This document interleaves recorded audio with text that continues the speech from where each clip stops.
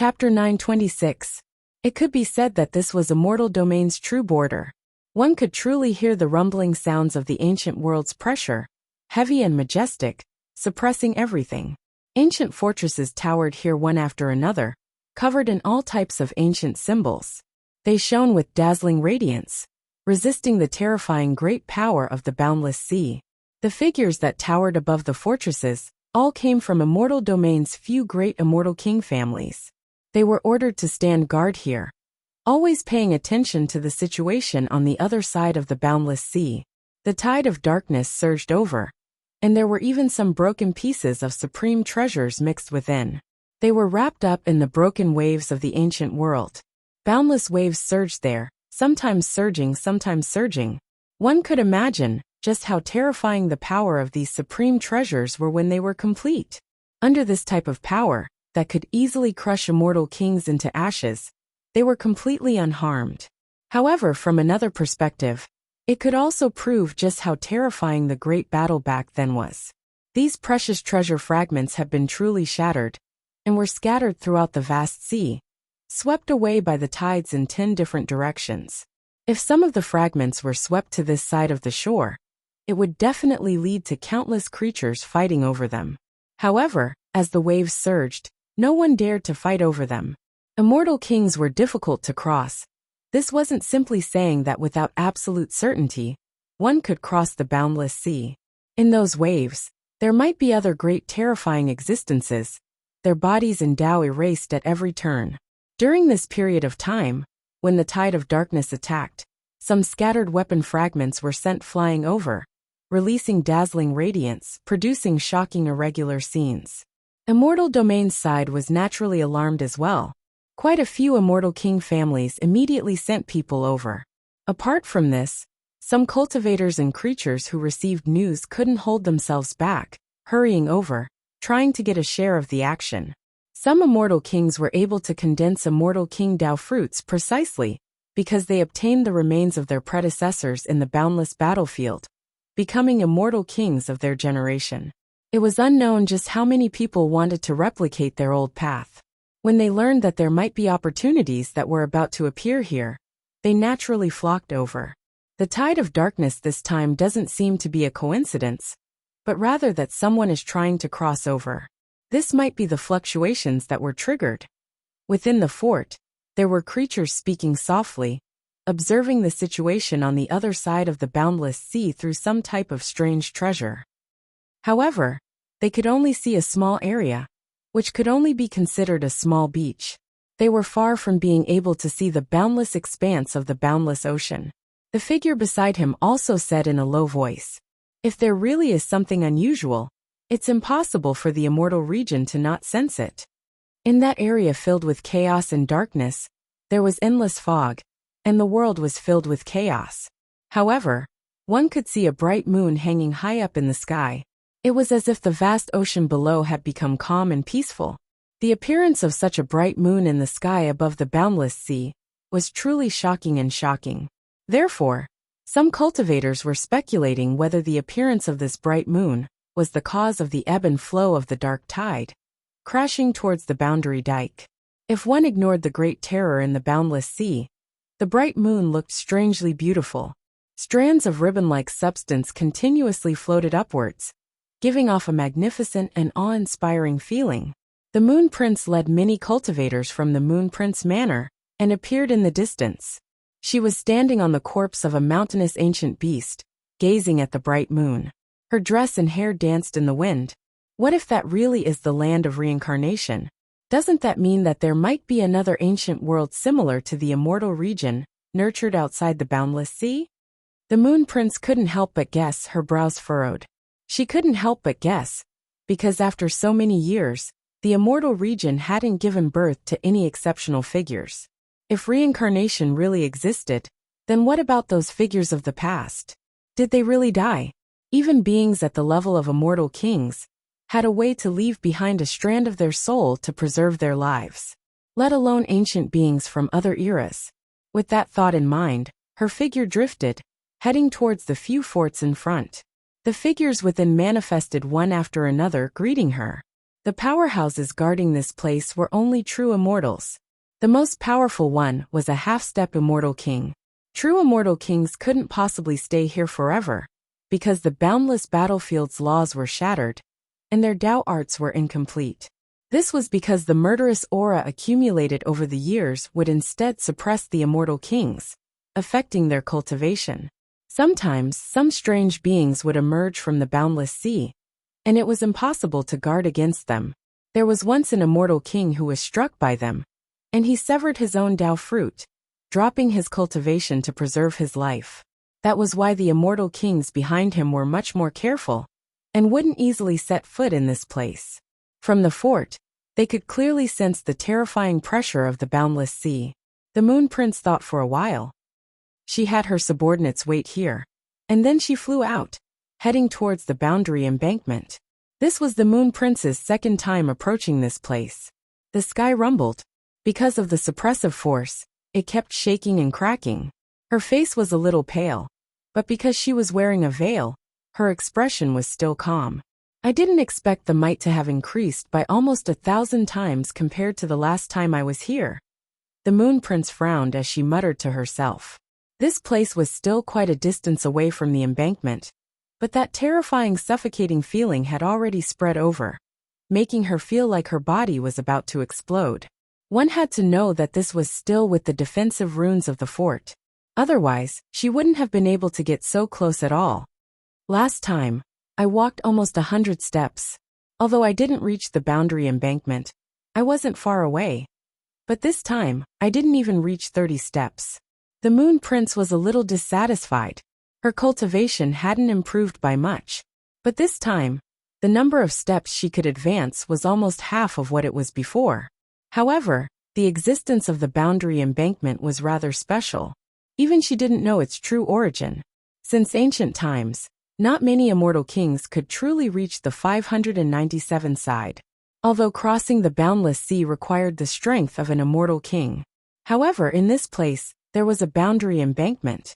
Even immortal kings couldn't get close to the boundless sea, and no one had truly tried to cross it before. However, from the Moon Prince's direction, she could still vaguely see outside the boundary embankment. When the waves retreated, there were some blurry footprints in the sand left behind. They were left behind by some supreme powerhouses in the past. I didn't expect that even an existence like the Moon Prince couldn't get too close. The living beings in the fort were all whispering. They were all very shocked. They could only take a few steps at most before they couldn't take it anymore. Their bodies also collapsed, unable to withstand the turbulent aura on the other side. However, the Moon Prince actually walked more than 30 steps. But that was all. Looking at her, it seemed like it would be very difficult for her to continue. The expression on the Moon Prince's fair and beautiful face was uncertain. She tried again, and the pressure in front of her was indeed stronger. It was far more terrifying than before. She was unwilling to give up. After all, before she left the Moon Prince mansion, she had secretly made up her mind to investigate the matter of that bright moon. This concerned whether she could be valued by Gu Chang'e. As expected, it's not that easy. The Moon Prince hesitated. In the end, a hint of viciousness appeared in her eyes. She directly summoned her Immortal King artifact. The jade belt enveloped her like mist, making her look even more blurry and hazy. She walked forward while enduring the terrifying pressure. Chapter 927. The boundless sea was vast and boundless. As far as the eye could see, there were waves that rose and fell. Every wave was formed from broken ancient worlds. They surged and surged, continuously striking and slapping. One could even see some small islands of strange shapes in the surroundings, lying across these waves.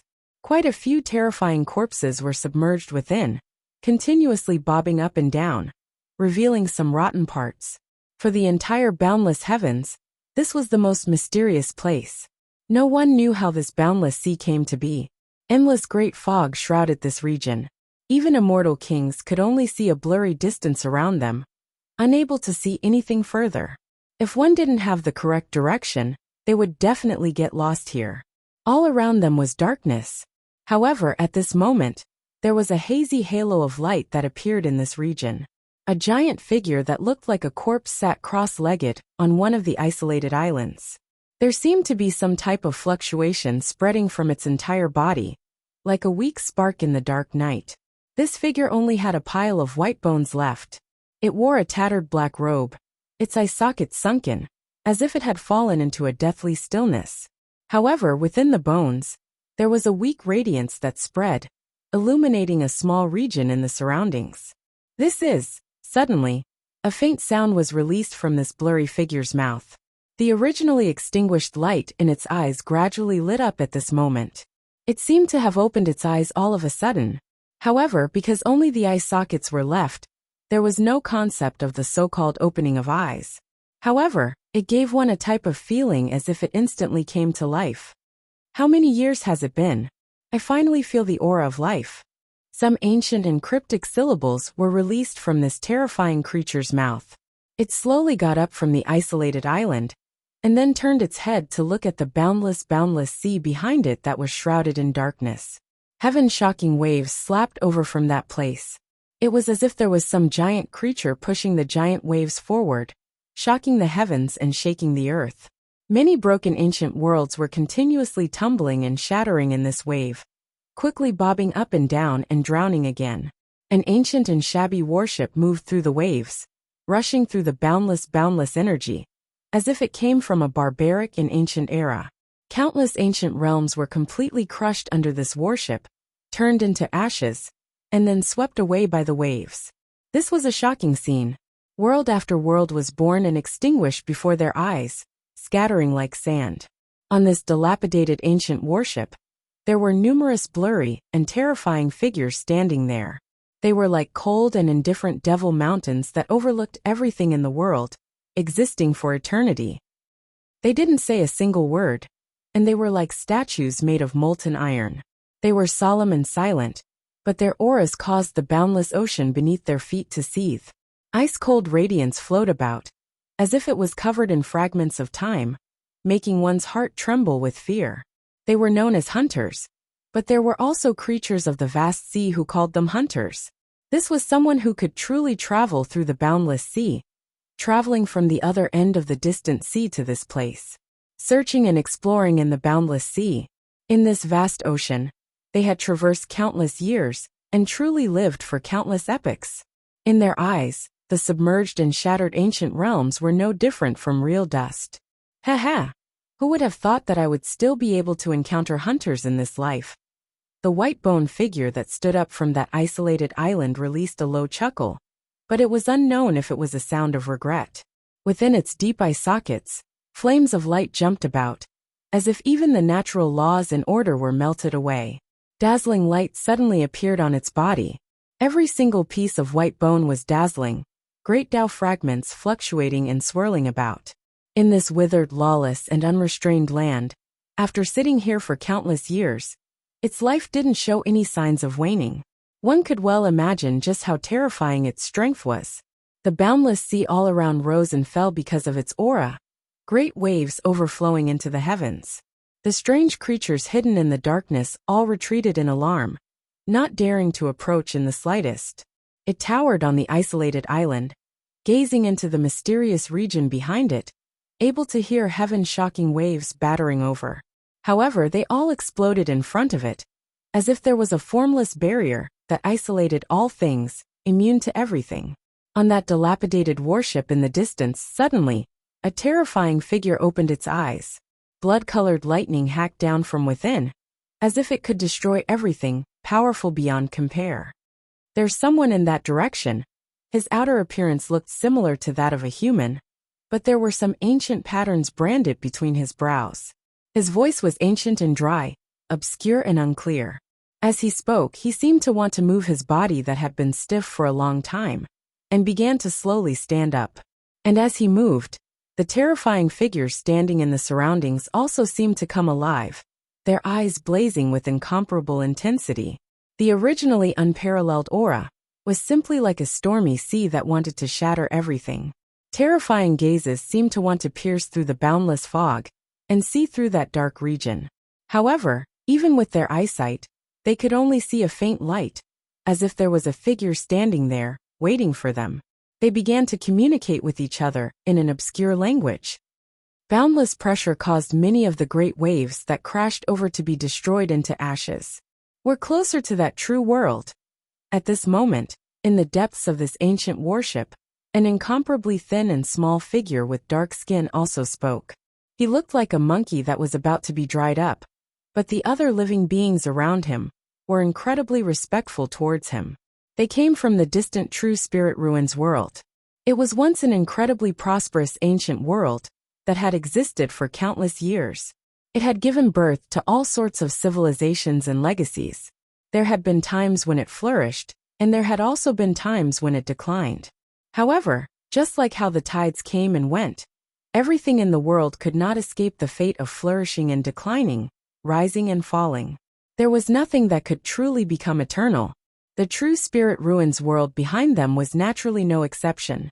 After going through many cycles of reincarnation and bearing the burden of several great showings, it finally reached its limit and began to crumble and disintegrate.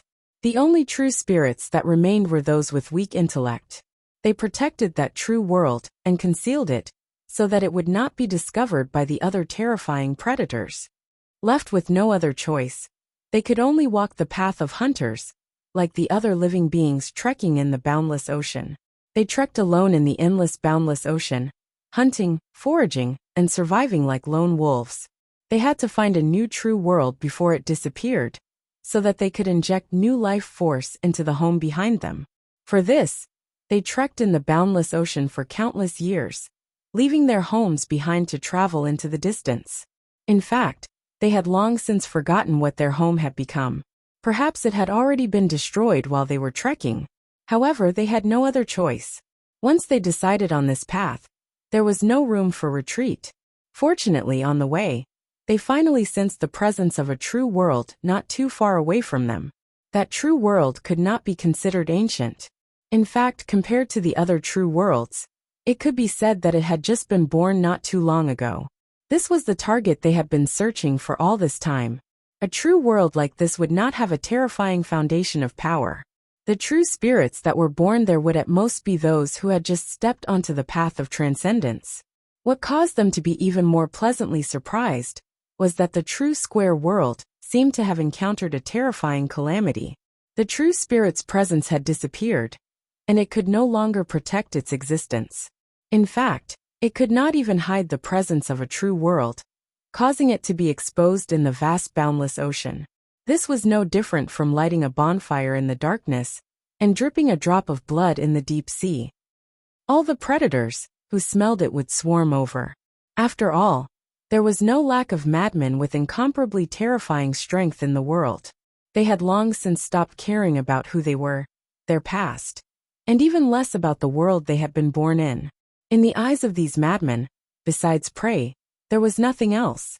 Not only would they hunt the living beings trekking in the boundless ocean, they would also treat some of the weaker true worlds as food and devour them. It was precisely because their levels of cultivation were so great that they had nothing to fear. They only had one thought in their hearts, and that was to advance to a higher realm. That was why they became one of the most terrifying living beings. Looks like we've run into a madman. The thin figure sitting in the depths of the ancient warship stared at the dark region before him and said, the ancient warship under their feet was made of unique materials. It could be said that it had gathered all the power of the true world behind them. It could allow them to safely traverse the boundless ocean. Otherwise, it would have been impossible for them to wander in this place for such a long period of time by themselves.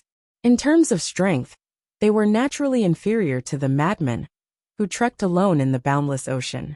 All of them were people who could not be predicted. If there was no need, they did not want to run into those madmen. Big brother, why don't we change our direction and go around from another direction to avoid that place? The other figure, who had woken up in the ancient warship, asked. He was also unwilling to take the risk. They might be hunters, but they were also afraid of the madmen who had no qualms about anything. They did not want to waste time and strength in this place. After all, they still had to rush to the weak true world and receive the true world behind them, so that they could devour it and fuse with it to give birth to a new life. I'm afraid it's already too late. If we don't go, he might come over. The thin figure shook his head. His gaze was calm and profound. Huge waves surged into the sky. The boundless ocean in this region roared because of the ancient warship. The fog was parted, and indistinct figures could be seen in some of the dark regions. They looked as if they were trapped in those places like souls, and could not come into contact with them.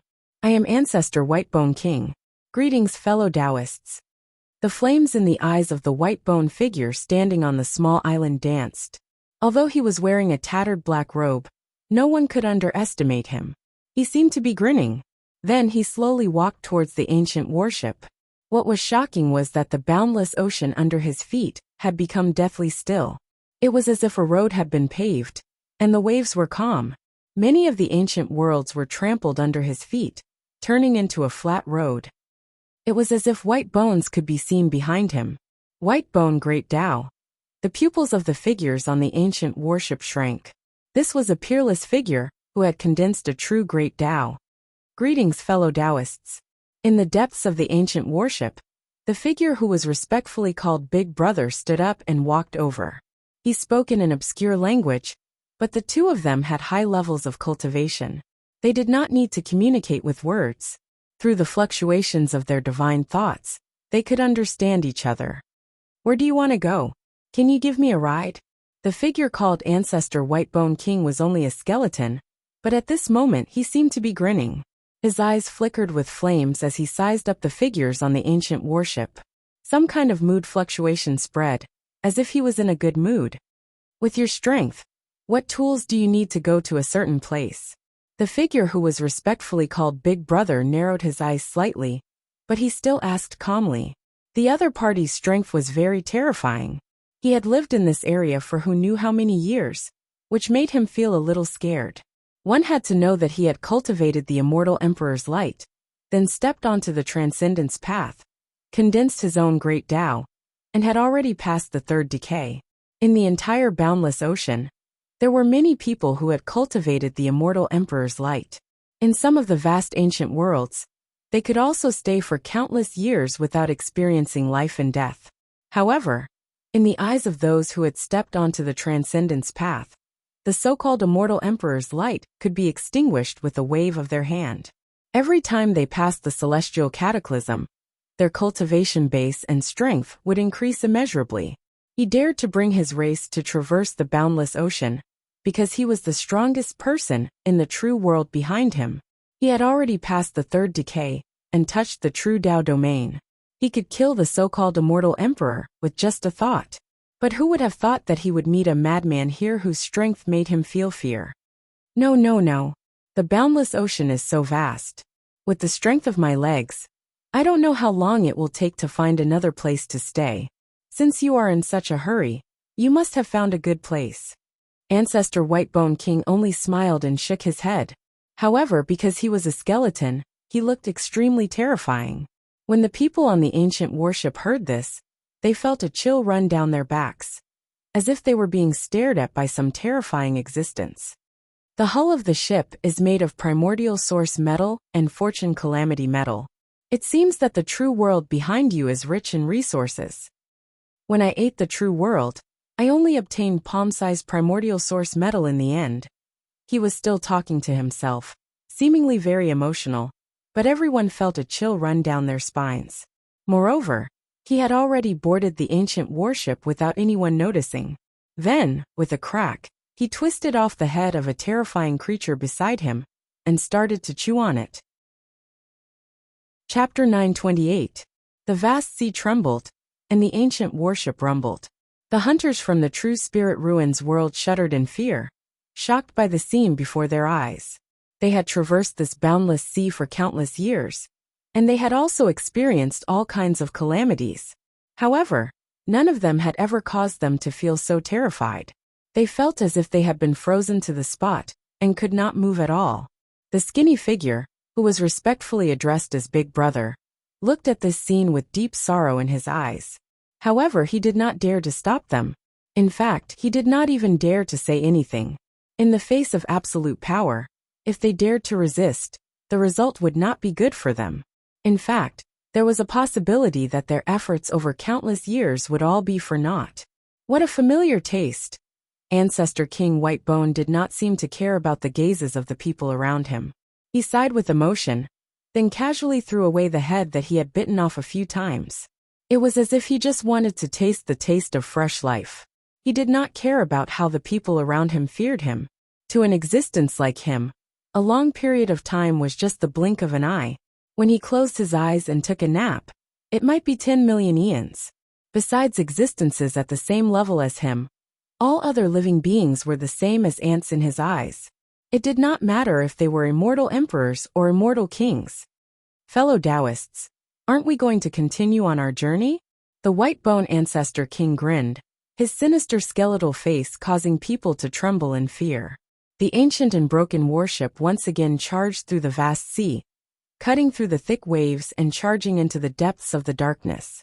The fog was boundless, but there seemed to be a weak bonfire shining in that direction, pointing the way. It was like a weak star shining in the night. That was the coordinates of the vast sea world. When the ancient warship filled with hunters truly descended on the true mountain sea world, it would bring about a disaster for the entire true world. The true mountain and sea world might be huge, but in truth, it was as insignificant as a speck of dust in the vast universe. The boundless vast sea gave birth to countless ancient worlds and living beings. They had existed since ancient times. Every day, many worlds would die and be born. 363 inches the eyes of the truly powerful. Such a scene could be said to be normal. The birth of an ancient world was like the birth of a certain flame, after countless lives collided. Suddenly, there was light that illuminated the darkness. This was the greatest and most mysterious miracle. Since the beginning of time, so many experts wanted to understand the truth of life and the Upanishads of the world. However, none of them could explain it. For example, the birth of the true world was a miracle. Some supreme beings felt that these were the higher-level substances that collided in the primordial chaos. In a certain instant, after billions of coincidental changes, the creation that was produced contained the true substance of life and could give birth to all things. That was why the true world was fundamentally different from the other ancient worlds. When a true world was born, it could continuously grow, transform, and advance step by step. This was not like the other ancient realms, which required the level of the entire world to reach a certain level before it could be upgraded to a higher level. Such a difference was like the difference between a mortal and a genius. It was a difference in the nature of the world. They were different from each other from the start. It was precisely because of this reason that many of the most powerful warriors had set their eyes on the true worlds that had just been born. They believed that the existence of a true world was the most direct proof of their transformation to a higher level, and they wanted to understand its true essence. Over the course of countless years, the vast expanse had given birth to an unknown number of supreme beings, as well as countless miracles and mysteries. To the truly ancient true worlds, only those who had surpassed a mortal emperor and stepped onto the path of transcendence could be considered true supreme beings. Those who had yet to step onto transcendence were all ants. Of course, only the true worlds that had leaped past 9 decays of celestial beings and become true transcendents had the right to be called true immortal worlds. The other true worlds could at most be called ancient true worlds. Apart from them, the other true worlds could generally be called newborn true worlds. For example, the true mountain and sea world was a newborn true world. The true immortal worlds, the ancient true worlds, and the newborn true worlds were 3 extremely strict levels. In truth, these were the levels of worlds that were publicly acknowledged by all cultivators in the vast true worlds. As for the other ancient worlds, before they were promoted to true worlds, they could be classified as unrated worlds. Of course, even if the ancient true worlds were the same, the power they had was completely different. A newborn true world's power and destiny could at most support a few existences who had surpassed a mortal emperor. Even if those existences stepped onto the path of transcendence, they would at most pass the first and second decay. The third decay was also known as the third decay disaster, and the realms before that were known as the Void Dao realm. Only those who had passed the third decay would have the chance to touch the truth realm. Only ancient cultivators in the truth realm had the right to be called the foundation of an ancient true world. However, even if they were all in the truth realm, the difference in their celestial being tribulations would create a terrifying difference in power. After every disaster, there would be a world-shaking change.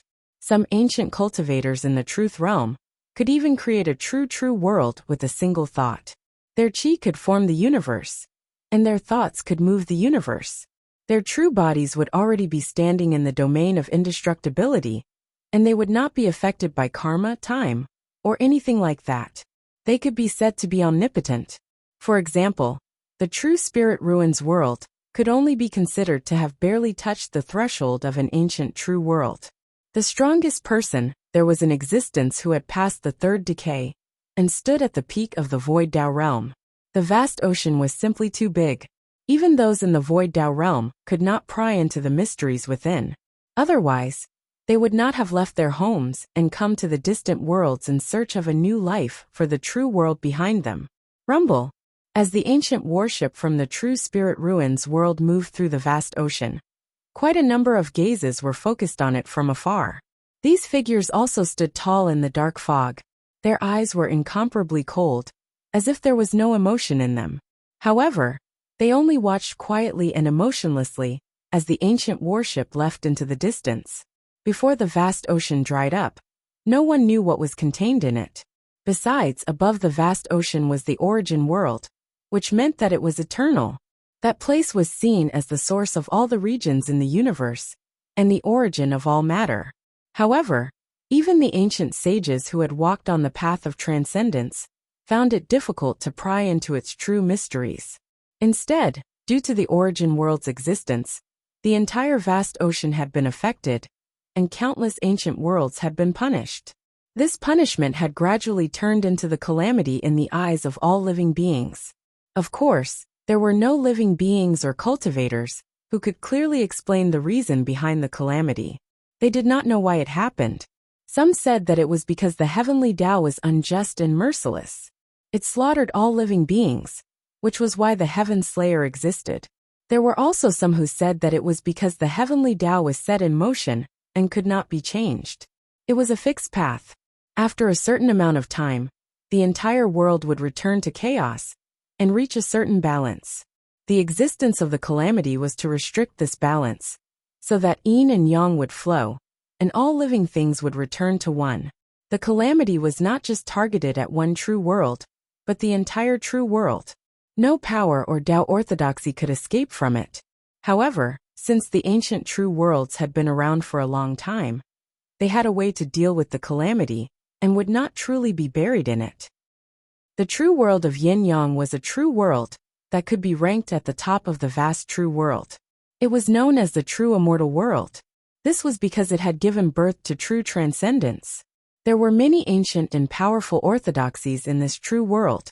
They had been around for even longer than many true worlds. Eternal Destruction Manor was one of them. It was a well-deserved overlord. The current Manor Lord was a peerless figure who had already passed his seventh blight. He was truly a peerless existence who could look down on all those who had existed since ancient times. In this majestic manor, located in the depths of the universe, the Manor Lord of Eternal Destruction Manor sat cross-legged in a long black robe. He looked as if he had not moved since ancient times. His eyes were closed. There were many figures kneeling below him. They were devout and fanatical. There were also blurry figures standing in the deep void on both sides of the manor. They looked as if they were standing at the end of the long river of time. Every single person here was unimaginably powerful. Looks like World Life Hall is really asking the 9 heavens for help. The heaven-punishing sect might think that they are aloof, but they are just people who do not care. That Tao Lord Eternal Life relied on the legacy of his predecessors to reach this step. He really thinks that he is someone important. How dare he try to meddle in the affairs of my yin-yang true world? The Manor Lord of Eternal Destruction Manor opened his eyes. His deep eyes seemed to encompass the entire universe.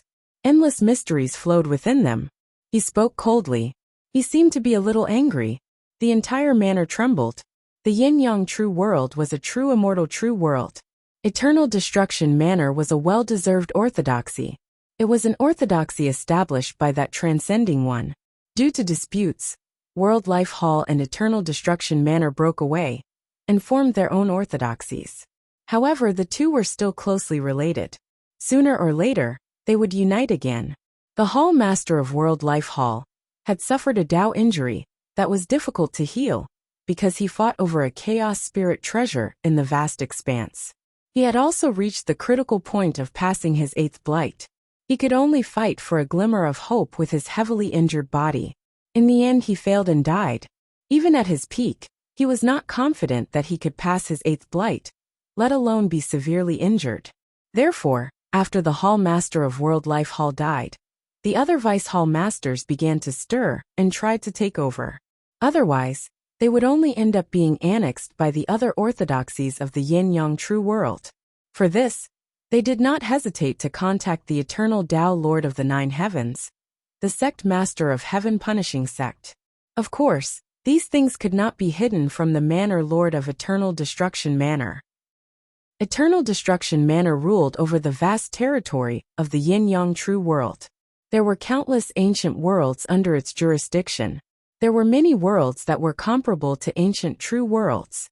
As for new true worlds, there were even more of them. To put it bluntly, Eternal Destruction Manor was one of the strongest factions in the vast true worlds. When they heard the Manor Lord's words, the people in the manor kept quiet out of fear. They did not dare to say anything. The Eternal Tao Lord was also a peerless figure who had passed his 7th blight. There was no need to talk nonsense. Even if they had any thoughts in their hearts, they might be discovered. Besides people at the same level, everyone else was like ants before such an existence. No matter how far apart they could be killed with a single thought. All living things were equal. There was no difference between them. The true Yin Death world is not stable either. They have been trying to become a single true world. The matter of the World Life Hall might make them act strangely. The next calamity is not far away. Before that, someone must pass his 7th blight. Otherwise, it will be difficult to keep the current situation in check. A myriad of abnormal phenomena flashed past the Manor Lord's eyes. Stars were destroyed, and the universe collapsed. His thoughts flashed through his mind millions of times in an instant. The blurry river of destiny appeared before his eyes. Countless lines intersected with each other and flowed quietly like a river. Countless fragmented scenes appeared on the long river before collapsing and shattering. This cycle repeated for an unknown number of times. Time seemed to have stopped in this place. My Yin-Yang True World is so big. It borders hundreds of millions of worlds, but I can't find an anomaly. He frowned. He might seem to be muttering to himself, but he was actually saying it for the people below him. The anomaly was no longer a secret before an existence like the Manor Lord of Eternal Destruction Manor. To them, only those with talents like the anomaly had the right to truly touch the path of transcendence and hope to reach their level. The situation in the Yin-Yang True World could not be shaken. A suitable candidate had to be found as soon as possible to temporarily take over the World Life Hall. And this suitable candidate had to be at the 7th blight, the same level as him. Otherwise, it would be difficult to keep the other orthodoxies in check. If he took over the World Life Hall himself, the other orthodoxies such as Intentionless Mountain and Rebirth Cave would be dissatisfied. The situation would become even more unstable. At that time, the slightly peaceful situation in the Yin-Yang True World would change again. None of this was what the Manor Master of Yin Destruction Manor wanted to see. Chapter 929. The Yin-Yang True World was connected to hundreds of millions of ancient worlds. The territory it governed was unimaginably vast. The kneeling figures in the mansion before them were the true masters of those ancient worlds. They controlled the lives of all living beings. To put it bluntly, anyone who walked out of this place could easily destroy a super world. This was the true terror of Eternal Destruction Manor's foundation. There were plenty of peerless figures who had walked the path of transcendence. Among them, there was no lack of supreme giants who had already passed the 3rd blight and successfully entered the Truth Tao realm. They were in charge of an ancient true world and had long lives. No one knew how long they had lived, but they were worthy of the title of immortal.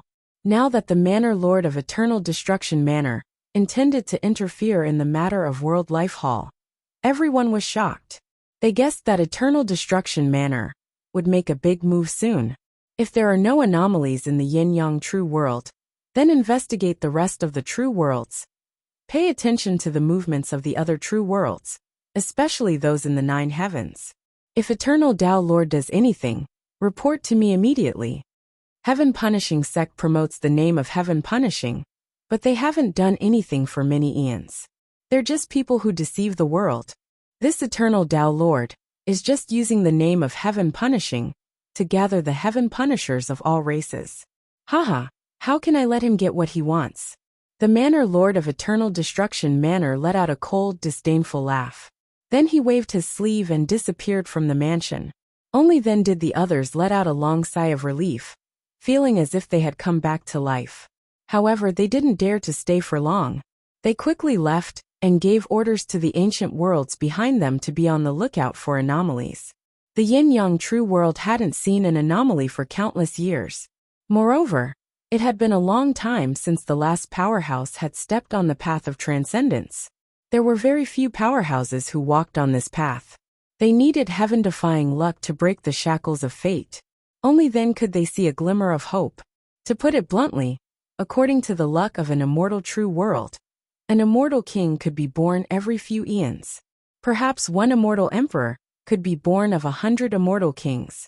There might not even be one immortal emperor in 10,000 immortal emperors who could step on the path of transcendence. Only those who had walked this path would know how difficult it was. It wasn't as simple as having great willpower and talent. It required one to break one's fate, control one's own destiny, and condense one's own Tao. What was about to happen in the vast heavens had no effect on Wuxia. Regardless of whether it was unifying the other true worlds or recreating the true mountain and sea world, it was not his goal. His goal was always the other 2 true progenitors of the origin world. If the true mountain and sea realm did not meet his expectations, he could settle everything at any time, reshuffle everything, and start all over again. Wuxia didn't mind and planned for a long time. However, this plan gave him a lot of hope. If all of this continued as planned, it would more or less give him a different kind of surprise. The boundless battlefield was extremely large, as if it was formed from many ancient universes. There were fallen star regions, desolate mountains and seas, as well as dried-up star rivers. Wuxia brought Luo Yinshi all the way to the border of the boundless sea, which was adjacent to the outside world. Along the way, they encountered the so-called strange creatures, as well as some strange creatures mixed in the darkness. There were also some creatures that fled here through other means. However, Wuxia did not care about them. As if he did not see them, he walked past them. For ordinary people, these creatures were a disaster, that they would definitely die if they encountered them. However, they were not stupid. They would not touch Wuxia. They would avoid him as far as possible. Luo Yinshi did not speak along the way. She wanted to talk to Wuxia, but she understood that his casual attitude seemed to come from his mood. Perhaps when he was in a good mood, he would say a few words to her. However, sometimes he really seemed to ignore her and treat her like air. She saw the fear and wariness of these creatures towards Wuxia. This was an instinct that was almost engraved in their souls. This also allowed Luo Yinshi to have a clear but vague guess about Wuxia's strength. At the boundary embankment of the boundless battlefield, huge waves still surged into the sky, continuously slamming over from the other side, emitting world-shaking rumbling sounds. Ancient realms were destroyed and shattered one after another. They bobbed up and down, containing boundless power. This was enough to annihilate any living creature, crushing them into ashes. Bunkers stood in the distance, their entire bodies flowing with clear splendor. On their surface, ancient runes of the great Tao flew out one after another, rushing towards those aftershocks. However, they were quickly obliterated, only able to cancel out the fluctuations from that side. The ancient cultivators in charge of guarding this place were all stunned by the scene before them, deeply moved. What is the Moon Prince doing? Could it be that she plans to go to the other side of the boundary embankment? Isn't she afraid of dying in that place? Although she is an immortal king, many ancient supreme experts are buried there. Is she really not afraid of dying? They couldn't help but express their doubts, unable to understand the Moon Prince's actions. On the other side of the boundary embankment, a line of blood-red footprints could be seen extending outwards. Heaven and earth rumbled. The entire universe was in chaos and darkness. Streak after streak of blood-red lightning struck down, destroying heaven and earth. The Moon Prince was dressed in white, looking ethereal and brilliant, but in reality, the emotions on her face seemed to be very calm. Then, relying on the Immortal King artifact to protect herself, she walked towards the other side of the boundary embankment. Her dress was dyed in blood, wounds visible in some places, torn by terrifying Great Tao rules, a ghastly sight. Originally, when she walked a few dozen steps towards the boundary embankment, she had already reached her limit. If she continued forward, her life would only be in danger. However, after hesitating, the Moon Prince decisively brought out the Immortal King artifact, continuing to trudge over, attempting to reach the other side of the boundary embankment. The boundless darkness, but there was a blurry light that seeped out. There was a blurry full moon hanging high in the sky, bright and beautiful, the light gentle. Wisps of misty substance floated from all over the place. It was extremely beautiful. However, on the other side of the boundary embankment, there was no way to see the full moon more clearly, let alone investigate its origins. The Moon Prince thought of Gu Chang's importance and instructions, which was why she made up her mind to take the risk. Because of this, she could only grit her teeth and trudge towards the other side of the boundary embankment. Although she was an immortal king, when the boundless power crushed over, it was like a blade of the immortal Tao, causing her flesh to split open, terrifying scars appearing on her body. With practically every step she took, the pressure she had to endure increased several-fold. Now, even that immortal king artifact of hers actually showed signs of cracks, as if it could not hold on any longer. However, there was still a very long distance between her and the boundary embankment ahead. In the Moon Prince's opinion, this distance might really be unreachable, impossible to reach. Right now, she finally understood a little how powerful those supreme experts who had left their footprints on the boundary embankment were. Perhaps they had already surpassed the level of Immortal King, touching on another level. Is this really the only way? The Moon Prince was still somewhat unwilling to accept that she had become an Immortal King in this era. Although her talent was not as good as others of the same level, she did not slack off at all. Day after day, year after year, she comprehended Tao techniques, wanting to advance to a higher level. However, her upper limit seemed to have been restricted and locked. No matter how hard she tried, her cultivation would not fluctuate at all. Now, in this shoal that led to the boundary embankment, even taking a few more steps forward had become incredibly difficult for her. That's why I want to be valued by him, hoping to protect myself before this chaotic era arrives. Bitterness surfaced in her heart. At this moment, even her Immortal King Tao fruit seemed to have cracked, showing signs of instability. After all, this was the Immortal King position that she had obtained through trickery, by relying on the legacy left behind by her ancestors. The Moon Prince could not ask for anything more. She tried to take a few more steps forward, her arms that were as fair as snow lotus roots.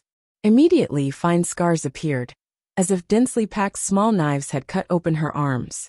In this place, an Immortal King's astonishing vitality was completely useless. Moreover, the speed at which her vitality was draining away was unimaginable. The Moon Prince could not help but let out a soft cry of pain. There was a sweet taste in her throat, and blood almost surged out. 0-0 at this point. The Great Tao fell like a guillotine, clanging as it pressed down. She could not even turn back. It was already difficult for her to move at all. Even just turning around could break through this situation, causing her body to collapse. However, it was at this moment that the Moon Prince felt that she had reached a certain limit. Even her Immortal King artifact was about to collapse. The pressure in front of her suddenly lightened. All of the terrifying intent that crushed down retreated like a tide, vanishing without a trace in an instant. Her surroundings became calm and peaceful. It was as if she was standing in some tranquil harbor. This made the Moon Prince a little suspicious. Was it her imagination? Was this the final radiance of the setting sun before her spirit collapsed? Why did you commit suicide? However, in the next moment, a calm voice came from ahead. The Moon Prince instantly returned to her senses, and her consciousness also cleared. A slender figure appeared in front of her. There seemed to be a young woman beside him, sizing her up curiously. "My lord." The Moon Prince reacted and hurriedly bowed. She did not expect Gu Chang'e to appear in this place. She thought that he had only sent someone to investigate. She did not expect him to come personally. Moreover, his words made her face burn a little. Commit suicide? She had indeed overestimated her own abilities. If not for Gu Chang'e's timely appearance, she might really have been crushed by the power here. Even her spirit would have collapsed and shattered. Before this, the Moon Prince had never thought that the restrictive power on this side of the boundary embankment would be so terrifying. No wonder it could withstand the waves on the other side of the boundless ocean. It had been majestic for countless eras. Gu Chang'e did not turn back. He only nodded slightly. Then, he turned his gaze to the other side of the boundary embankment. He indeed did not expect the Moon Prince to take the risk and enter this place personally. Without the strength of a quasi-immortal emperor, it was basically impossible to reach the boundary embankment. In Gu Chang'e's eyes, her actions were no different from seeking death. Very foolish. Or did she really think that this would make him think highly of her? Luo Yinshi also looked at the Moon Prince strangely. She did not expect to meet a female immortal king in this place. If Gu Chang'e had been half a step slower, she might really have died here. In the current immortal domain, there were only a few female immortal kings who were so beautiful. She must be the one in the southern immortal domain. Luo Yinshi quickly determined the Moon Prince's identity. She addressed Gu Chang'e as Lord? Then the identity that Gu Chang'e had not mentioned in detail was also very obvious. On the other side of the boundary embankment was the boundless vast expanse. Huge waves surged into the sky and flooded over. Some of the waves were smashed and crashed over. However, there were also many ancient realms within, some decaying, some in ruins. Gu Chang'e did not pay much attention to the Moon Prince. He walked towards the bright moon hidden in the black fog. When he arrived here, he had already determined that this was the land of reincarnation. However, the fact that Qing Yi would bury the land of reincarnation in the vast expanse was somewhat out of his expectations. Was she planning to make more preparations in case the mountain and sea realm really encountered a destructive disaster? A golden path appeared under Gu Chang'e's feet. It directly crossed the boundary embankment and led into the vast expanse. The terrifying pressure in this place did not affect him at all. Even the various types of true lightning that never stopped all year round disappeared in front of him. The Moon Prince looked at this scene in shock. She did not expect that one day, she would be able to leave the immortal domain and come to the vast expanse. However, the malice and fear here made her shiver. She understood why even immortal kings did not dare to easily cross the vast expanse. It was because they did not know what was hidden in the thick black fog around them. Were they malicious eyes? Or was it an invisible, terrifying shadow that was coldly watching them? There's actually someone who can cross that boundary embankment and go to the vast expanse. In the fort, the ancient cultivators in charge of guarding were also extremely shocked. They did not expect to see this scene. Not only did the Moon Prince not die, she was saved by the mysterious young man who suddenly appeared behind her and left the immortal domain with him. If they did not see it with their own eyes, they would not dare to believe this scene. Chapter 930. The vast ocean, which was originally surging with surging waves and black fog, was calm at that moment. It made the Moon Queen feel like she was dreaming. She followed closely behind Gu Chang'e. They stood on the golden path and followed him towards the moon hanging in the depths. The Moon Queen did not care about who the woman beside him was. She had not completely calmed down yet. She needed some time to calm down. The moon was like a boundless continent. It hung high in the sky above the vast ocean. Wisps of moonlight scattered down, making it seem gentle and bright. However, if anyone took a closer look, they would discover that there was a lot of fog drifting about, rising from the surface of the sea. They were all damaged and ancient worlds that bobbed up and down in the surging waves. Gu Chang'e watched all of this calmly. Then, he extended his hand and touched one of the specks of light. Is it really guiding the souls of those who have gone to the afterlife? He lifted his head and looked at the moon. It might seem very close, but there was a huge distance between it and the vast ocean. There were layers of space and latitude between them. The drifting souls surged towards it. They did not just come from the true mountain and sea world. They also came from the other damaged ancient worlds in the vast ocean. To these souls, that place was the land of reincarnation. It was created outside the true world, and was not restricted or shackled by the laws of the world. However, they had to be constantly wary of the attacks and dangers from the vast ocean and other places. Guchanga was curious as well. Where would these souls who came from all over go to be reincarnated in the end? The land of reincarnation was one of the most mysterious places in the world. When it came to the continuation of life, even those who were exceedingly powerful would find it difficult to explain its mysteries clearly. It was the first time the Moon Queen and Luo Yinshi had seen this. When they saw the drifting specks of light, they were shocked. Who would have thought that the place where all living beings had reincarnated would be on the moon? Of course, the moon was not the only one in the entire universe. It was like a peerless figure who had truly condensed himself. The past, the future, and the present were all him. His legend was reflected in the universe, so he existed in all the universes. Every single one of them was him. As for that bright moon, it was a similar existence. The bright moon seen in that place was similar to the bright moon seen in other places. In the depths of this bright moon, a silver lake converged. It was so vast that one couldn't see the end of it. It shone with a brilliant silver light, like melted silver. The radiance that filled the sky drifted over from all over the place and slowly sank into the lake. In the distance, an ancient tree could be seen standing in the depths of the lake. Its branches were intertwined with each other. Every single leaf seemed to hold up a world, and it was heavy and vast. Chaotic chi descended and effused out, and it was like a boundless expanse of mist. This was a shocking scene. A heaven-supporting ancient tree was situated in this silver lake, as if it was supporting countless ancient realms. The collision of each leaf produced a rumbling sound that shook the world, rumbling and majestic. On the ancient tree's crown, there was a grand and sacred palace. Divine light shone brilliantly, and the sound of the great Tao interweaved. The entire silver reincarnation lake resonated with it.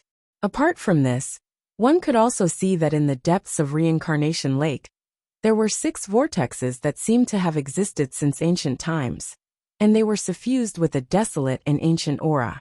Many specks of light, after converging into Reincarnation Lake, would drift towards those 6 vortexes. For ordinary creatures, this was the existence of the 6 paths of reincarnation. However, what was on the other side of the vortexes? No one knew. From the outside, this bright moon seemed more like an independent universe. In the depths, it seemed even more vast, like a star that had long been barren. There were terrifyingly tattered potholes everywhere, and blood of all different colors accumulated. A terrifying aura pervaded the air, and even true immortal cultivators would feel like their bodies were about to explode. Apart from this, there were many shattered coffins that had been flipped over, and they were incomparably ancient. This place was still vast and boundless.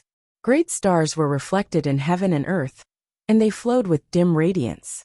A pitch-black river surged, and black multicolored light surged, mixed with thousands of complicated divine lights of laws.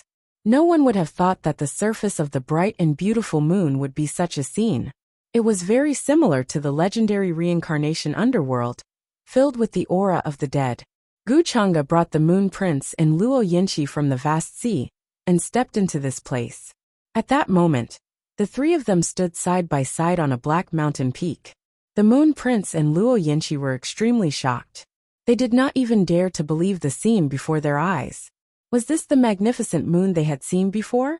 They simply could not believe that it was real. It was a ghastly sight full of holes. This place was like a universe that had once been shattered. It had experienced many battles and wars. Luo Yinshi thought of the era when she was known as the Luo ancestor. Back then, the ancient world that had experienced all sorts of great battles was like this. Only when one truly set foot in it would one understand just what kind of desperate slaughter had taken place within it. Guchanga had some guesses. When he sensed the strange fluctuations here, he knew that Qingyi was definitely here. She should be making preparations for the true mountain and sea world. She had made so many arrangements not only to let the people who had passed away return, but also to prepare for the third apocalypse. If the true mountain and sea world was truly destroyed, then perhaps a new hope would be born in this land of reincarnation. Then, golden light rose under his feet, and he headed into the depths. There did not seem to be any living beings on the broken ground under his feet, and he could not sense any living aura either. This was a land of absolute silence. It was filled with coldness and silence. Over the countless years, no other living beings seemed to have stepped into this place. To all living beings, this place seemed to have been lost in some corner.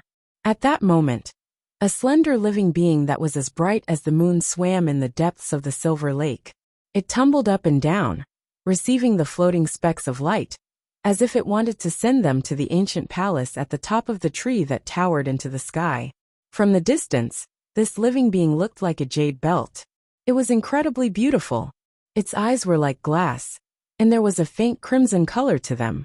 This was an immortal beast that had yet to reach adulthood. It was still in its infancy. If it truly grew up, its body would be as tall as the galaxy. In fact, according to some ancient records, the immortal beast could give birth to a universe within its body. From this, it could be seen just how gigantic its body was. There was only one small moongazer serpent in this silver lake of reincarnation. It was empty and silent, as if it was a place of eternal slumber. It received the specks of light that looked like wandering souls and sent them to the lake. It was as if its existence here was to help these souls go to the place of eternal slumber. Suddenly, it seemed to have sensed something. Its crimson eyes blinked, and it looked towards the other side of the lake. It was a barren, silent, and abandoned land. The mountains were dried up, and there were signs of war everywhere. There were also all sorts of chaotic auras in some of the large rifts. There was no sign of life there. Besides deathly silence, there was only coldness and darkness. These were the themes and colors that would never change. There were all sorts of ancient and complicated patterns carved into the mountains and earth. They could suppress everything, and no living being or cultivator could step into them. That was why it was impossible for other living beings to appear here for such a long time. It was purely an accident that it had come here. Master, when will she wake up? The small moongazer serpent blinked its eyes, thinking that it had sensed wrongly. In such a barren and remote place, isolated from all other worlds, how could there be the fluctuations of other living beings? It shook its head, and then continued to receive the specks of light in front of it, and sent them to the 6 sea eyes. These were souls that had drifted over from many worlds. Some were the size of a palm, some were the size of a grain of rice, and some were even larger, like watermelons. Each speck of light represented a soul that was about to be sent into reincarnation. Some souls were very powerful when they were alive, and their level of life was very high. Even if they were only in a soul state, they were far more powerful than other souls. Moreover, these powerful souls carried the wisdom of their previous lives. Even if they were baptized in reincarnation, it was impossible to completely erase the memories of their previous lives. What it wanted to do was to safely send these confused souls that didn't know where to go to the 6 sea eyes. This was because its master had said that this was the true entrance to reincarnation, and it represented the 6 paths of reincarnation.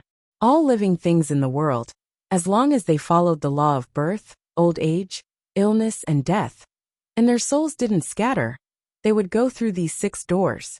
After being washed clean, they would be sent to other worlds to receive a new beginning and a new life.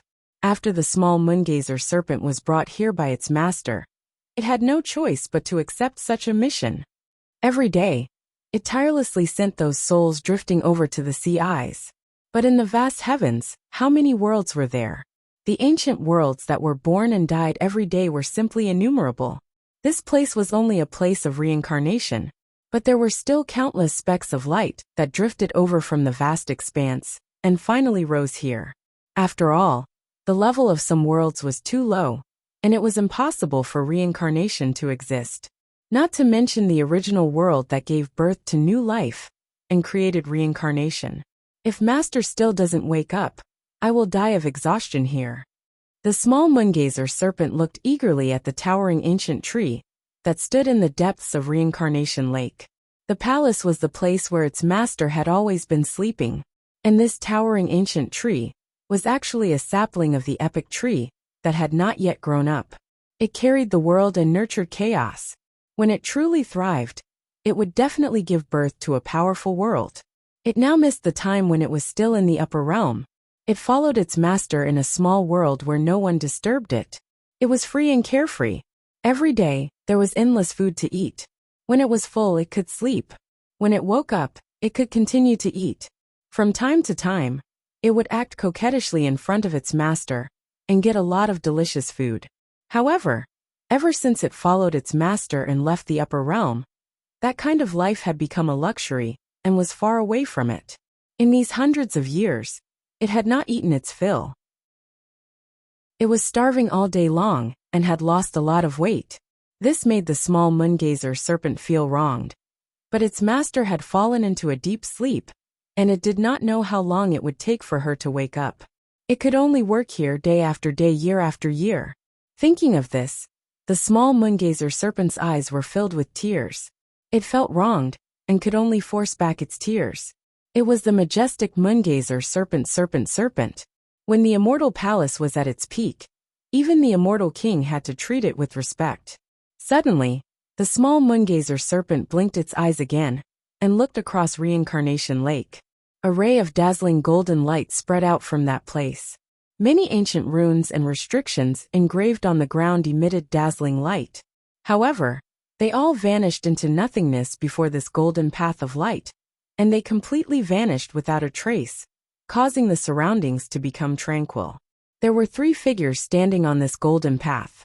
One of them was extremely familiar, and it was immediately stunned. Then it reacted. With a whoosh, it turned into a streak of silver light and rushed over.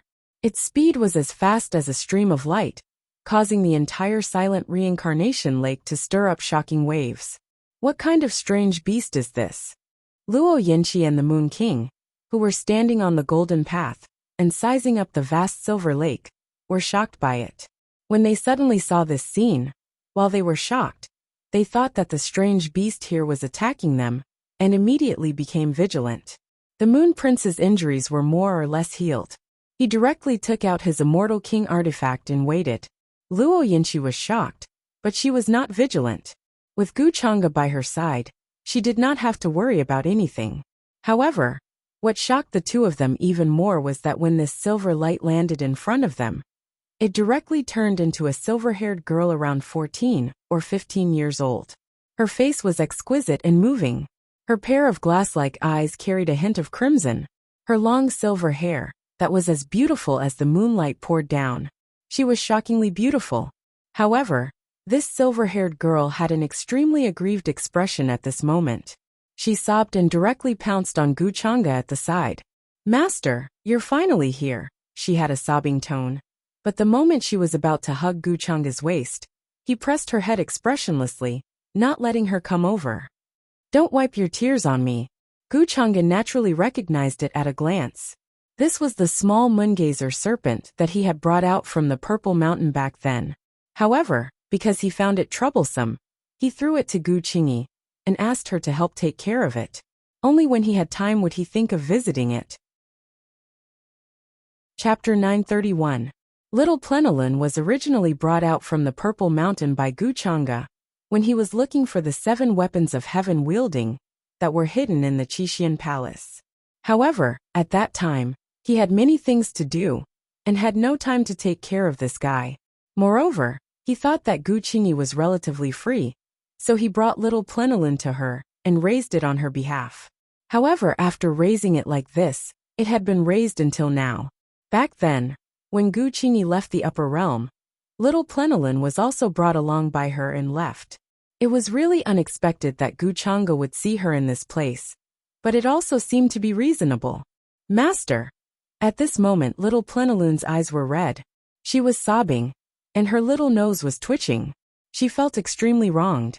She did not expect that Guchanga would hold her head down and not let her come over.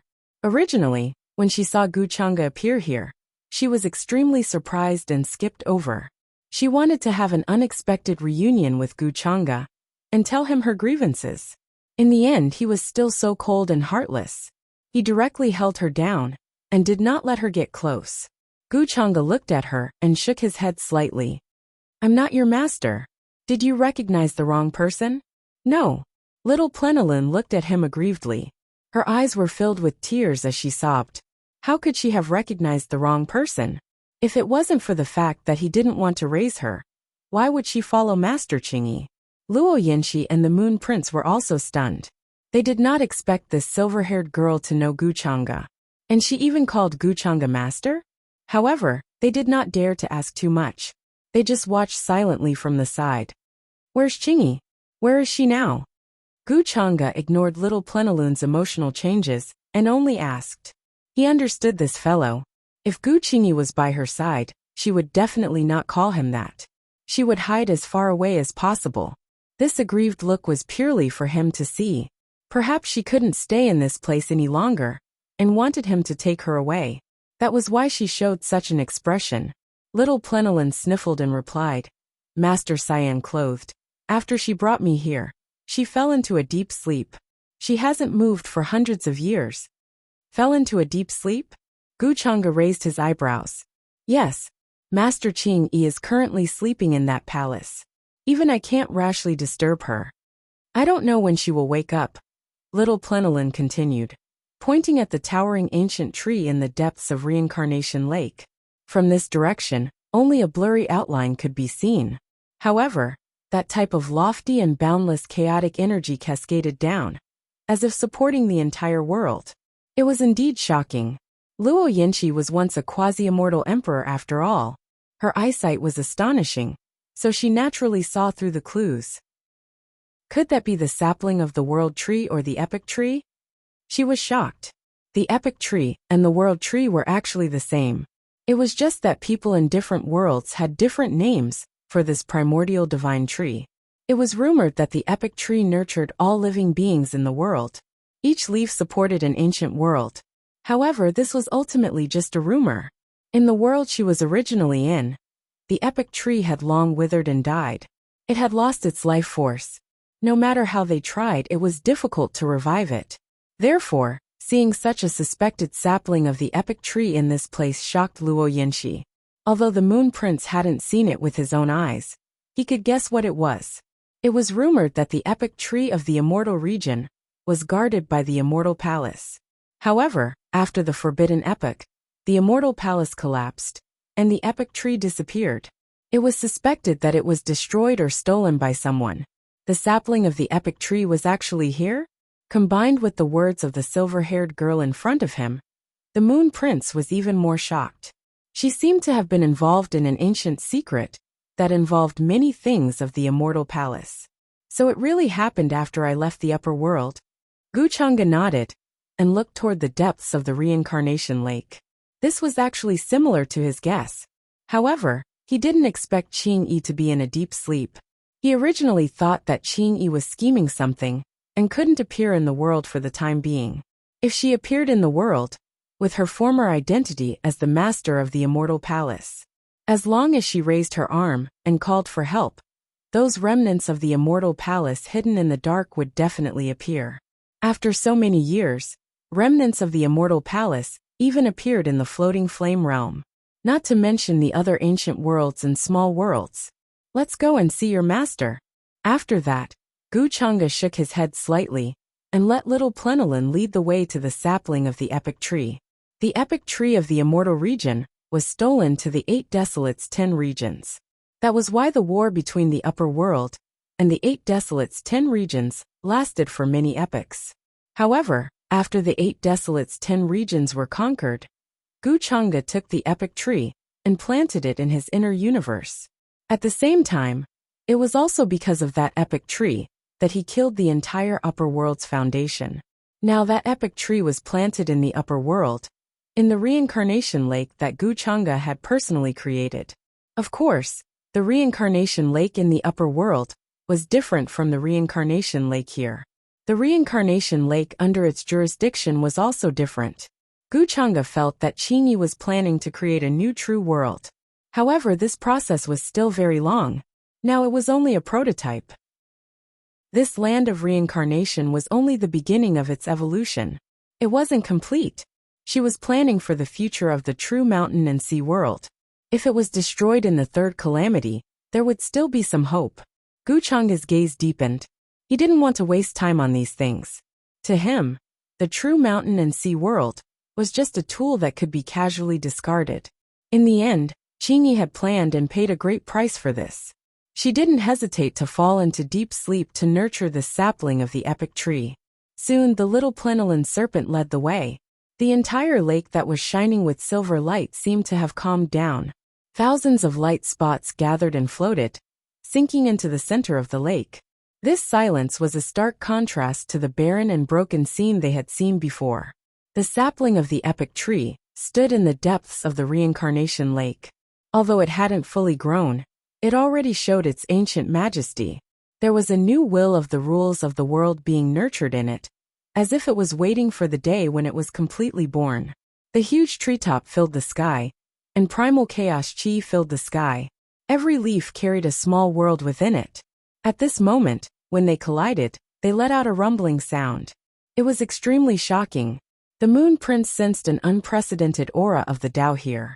It was completely different from the Tao he encountered in the immortal region. Guchanga stood under this tree and raised his head to look at the lush tree crown. The majestic palace sat on the top of the tree, exuding a solemn and sacred air. Although this epic tree was only a sapling, this pressure was enough to suppress immortal king-level beings, making them unable to breathe. The branches were ancient and knotted, shining brilliantly, surrounded by immortal light and Tao light. He walked forward, and the golden path extended all the way to the tree crown. The majestic pressure dissipated, and it couldn't affect him at all. The Moon Prince and Luo Yinchi quickly followed behind him. The little pleniline serpent stuck close to Guchanga, ignoring his seemingly disdainful look. In her opinion, only Guchanga could bring her out of this damned place. She didn't want to continue staying here at all. In the palace, Guchanga saw the sleeping Qingyi. She lay quietly on the bed, and the curtain fluttered gently. Her facial features were thin and beautiful, and her eyes were clear and clean, like a person in a painting. She looked very peaceful, as if she was detached from the world, and had nothing to do with everything in the world. Master Qingyi. The little pleniline serpent stood at the side and called out softly. She didn't know how long Qingyi would be asleep for. The Moon Prince didn't get close, but she was completely stunned by the scene before her, overturning what she had always known. The person sleeping in the palace was actually the former Grand Palace Master of the Immortal Palace. According to the rumors, didn't she die in Guchanga's hands during the Forbidden Era? Even her corpse didn't exist.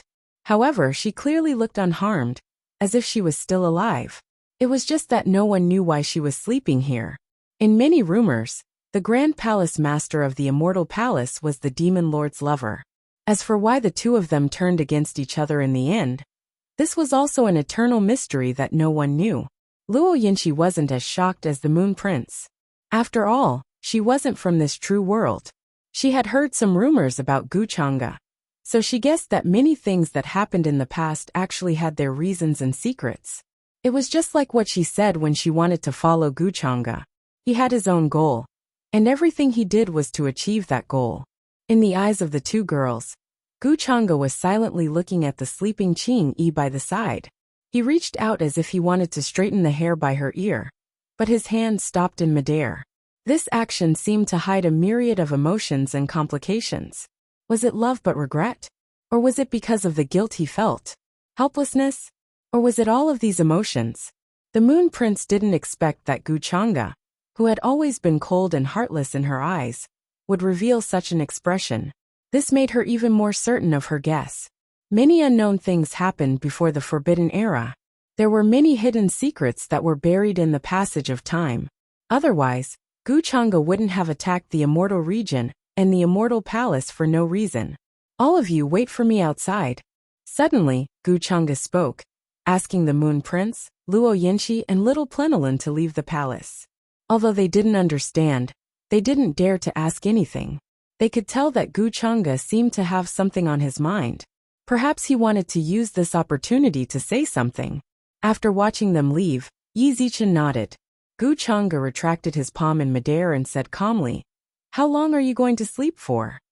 As soon as he finished speaking, a voice rang out. The eyelashes of Qing Yi, who had her eyes closed, suddenly trembled before she slowly opened her eyes. She looked at Gu Chang'e.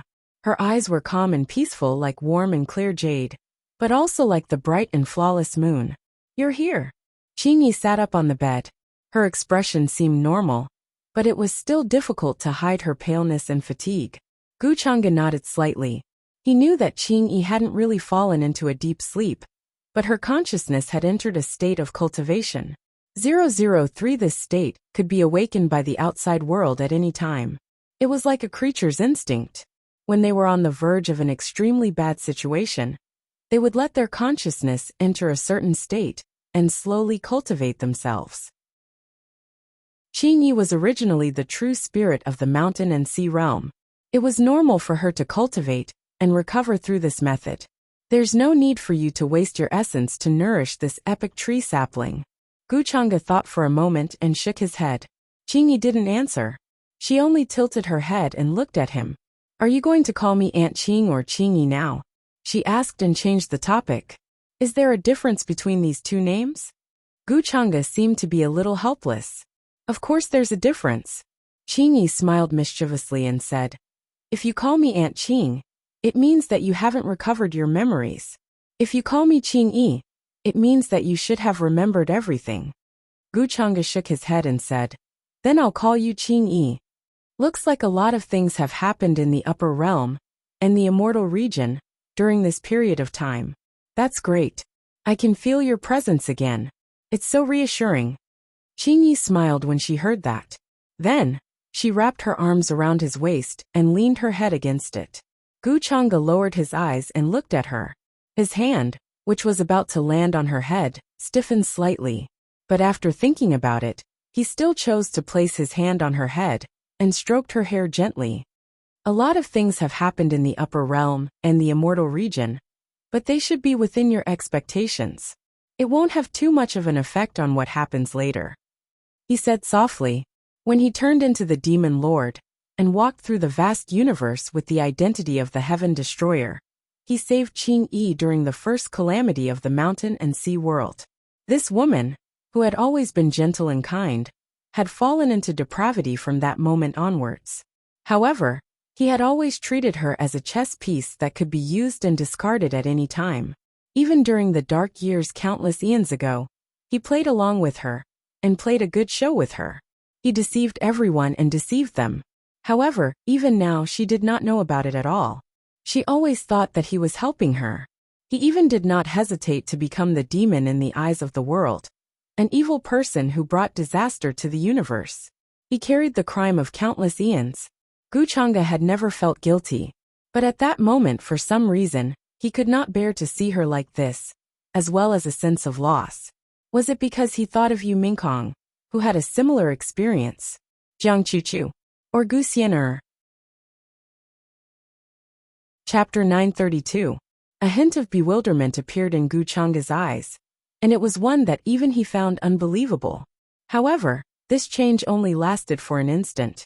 Soon, he regained his composure. He lowered his head and looked at Qing Yi, who was leaning against his waist. He reached out and gently stroked her hair. The two of them were silent, as if they were enjoying this rare moment of peace. "Looks like the higher realm and the immortal region have settled down. Then I can relax slightly." At that moment, Qing Yi suddenly pursed her lips and smiled. She was dignified and beautiful, and her eyes curved up as if she was happy from the bottom of her heart. Her original tiredness and fatigue were swept away at that moment. Not a single trace of it was left. Gu Chang'e nodded slightly and said with a smile, "For the past 100 years, the immortal region and the higher realm have indeed settled down in peace. I have also gotten rid of the unstable elements in the other world for the time being. However, it will still take some time for the true mountain and sea world to completely unite. Also, there should be hunters outside the vast expanse who have noticed this place. Perhaps they will soon descend upon the true mountain and sea world. With the true mountain and sea world's current strength and foundation, it will be very difficult for them to fight against them. Thank you for your hard work. Qingyi nodded. She was not surprised by this. After losing my protection, the true mountain and sea world, revealing the coordinates of the vast expanse, is within my expectations. Over the years, I've made quite a few plans. The powerful warriors who died in the war against the heavens have all been successfully reincarnated. Before long, they will return from the cycle of reincarnation. But at that time when she said this, she suddenly felt a little guilty. She also wanted to say something, but stopped herself. Guchanga understood what she meant. He smiled faintly and said, "It's fine. It's just a misunderstanding. Sooner or later, it will be resolved. You know that I'm not someone who cares about such things." He could feel that Qingyi's hands around his waist seemed to have tightened at this moment. "I'm sorry for making you bear the infamy and accusations for so long. Not only did I cause you to reincarnate, I also had to bear the endless curses and misunderstandings. Even your disciple from back then turned against you, much less the others. In the eyes of today's world, you are an out-and-out great devil who brings chaos to the heavens. You are the source of all destruction. However, I am the only one who knows that it is you who is bearing all of this. No one will understand you." Qingyi's eyes were filled with sadness, guilt, and pain. But if she did not do this, then she truly did not know how she could save all the lives in the true mountain and sea world. How to protect the common people safely during the second cultivation tribulation. Therefore, he could only wrong the person he loved and give up his family for the greater good. As the true spirit of the true mountain and sea world, she did not have many choices. Hearing this, Guchanga only smiled gently and reached out to hug her, saying, "You don't have to apologize to me. This has nothing to do with you. Besides, wasn't I the one who suggested this idea? You don't have to feel guilty towards me. This will not only make you feel bad, but it will also make me feel bad." Hearing this, Qingyi hugged him tightly, not knowing what to say. During the first cultivation tribulation, which was also the first war against the heavens, Guchanga had appeared by accident and saved her from the hands of an ancient cultivator in the Void Dao realm, who had gone through his second blight. At that time, Qingyi had just stepped into the path of transcendence and had not even stabilized her realm. It was simply difficult for her to fight against those peerless people in the Void Dao realm, who had already gone through a few disasters of heaven's blight. Guchanga's appearance easily defeated those existences who were a disaster to the true mountain and sea world. To the true mountain and sea world, Void Dao realm was an unreachable land. At that time, only Qingyi, who was the true spirit of the true mountain and sea world, who had the power of Kismet and the power of the world, could fight against him. Even the heirs of the true mountain and sea world found it difficult to fight against him. To the true mountain and sea world, which was just a newborn true world, this sort of cultivation tribulation was no different from a world-ending disaster. Besides, there was an even more terrifying power behind those people in the Void Dao realm. To put it bluntly, if Guchanga had not appeared during the first cultivation tribulation, the true mountain and sea world would not have been destroyed. Just like many newborn true worlds, they would have disappeared in the long river of time and would have been buried in the ruins of chaos. It would have been impossible for the immortal palace and the immortal domain after that to exist. The true mountain and sea world only has what it has today because of you. Qingyi mumbled softly. Only those who had personally experienced all of this would understand what had happened in the past. That is all in the past. Right now, what you need to think about is how you will face the third cultivation tribulation. It is just like the disasters of heaven's blight. Each cultivation tribulation is a trial, and it is much more terrifying than the previous ones. Guchanga said with a slight shake of his head. To cultivators, the disasters they had to face were the disasters of heaven's blight, from the first blight to the ninth blight. And to the true world, The disasters they had to face were the great reckoning of the cultivation tribulation. Even if they managed to avoid the first cultivation tribulation, there was still the second cultivation tribulation, the third cultivation tribulation. This was actually a process of continuously nurturing Gu. With each disasters of heaven's blight and cultivation tribulation, stronger cultivators and stronger true worlds would be nurtured. Then during the great reckoning, they would reap the harvest. But since ancient times, there had never been a true world that managed to go through 9 cultivation tribulations. Not to mention becoming a true world. That was just a rumor. Becoming a true world would allow them to transcend the world and not be affected by the cultivation tribulations. They would truly be free for eternity. Many of the true worlds were planning for this. They wanted to annex the other true worlds so that they could become the only one. The third cultivation tribulation should be coming soon. When Qingyi heard this, worry appeared in her eyes. The true mountain and sea world had yet to recover from the aftermath of the previous cultivation tribulation. She was still recovering. And yet the third cultivation tribulation was coming soon. This sort of terrifying pressure was truly suffocating. Because of that, Qingyi considered using her own essence to nurture a sapling of the tree of Aeon in preparation for the third cultivation tribulation. At that time, even if the true mountain and sea world was destroyed, she would have a way to protect all the lives in the world and allow them to reincarnate. However, this process was still very long. The third cultivation tribulation is coming soon, Guchanga said calmly. If we don't make preparations beforehand, then the true mountain and sea world might truly be destroyed this time.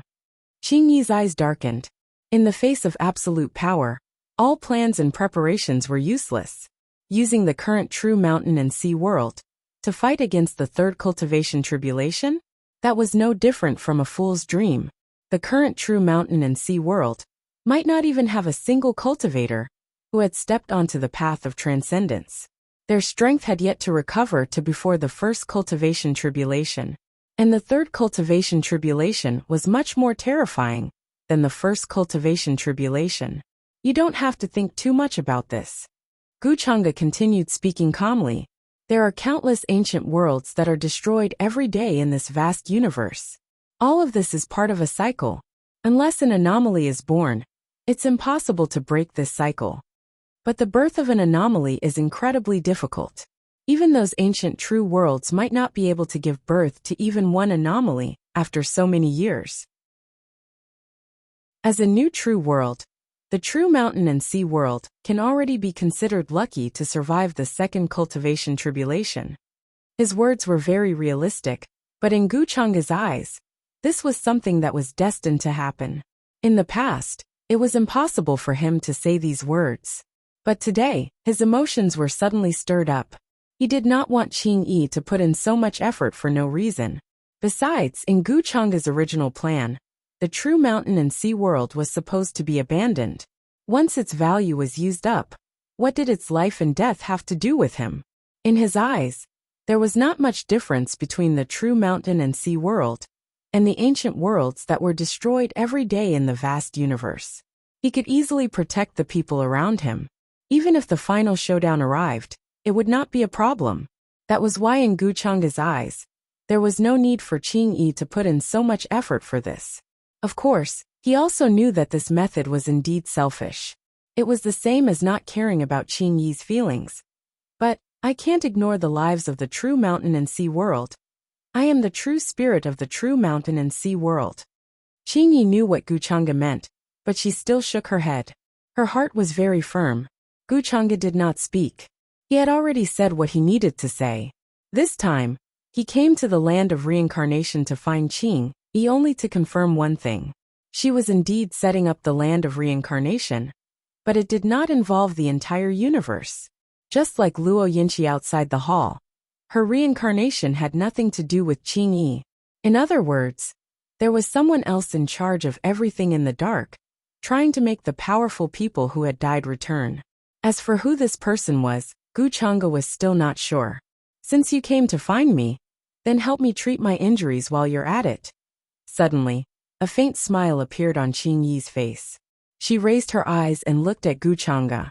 Her fair and flawless face was suffused with a layer of faint rosy glow. Guchanga was slightly stunned. He did not understand what she meant. "You've injured your essence. If you want to recover, you'll need a long time." Then he reacted and could not help but chuckle. The curtain fluttered and immortal fog filled the hall. The spring light was bright and beautiful. A few days later, Guchanga left the hall. He did not bring little Plenilun with him. Qingyi had also woken up. Although she had not completely recovered, her injuries were much better than before. She did not need to fall into a deep sleep to recover. However, Qingyi did not plan to leave the reincarnation lake yet. Guchanga originally planned to let her appear, and let the survivors of the immortal palace appear. But now that he thought about it, whether those survivors appeared or not did not have much to do with him. As for the disaster that the true mountain and sea world was about to face, he thought about it for a while and decided to take action. He could use this opportunity to organize the heaven-slaying alliance that he had considered before. In the War of the Heavens, Guchanga indeed needed such a force to raise the flag of the heaven-slaying alliance and gather the vast power of the heavens. The current true mountain and sea world was the predecessor of the heaven-slaying alliance. Luo Yinshi and the Moon King waited for him outside the reincarnation lake. They did not stay long at the crown of the epic tree. Guchanga did not mention anything about Qingyi. The two women were very tactful and did not dare to ask. They could also tell that Guchanga and the former Grand Palace Master of the Immortal Palace had a secret past that no one knew about. Perhaps there was a reason for the destruction of the Immortal Palace. After returning to the Immortal region, Guchanga asked the Moon King to gather the other immortal kings and station them outside the vast battlefield. At the same time, he asked them to inform the various immortal realms that within 100 years, the immortal region would welcome a world-destroying catastrophe. Everyone might die. The hunters from the vast ocean would cross over and descend upon the true mountain and sea world. Their strength was terrifying, far beyond what the world could imagine. They would sacrifice everything. At that time, even the immortal kings would not be able to escape. This news was spread by the various immortal king clans. It immediately caused an uproar in the various immortal realms, and all living beings were terrified. 100 years was not long, but it was not short either. In the eyes of powerful cultivators, it was just a snap of the fingers. This news quickly swept through the various realms like a hurricane. Even the upper realm was not spared. All the orthodoxies and cultivators fell into shock and unease. This was news that was personally spread by the immortal kings. How could it be fake? Although some people doubted the authenticity of the news, soon, the matter of the strange phenomenon at the end of the world many years ago was spread by many clans in the immortal region.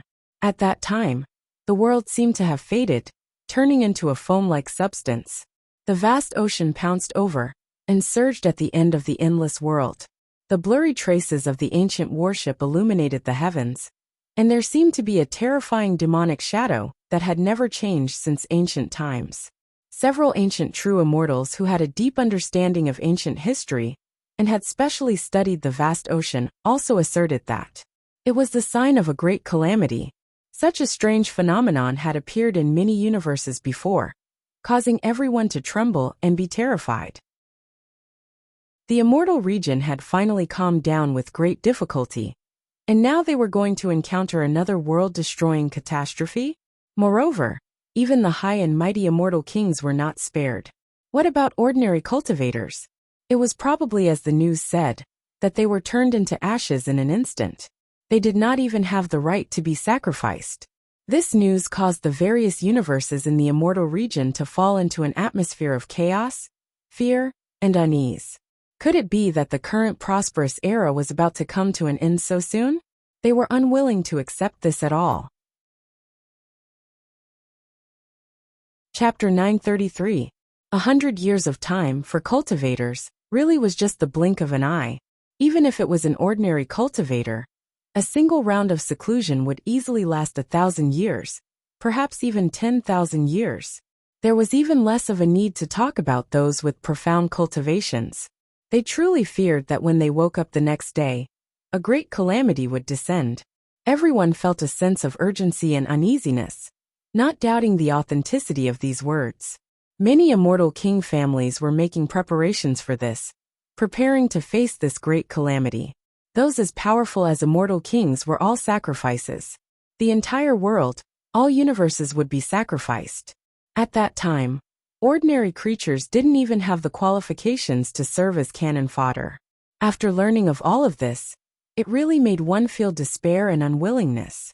Apart from the immortal king families, the other ancient inheritances, powers with true immortals overseeing them, were also making preparations, trying to see if they could leave immortal domain through the boundless battlefield. This included the foreign realms side. When they received news, the foreign realms' immortal kings who previously served immortal domain's heavenly court were all terrified and uneasy. They thought of the emperor clan ancestors who left with their clansmen a long time ago. They abandoned the foreign realm, as if they had long guessed that in the near future, immortal domain and the foreign realm would suffer an unprecedented terrifying calamity. All of the universes were surrounded in an atmosphere of uneasiness and fear. This is clearly an incomparably prosperous great world. So why did this type of thing happen? With several immortal kings personally speaking, isn't this the same as giving all of us the death penalty? In many of immortal domain's ancient cities, there were younger generation individuals who were unwilling to accept this, muttering softly, fists tightly clenched. They hadn't grown up yet, still a bit of distance from the immortal Tao realm. They clearly saw hope in the present world. Yet now, they were instead given despair? How could they accept this? Luo King Manor's Luo Xian also had a bitter expression at the corners of his lips. He already obtained confirmation from Luo King Manor's old ancestor. This great calamity would descend in, at most 100 years. Those supreme existences trekking through the boundless sea were definitely not something immortal kings could contend against. Moreover, their numbers were still unknown. Now that Heavenly Court is ruling the world, could it be that that person doesn't care about immortal domain? Someone clenched his teeth, thinking of Gu Chang'e, who sat high up in the depths of Heavenly Court, overlooking all life. Since he was so powerful, why couldn't he stop all of this? There were actually quite a few cultivators who had such thoughts. However, most of them felt that although Gu Chang'e ruled the immortal domains and established the Heavenly Court, it didn't mean that he cared about the lives of the people in the 380 immortal domains. After all, before the Forbidden Era, he had personally destroyed the immortal domains. Moreover, in the face of this calamity, perhaps even Gu Chang'e would not be able to do anything. Many cultivators felt bitter, their hearts filled with sorrow. It was as if they could already see the arrival of that day. The originally flourishing age dimmed and came to an end. Everything returned to ruins. The various universes of the immortal realms were enveloped in such an atmosphere. Many of the geniuses who had originally planned to make a name for themselves felt their hearts sink. They had lost the will to compete. It was the same for the upper realm as well. Those geniuses who had embarked on the Emperor's path early on, in an attempt to prove their Tao, were in an indescribable state of mind. All of a sudden, it was as if 100,000 mountains were pressing down on their shoulders, making it hard for them to breathe. Within the Fuyan realm, the Immortal Palace Remnant clan, who had already regained their peace, also received this news. Grandpa! Sun Shuang stood in the palace and held the old city lord's hand tightly. Her eyes were filled with sorrow.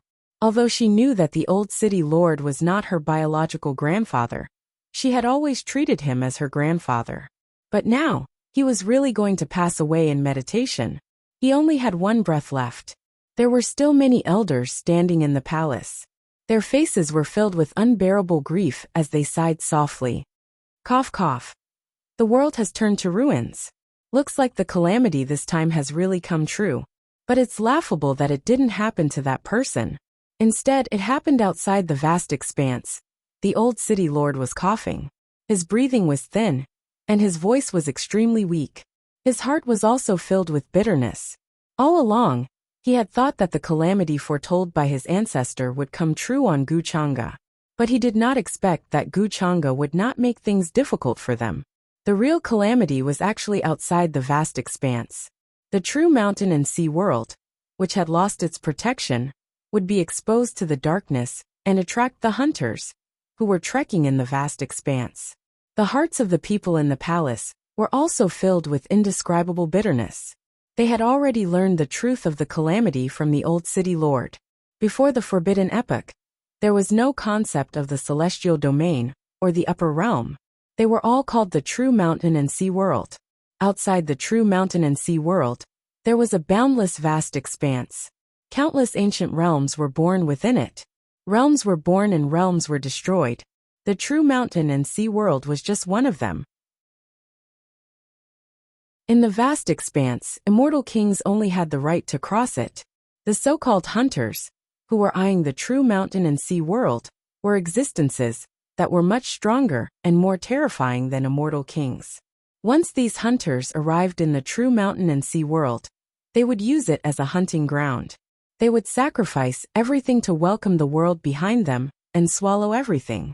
At that time, everything in the celestial domain would be sacrificed. No one would be spared. While Cin Shuang was grieving, she could not help but feel a little lost. Was she still determined to take revenge at this time? When the nest was overturned, no egg would remain intact. Outside of Floating Flame Realm, similar scenes were happening in many ancient realms and small worlds in the celestial domain. In the Endless Sea Race, Ao Ling was explaining things to several immortal kings. These immortal kings were the true foundation of the sea race, and they had only recovered recently. Ao Ling was the little princess of the dragon race, and her father was once the ancestor true dragon. Her status was indescribably high.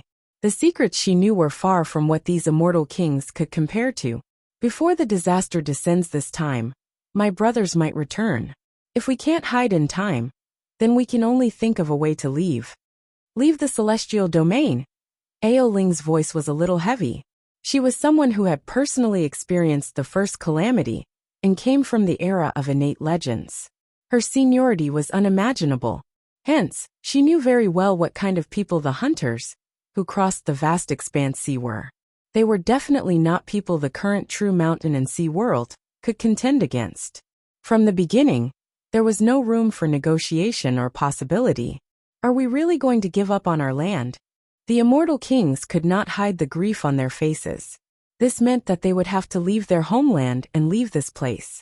Moreover, what kind of dangers would they encounter during the migration? No one was sure. Even if the entire race migrated, at least 90% of them would die on the way. If it was not for the fact that they had no choice, they would not be willing to do so.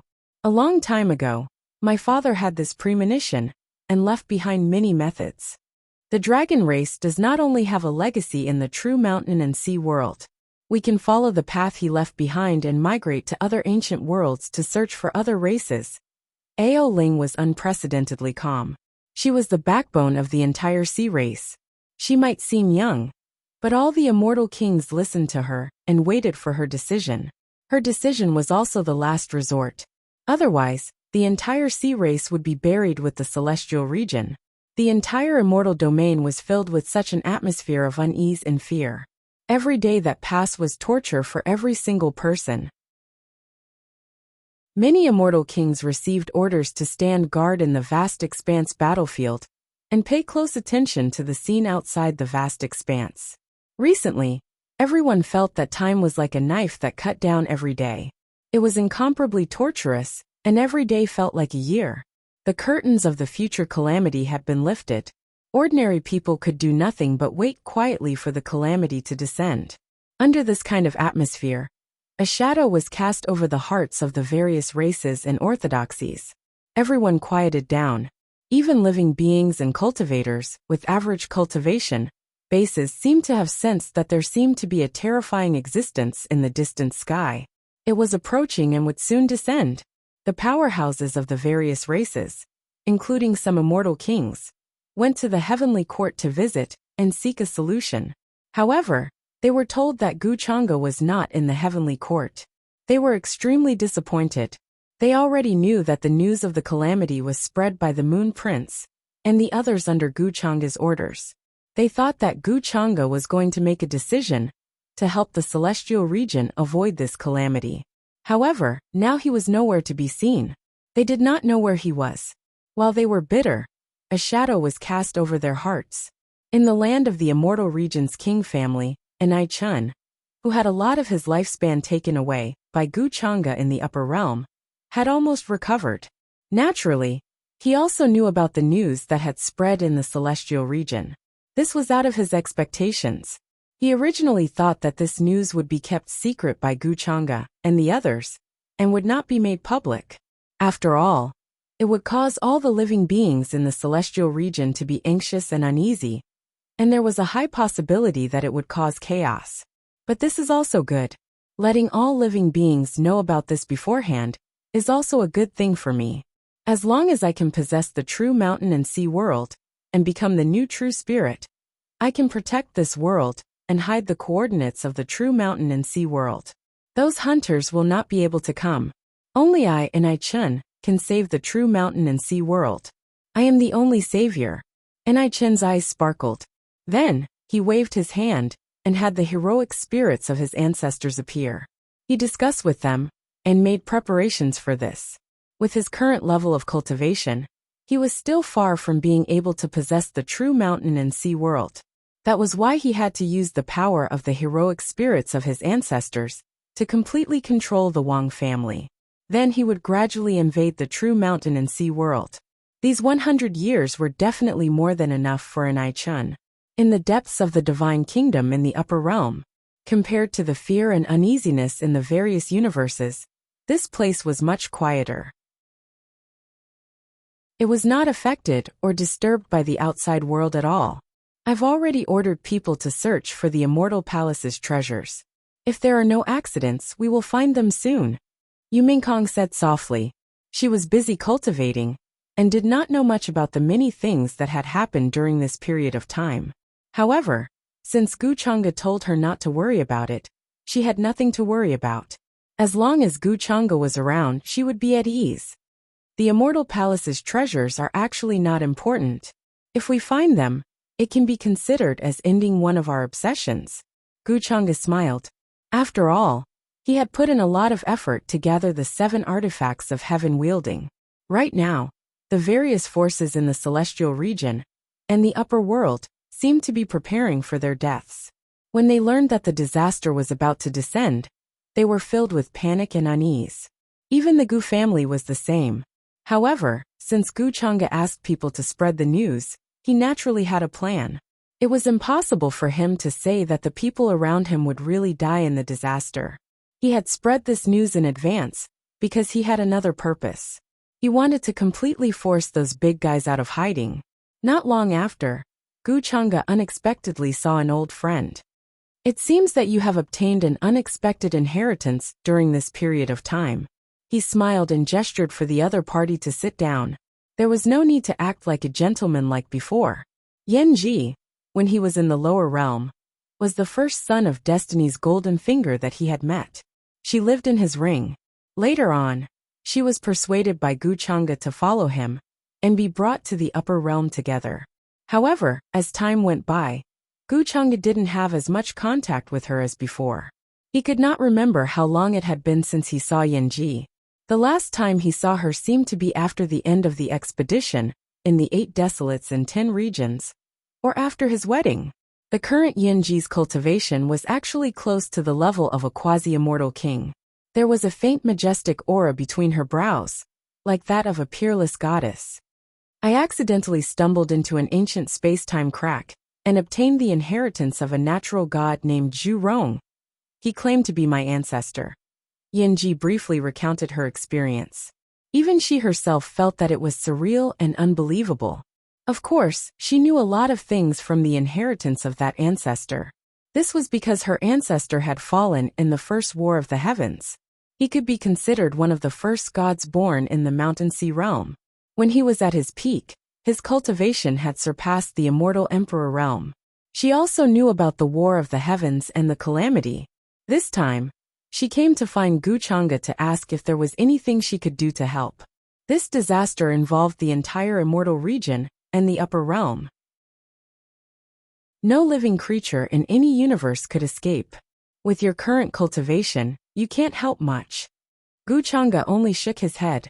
Yanji was only close to the level of a quasi-immortal king. Even if she became an immortal king, and was comparable to her ancestor, Zhu Rong, she could not change anything. Chapter 934. Yanji's expression was a little gloomy. She had obtained the inheritance from Zhu Rong, the innate god who claimed to be her ancestor. She knew quite a lot about the truth and secrets of the current world. Every few epochs, a real world would face a calamity called the cataclysm. During this cataclysm, all living beings and cultivators would be punished.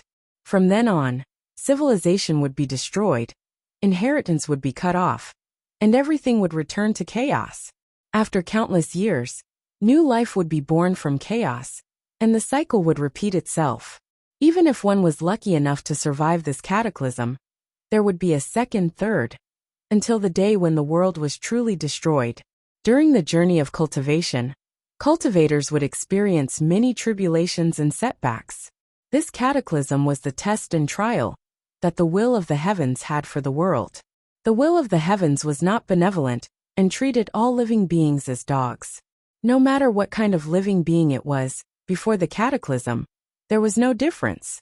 Whether one's cultivation base was strong or weak, they would all be punished.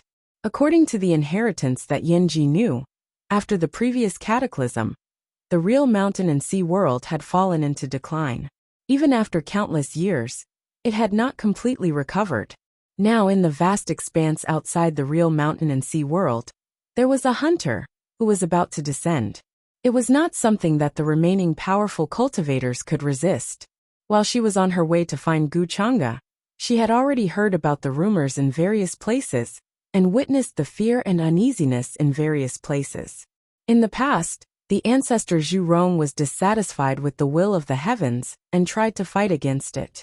During the first cataclysm, his body and soul were destroyed.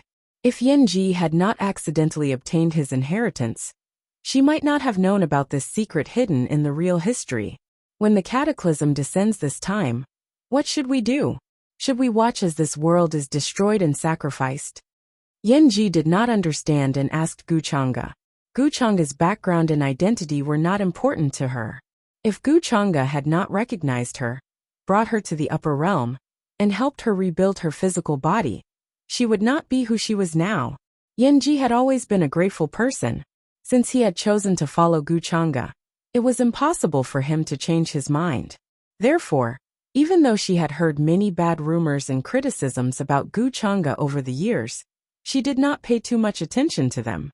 In her heart, Gu Chang'e was still the young master who had done her a great favor. The true mountain and sea world won't be destroyed so easily. At that time, some people will not be able to hold themselves back and show up to fight against it. You don't have to worry about this. Everything is still under my control. Gu Chang'e gently shook his head. Yanji had been with him for a long time, so there was no harm in telling her some things. The arrival of the hunters outside of the vast expanse was also Gu Chang'e using them as bait in an attempt to catch some big fish. Countless years had passed since the first war of the heavens. From the age of innate legends, to the age of immortal investiture, to the beginning of immortal ancient, one ancient era after another passed, and then to the forbidden era after the second calamity. During such a long period of time, Gu Chang'e did not believe that there were no old fellows who had been hibernating. During the first war of the heavens, the true mountain and sea world had suffered great losses. However, under the protection of Qing Yi, the true spirits of many powerful warriors had been able to safely reincarnate. However, before the Forbidden Era, these powerful warriors had not shown themselves. Even now, the immortal realm had already fallen to the point of fragmentation, and immortal kings could control several universes. They still did not show themselves, hiding in the dark. No one knew where they were hiding. Gu Chang'e had spread the news of the hunters in the vast expanse to the entire world long ago, because he wanted to lure them out. He had tried to do so before, but these people were too steadfast and were not willing to show themselves. Therefore, Gu Chang'e had no choice but to give them a big one, unless they really wanted to watch in the dark as the true mountain and sea world was destroyed and sacrificed. Young master, you expected this? Yanji was a little surprised. But more than that, she was pleasantly surprised. Since all of this was under Guchanga's control, it meant that he had expected this a long time ago. So what else did she have to worry about? The entire upper realm and the immortal region were shrouded in this uneasy atmosphere. 100 years would pass very quickly. Even if they were to find a way out at this time, it would be too late. Many races and forces were anxious and fell into despair. Some places even showed signs of chaos. Burning, killing, robbing, and committing all kinds of crimes, no matter what the consequences were. They only wanted a day of enjoyment. This was especially so in the remote areas of the universe that were very far away from the center of the upper realm. Order collapsed, and the rules did not exist. No one cared about the so-called restrictions anymore. Although the heavenly soldiers and heavenly generals of the divine nation and the heavenly court took action to suppress the chaos, they gradually became powerless. In the end, the divine nation and the heavenly court did not care anymore. In the eyes of the world, it was obvious that they could not take care of themselves and did not have the extra energy to care about these trivial matters. Even many forces that had submitted to the divine nation did not listen to the restrictions at this time. They began to seek a way out. They felt that within 100 years, the catastrophe would descend, and no one could survive. The powerful divine nation and the heavenly court had many immortal kings overseeing them. They were personally founded by Guchanga. However, in the face of this catastrophe, they still seemed powerless. It was difficult for them to resist. Under such an atmosphere, the immortal region and the upper realm were completely chaotic. Many ancient cities became restless. Many cultivators and living beings died in this chaos. The stable situation that had been maintained with great difficulty completely collapsed. Everywhere was in turmoil. Many immortal worlds, imperishable orthodoxies, and even the immortal king families of the immortal region began to shrink their territories on a large scale and evacuate to small worlds, trying to preserve the flames of hope as much as possible. In every universe, the rumbling of ancient warships could be heard. There were supreme experts opening the way, trying to migrate to some desolate small worlds to take refuge there. There were also orthodoxies who chose to live in seclusion. They wanted to be like many of the previous life-forbidden zones, standing alone in the mortal world and not caring about the world. However, at this time, even the rulers of the life-forbidden zones had woken up and were too busy to take care of themselves. This catastrophe would engulf the entire true mountain and sea world, not just the upper realm or the immortal region. Unless they left the true mountain and sea world and traveled across the vast expanse, they would not be able to escape. Guchanga sat calmly at the peak of the divine nation, overlooking the changes in the various worlds and universes. His emotions did not change much. The current chaos was just the beginning. It had not truly affected the imperishable orthodoxies. When the imperishable orthodoxies and even the immortal Tao forces began to stir, it would be the true prelude to the chaos in the immortal region and the upper realm. During this time, the divine nation and the heavenly court could only barely maintain order and peace in the surrounding territories. After all, there was no one who was truly stupid enough to cause trouble in the territories of the divine nation and the heavenly court at this time. Looking at the foundation that we worked so hard to build over the years on the verge of collapse, I feel quite upset. Inmei's emotions were very complicated. She could be said to have witnessed the beginning of this chaos with her own eyes. Over the years, she had contributed greatly to the divine nation, being able to quickly control the various heavens and stabilize the situation. She had done many things personally. Just like that, she had watched the order of the various heavens collapse and the various universes fall into chaos. She still couldn't bear it. The once peaceful and stable situation really seemed to be gone forever. There is no such thing as an imperishable nation in this world. Rather than saying that this is collapse, it would be better to say that this is a new life. Order can be rebuilt. Even if the universe is destroyed, it can be reborn. This calamity may be able to bring new vitality to this world. Guchanga shook his head slightly. He swept his gaze across the entire vast universe. Except for the territories of the divine nation and the heavenly court, which were still relatively stable. Various degrees of chaos had occurred in the territories of the other orthodoxies.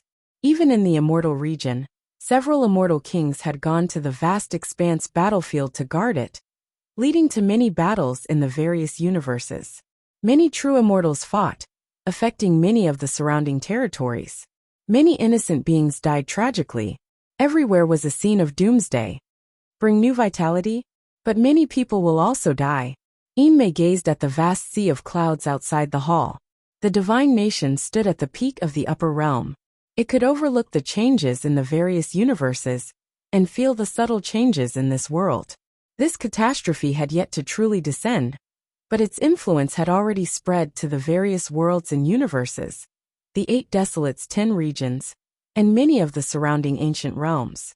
0 of the boundary monument sea was the sea that bordered the upper realm, and the 8 desolates 10 regions.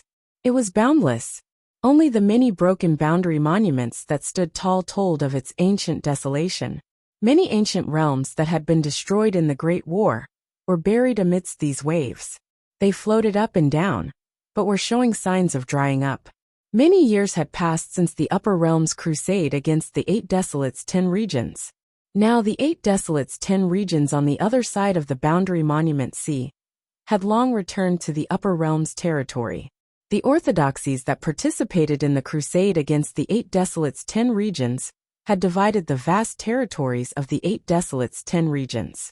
The true ruler of the 8 desolates 10 regions was the dear Empyrean maiden, who sat on the shore of the boundary monument sea in heavenly Deer City.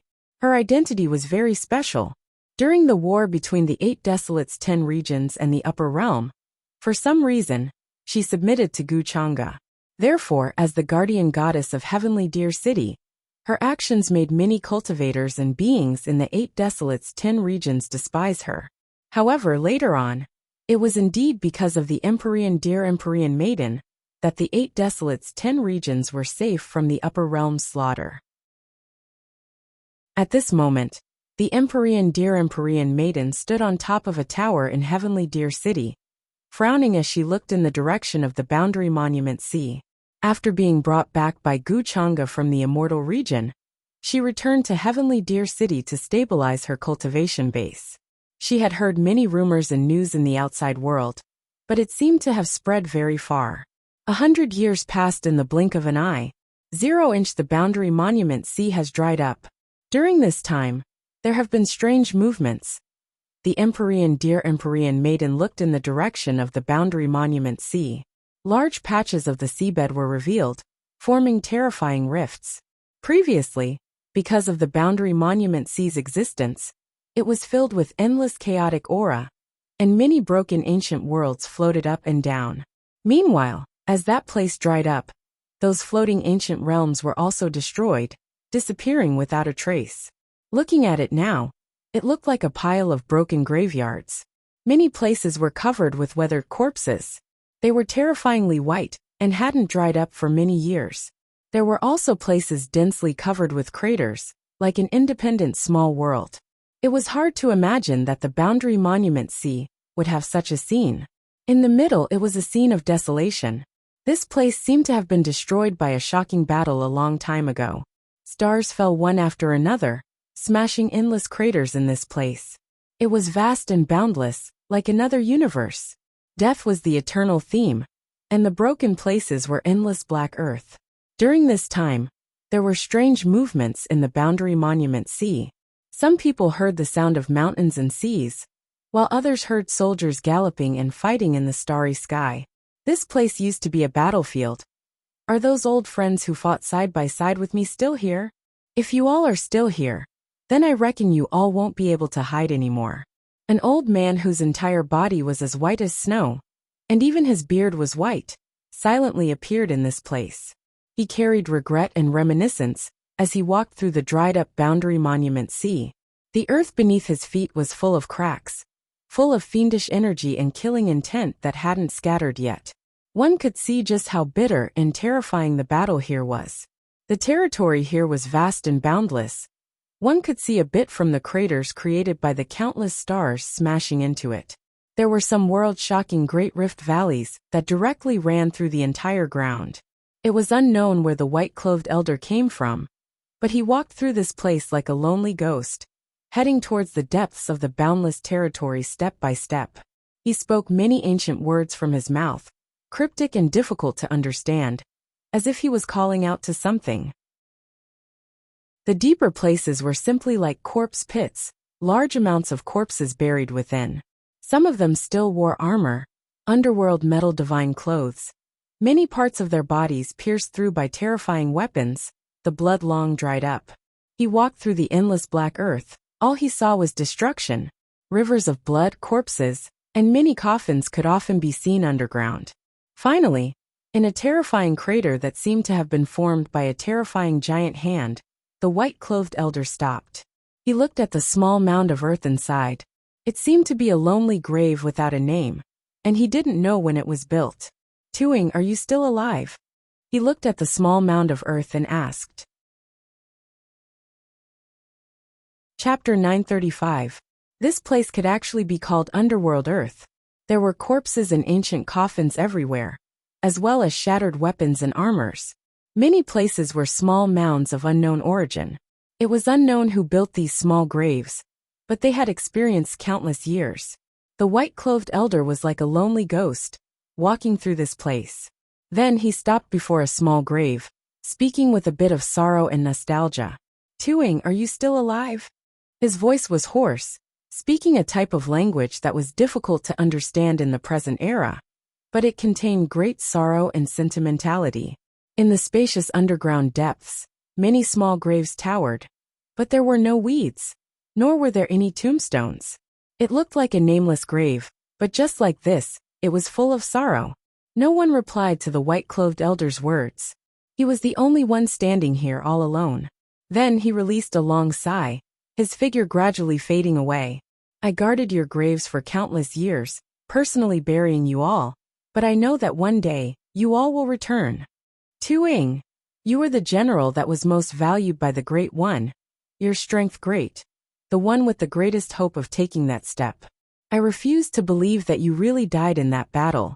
You should be just like me, still alive, right? Back then, the battle against the heavens was so heroic. The white-clothed elder's eyes were full of sadness, reaching out his hand, landing on the small grave before him. His name was Ming, could only be considered an elder who guarded the graves of his past comrades, doing this generation after generation, never leaving. However, in terms of origins, it could be traced back to countless great eras ago, to the time known as the innate legend era. He was also like his past comrades, dying in the war against the heavens. His body was in pieces, weapons exploding, battle robes dyed in blood, falling from the sky. However, after countless years, he actually woke up here alone. What entered his eyes was the bitter battlefield of that battle. Only it seemed like an extremely long time had passed. This place was completely desolate, without any signs of life.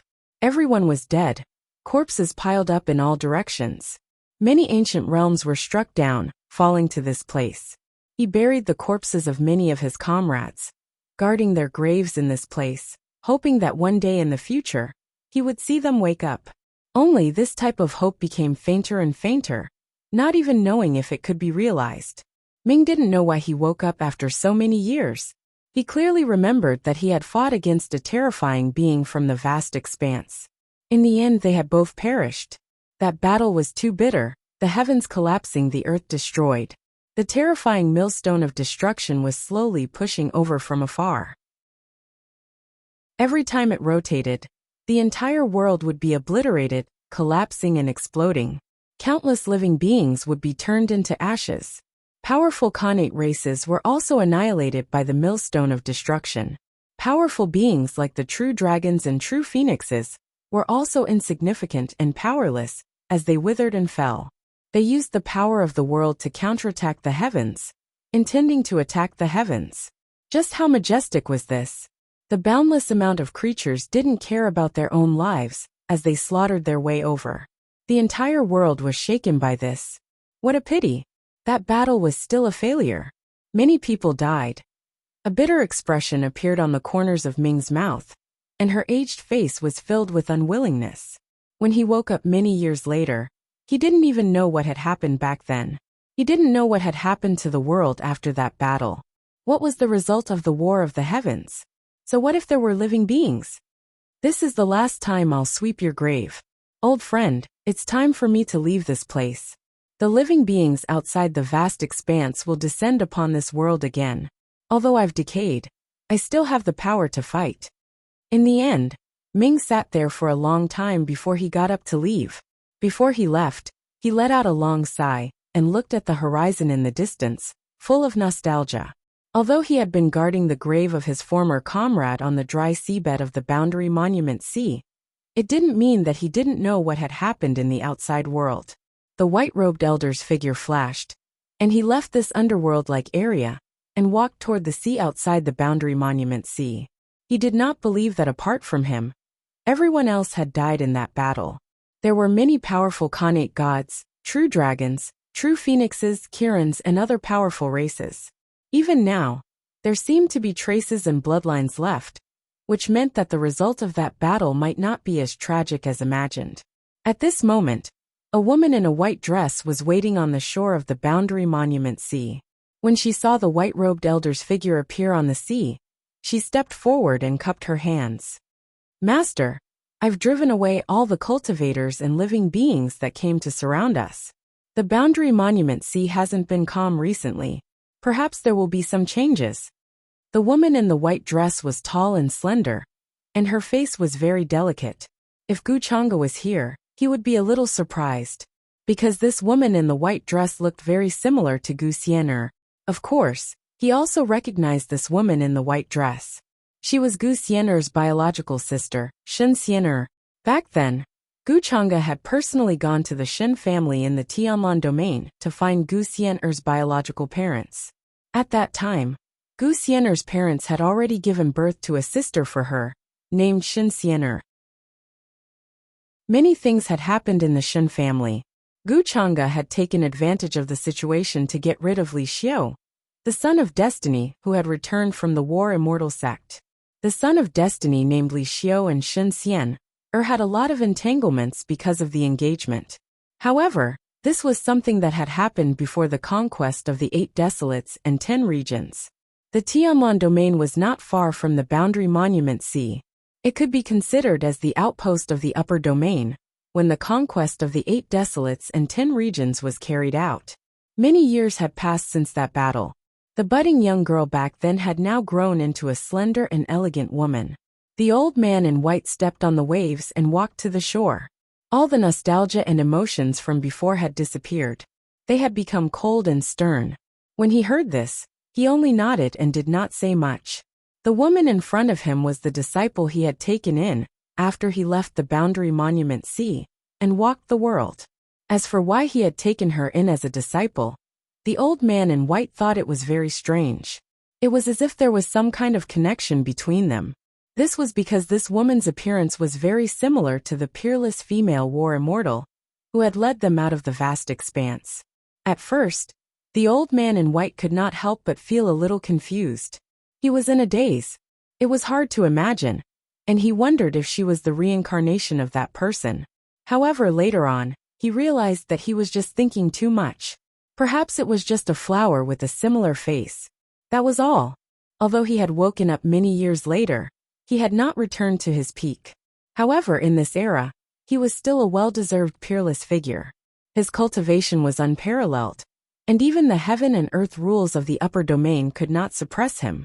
Therefore, he only slightly revealed his unfathomable strength, and took in the woman in front of him as a disciple. He taught her carefully. Her name was Shen Xian'er. She was the favored daughter of the Shen clan in the Tianlan domain. Her cultivation was also considered to be the best among her peers. This also made the old man in white feel a little relieved. He realized that she was indeed a good seedling. Moreover, her heart towards the Tao was unprecedentedly strong and firm. After knowing that the upper domain was going to suffer a great calamity, she still did not waver. She was also not dejected like other cultivators and blamed the heavens. This temperament was very rare, and it made the old man in white very satisfied. Although it was impossible for her to be the reincarnation of that person, this similar appearance and firm Dao heart still made him feel very emotional. That person back then could be considered a rising star that he had seen with his own eyes. She was born to face the calamity. Unfortunately, she was born at the wrong time. If she was given more time, she might really change something. Let's go. There's nothing unusual under the Boundary Monument Sea. The phenomenon here has little to do with the bottom of the Boundary Monument Sea. It might be the weapon fragments that fell in the Boundary Monument Sea that caused the phenomenon. The old man in white called Ming came back to his senses and shook his head gently. Then he took Shenxian and left. He planned to let Shenxian return to her family and say goodbye to her parents. Then, he would take her to the immortal domain and personally see the vast battlefield. What kind of calamity was this? Was it going to affect the world? Shenxian followed behind Ming. Her gaze was incomparably firm. She had already known her master's intentions and was not afraid at all. Her heart towards the Tao was very firm. A long time ago, she had told her parents that she would not marry in this life and would always accompany the divine path alone. The mysterious master in front of her had an extremely ancient origin and was untraceable. His strength was even more unfathomable. Shenxian personally watched him walk out from the depths of the Boundary Monument Sea. Many of the broken ancient realms that rose and fell calmed down under his feet. Even the aftermath of the great Tao was eliminated. This kind of method was beyond imagination. It was not something that ordinary immortal Tao figures could compare to. Therefore, after serious consideration, she agreed to take him as her master and cultivate with him. This time, the calamity of the world had arrived and shook the world. No living beings could be spared. This mysterious master had finally decided to come out. He was going to the vast battlefield and might not return. He asked Shenxian to stay in the Tianlan realm and not follow him. However, Shenxian refused. She was not afraid of death. Moreover, if she went to the immortal domain and personally experienced this level of battle, she would not have any regrets. Shenxian did not want to live under the halo of her sister Guxian. She also had her own goals. The great upheaval of the world. Scenes like this were actually happening everywhere. In some of the forbidden zones that had long been hidden from the world and had been sealed for a long time, strange phenomena suddenly appeared in the depths. A huge origin stone in the corner cracked open. The layers of stone peeled off. The momentum was shocking. Then thousands of rays of light, thousands of auspicious pillars, heaven and earth rumbled. The great Tao hummed, as if an auspicious beast was about to descend into the world again. Thick immortal fog drowned that place, alarming all the living beings in the forbidden zone. In the end, a blurry figure walked out. He raised his head and roared, almost causing the stars in the sky to fall. Endless chaotic chi rushed into the sky and spread to the desolate universe. On a desolate mountain, there was an old temple that had been in disrepair for a long time. It was desolate and uninhabited. Now there was a thick light diffusing from it. It was like a sacred pure land that drowned the nearby mountain range. The sculptures in the ancient temple seemed to come to life and began to crack. There were vague living beings that were about to walk out. In a remote mountain village, there was a sloppy old Taoist at the entrance of the village all year round. He often deceived the villagers. He said that he was actually the reincarnation of a great figure from ancient times. As long as he was given a hot bun, he would be conferred the title of a celestial lord when he cultivated again. No villagers were willing to believe him. However, there were children who often listened to his stories and were tricked by him into taking away the candied haws in their hands. Now he was drunk and lying on a large bluestone mountain at the entrance of the village, looking up at the boundless sky. Under his messy hair, his eyes were extremely deep. The sky is about to change, the old Taoist muttered to himself. He raised his head and drank all the wine in the wine gourd. Then he smacked his lips. A villager passing by heard him and couldn't help but shake his head. He's drunk again. He's starting to talk nonsense. However, as he spoke, the villager looked up at the sky and found that the mountain in the distance was a little dark. Many thick dark clouds seemed to be floating over. Hey, the sky is really changing. I have to go home and collect the clothes. He scratched the back of his head. He didn't expect this crazy Taoist to be able to see the sky change. I have to go. The crazy Taoist didn't care about the villager passing by. He seemed to be still muttering to himself. Then, he opened his mouth and spat out a white waterfall. It turned into a small sword the size of a palm. It expanded with the wind and landed in the void in the blink of an eye. This old Taoist is going. As his voice fell, he leaped up and stood on the flying immortal with his hands behind his back. He stepped on the air and left. His Taoist robe fluttered, and his sloppy appearance was swept away. He looked quite sage-like. What? The villager below opened his eyes wide and looked at this scene in disbelief. He almost thought that his eyes were playing tricks on him.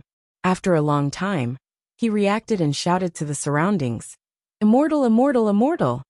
Many villagers heard the news and rushed over. However, no one was willing to believe him. They thought that he was crazy and talking nonsense. The crazy Taoist who cheated the children of Candied Haws at the entrance of the village was actually an immortal? And he flew away on a sword. What kind of joke was this? The sky and earth were changing rapidly. A catastrophe was about to descend outside the vast expanse. Different rumors appeared in many places.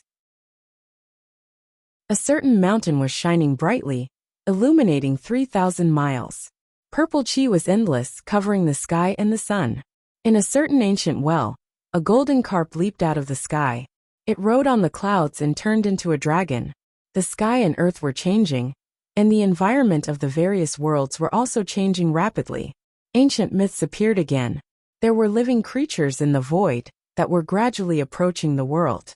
There were also worlds buried in the void that were beginning to appear and reflect the current world. Chapter 936. At this moment, not only the powerful cultivators, but even the ordinary people sensed the abnormality. The environment of the world was changing every day. Some of the originally barren mountains seemed to have a new lease of life overnight. They were full of vitality, and the mountains were covered in greenery. Withered old trees sprouted green buds, and rivers appeared in dried-up riverbeds again. Different phenomena were reflected in every universe. Something big is going to happen. Many ordinary creatures were whispering, although they didn't know what was going on. But they all knew that something big was going to happen. Even some of the cattle that plowed the soil in some remote mountain villages began to speak human language. Then they rode on clouds and mist and disappeared.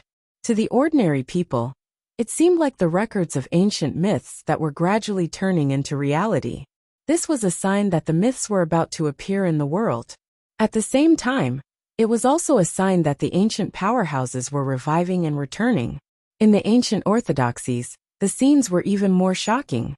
Figures suddenly walked out of the ancestral halls that were originally unguarded, claiming to be their ancestors. For example, there were even more figures who had sat up in the mausoleum. No one knew how long they had been sleeping. Many of them were stained with mud. They opened the coffin lid and slowly sat up, frightening the later generations who were in charge of guarding the tombs. The world was in turmoil.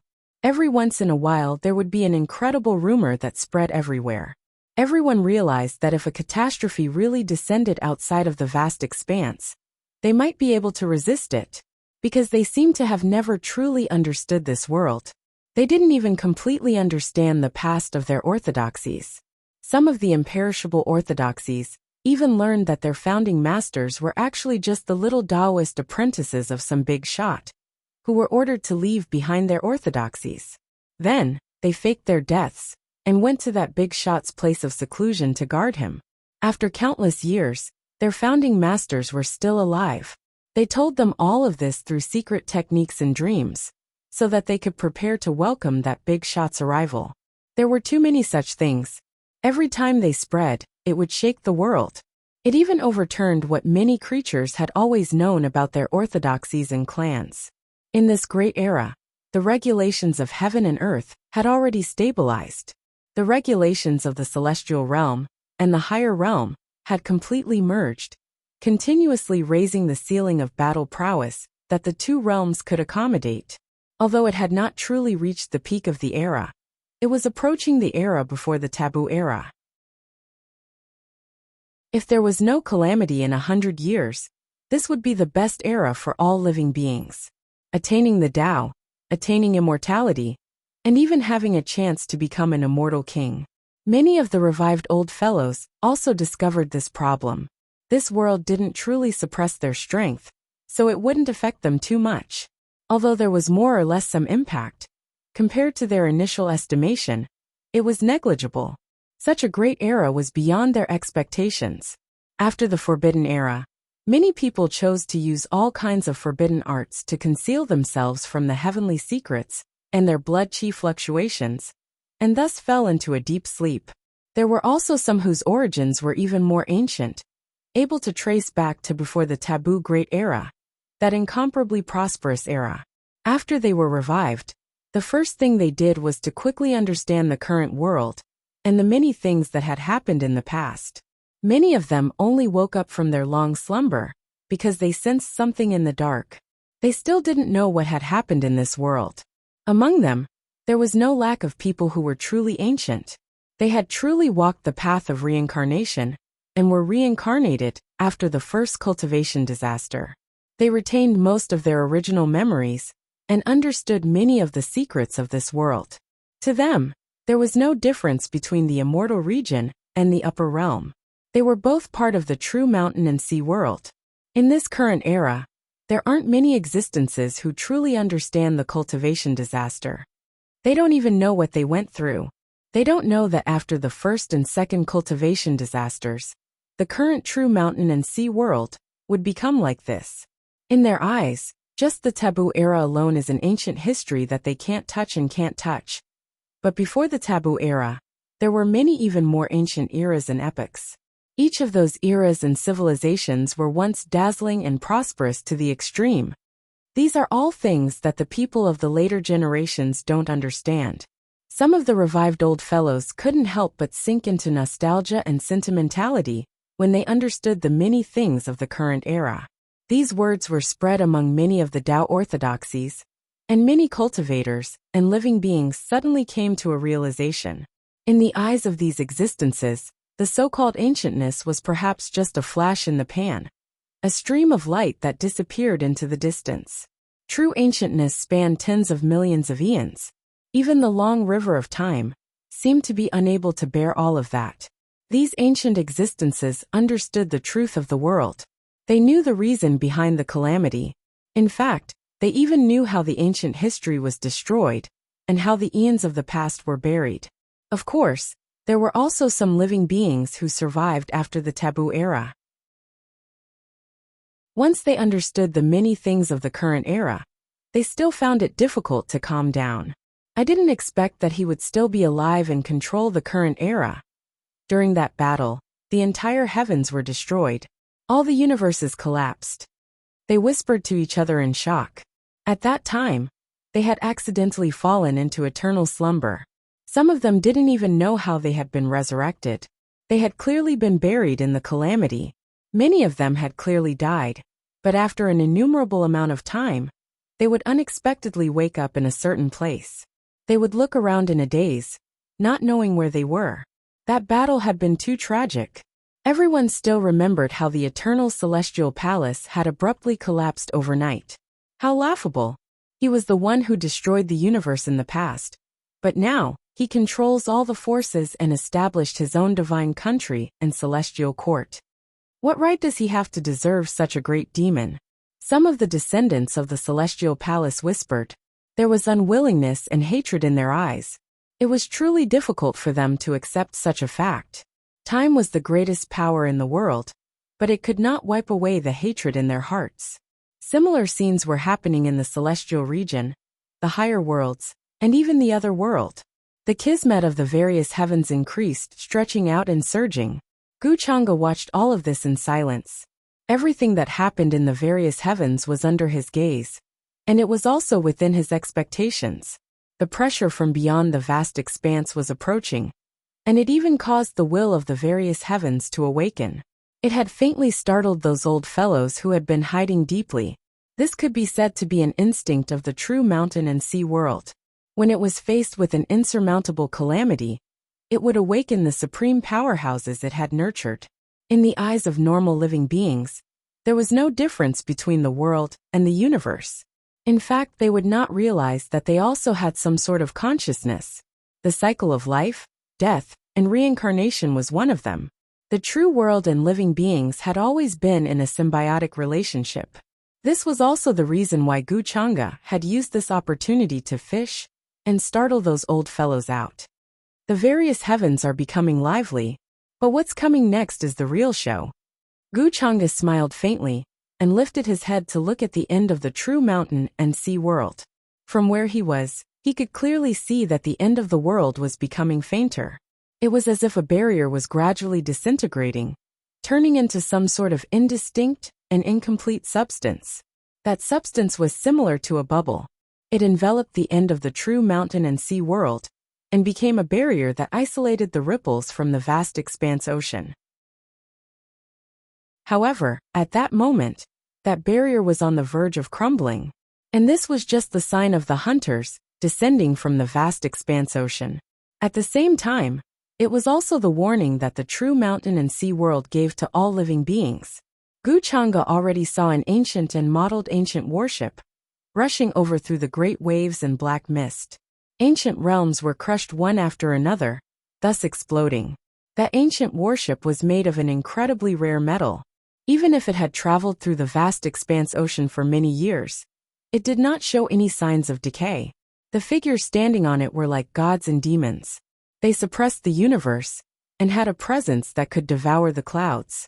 Of course, compared to the previous 2 eons, this disaster was nothing. However, the current true mountain and sea world could not be compared to the era before the eons.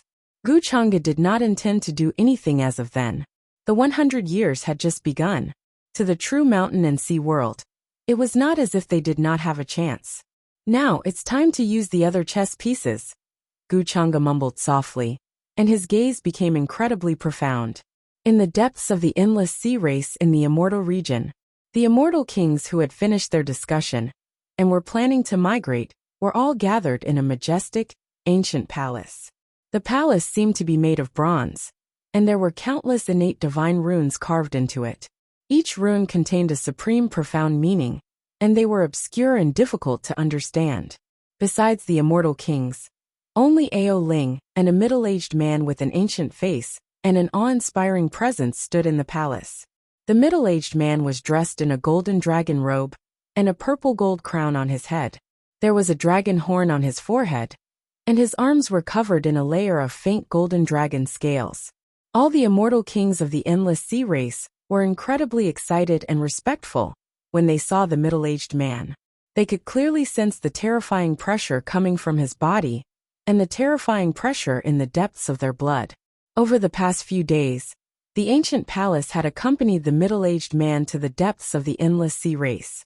It was a former dragon palace of the dragon race. Just the formation patterns that were set up could easily defend against the attacks of immortal king-tier existences. From the way little ancestor Ao Ling addressed the middle-aged man, they could guess his identity. The third prince of the dragon race, Ao Tung, was the son of the ancestral dragon and Ao Ling's brother. His cultivation was unfathomable. He had always been sleeping in this palace. Until recently, when the depths of the endless sea race were filled with multicolored light and auspicious qi, it alarmed everyone. Many immortal kings, including Ao Ling, rushed over to see this scene. The world has changed, and we moved at 070. I didn't expect to wake up again, and after hundreds of millions of years, the middle-aged man whispered with a complicated expression. Although he had just woken up, he had already adapted to this era. He had also learned many things from his younger sister Ao Ling. He stood there for a long time, and it took him a long time to recover from his shock. During the first war of the heavens, his origin was injured. He was saved by his father, the ancestral dragon, and sent to the depths of the dragon palace to recuperate. As for what happened after that, he didn't know. I don't know why father sealed me, and why it took so long for me to wake up, Ao Ting said softly, unable to understand his father's actions. Father left me a letter, telling me that my brothers will all wake up in this world. Ao Ling also spoke. Although she felt joy from reuniting with her family, She felt even more heaviness in her heart. It was as if there was some invisible net that enveloped all of them. The more they probed, the more they would sink into it, and it would be difficult for them to struggle free. She also saw the many changes in the celestial realm and the higher realm. Not only did she not feel any joy, she instead felt a chill run down her back. Why did so many people wake up at this time? It seemed like they had made an appointment a long time ago. Or was there an invisible and terrifying hand behind the scenes that pushed all of this to happen? Ao Ling didn't dare think about it. It was simply too terrifying, her hair standing on end. Since father said so, then he must have his own reasons. I have already woken up in this world, so there is no need to consider moving away from home. Although there are many dangers outside the vast expanse, it is not as terrifying as you think. In the past, I followed father out of the vast expanse and fought against the Reckoners. Aoting soon calmed down and did not dwell on this matter. To him, the most important thing was that the true mountain and sea world was about to face an external enemy. Dragons had lived in this world for generations. Unless they had no other choice, how could they leave their home? Leave for the outside world? The current situation in the true mountain and sea world is very unique. After the War of the Heavens, many things happened. That Lord even personally ended an epic and buried it in darkness. Ao Ling said with a complicated expression. Ao Ling said with a complicated expression. She hadn't told Ao Tung about these things in detail. The War of the Heavens was too long ago. Even the immortal kings here had never heard of it. Chapter 937. If Ao Ling had not personally told them about the past, the immortal kings might not have believed it. Before the Forbidden Epoch, there had been an even more ancient era, and there had been plenty of prosperous and terrifying civilizations. Today's cultivation methods were actually passed down from that ancient era. After that, it was perfected by countless predecessors, and only then was there a stable system. In the early days, immortal kings and immortal emperors were just general terms. There was only a vague concept of what step they had reached in their cultivation. Third brother, you have always respected that Lord like father, but you still have to accept this reality. That Lord is no longer the Lord we respected in the past. The current him is so cold that it's like he's a completely different person, Ao Ling said softly. There was a complicated look in her eyes. She had personally participated in the Immortal Kings Association in Moon Prince Mansion, and she had personally seen Guchanga. That coldness that seemed to have been carved into his bones, and that calmness that looked down on all life, as if they were ants, was unfamiliar to her. Guchanga might not have recognized her. However, when she was young, she had heard many rumors about that lord. Even her father, one of the strongest people in the world, respected him greatly. He had even said that after the Great War, all life in the true mountain and sea world had withered away, and their life force had declined. The other true worlds did not dare to take advantage of the situation to invade, and it was all thanks to that lord keeping watch over them. I know what you mean, but I believe that he might have a reason for doing this. Ao Ting shook his head. He understood what Ao Ling meant. When he woke up, he had also understood the current world at the first instant. That was why he knew who the Lord Ao Ling spoke of was. And he also knew what had happened during the Forbidden Epoch. In Ao Ting's eyes, the Forbidden Epoch had actually happened before the Second Apocalypse. When the apocalypse was about to arrive, that Lord suddenly destroyed the worlds with a single hand and destroyed that epoch. Everyone died and was buried in the darkness. So why were there so many people waking up in the current era? Besides, wasn't the timing at that time too much of a coincidence? Ao Ting felt that there might be some unknown reason behind this. I will find a chance to personally meet that lord. We don't understand him at all. So how can we come to a conclusion based on these matters? Whether or not he is right or wrong, it should be judged by later generations, not by us. Ao Ting waved his sleeves as a heavy expression appeared on his face. When Ao Ling heard this, she wanted to say something. However, when the words reached her mouth, she stopped. She did not know how to refute, although she also had a feeling that there might be some hidden existence in this. All the immortal kings in the hall stood solemnly in silence. Such a conversation wasn't something that they could interrupt. Aoten gave the order to gather the forces of the Sea Tribe. He planned to personally explore the vast battlefield. As the son of the ancestral dragon, he had once commanded hundreds of millions of dragons. Even though he did not hesitate to die, why would he care about this so-called calamity? As far as he was concerned, the vast expanse beyond the vast expanse was filled with many dangers. However, the true mountain and sea world had gone through two calamities without being destroyed. And because of it, the level of the entire world had also undergone some sort of transformation. Over the countless years, there had definitely been many experts born. In terms of overall strength, there was no need for them to fear this calamity. On the other side, within Song Ming's territory, the elders of the City of No Return also unexpectedly saw a person. It was a sturdy figure dressed in a silver robe.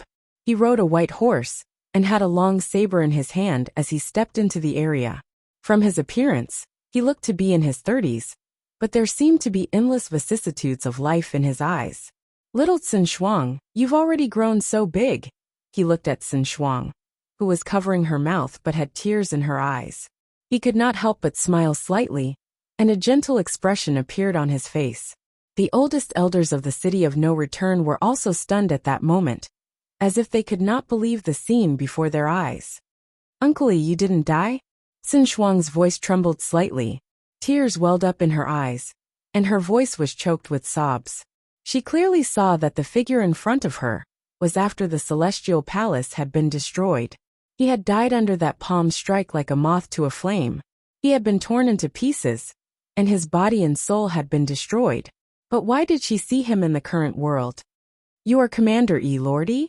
The elders who recognized this person also reacted one after another. Their voices could not hide the shock and tremble in them. This was the most valued subordinate of Xin Shuang's father, the Longevity Star Monarch. It could be said that the two of them were very close, and were as close as brothers. This Commander Yi's cultivation was unparalleled, and he could fight against hundreds of millions of soldiers alone. "I didn't expect to see familiar figures, but you're all old now." The silver-robed figure swept his gaze across the familiar figures in front of him, and a look of nostalgia appeared on his face. Xin Shuang and the others were incomparably excited. They did not expect to see an old friend one day, and in such a situation at that. It was simply inconceivable. The silver-robed middle-aged man reminisced about the past with everyone, and told them about his experience. He originally thought that he had died in the chaos of the Celestial Palace, killed by the Demon Master's palm strike. But he did not expect to wake up in a certain place many years later. It was just that he had forgotten a lot of his past. It was only recently that he gradually regained his memories. Then he heard the news and came to the Tsangming realm. He was also very puzzled. He had clearly died, so how could he be resurrected again? Recently there have been all kinds of news. Many old fellows from the ancient era have jumped out. Among them, there is no lack of people who have died. The group of elders in the City of No Return had extremely complicated emotions. Naturally, they had heard the news. Originally, they thought that it was just a rumor. They did not expect that the former commander would appear in front of them again in such a way. If that's the case, does it mean that father did not necessarily die in that chaos? Xin Shuang became excited again. She had seen the people who had died with her own eyes come back to life. Her father's cultivation was stronger, so why couldn't he be resurrected?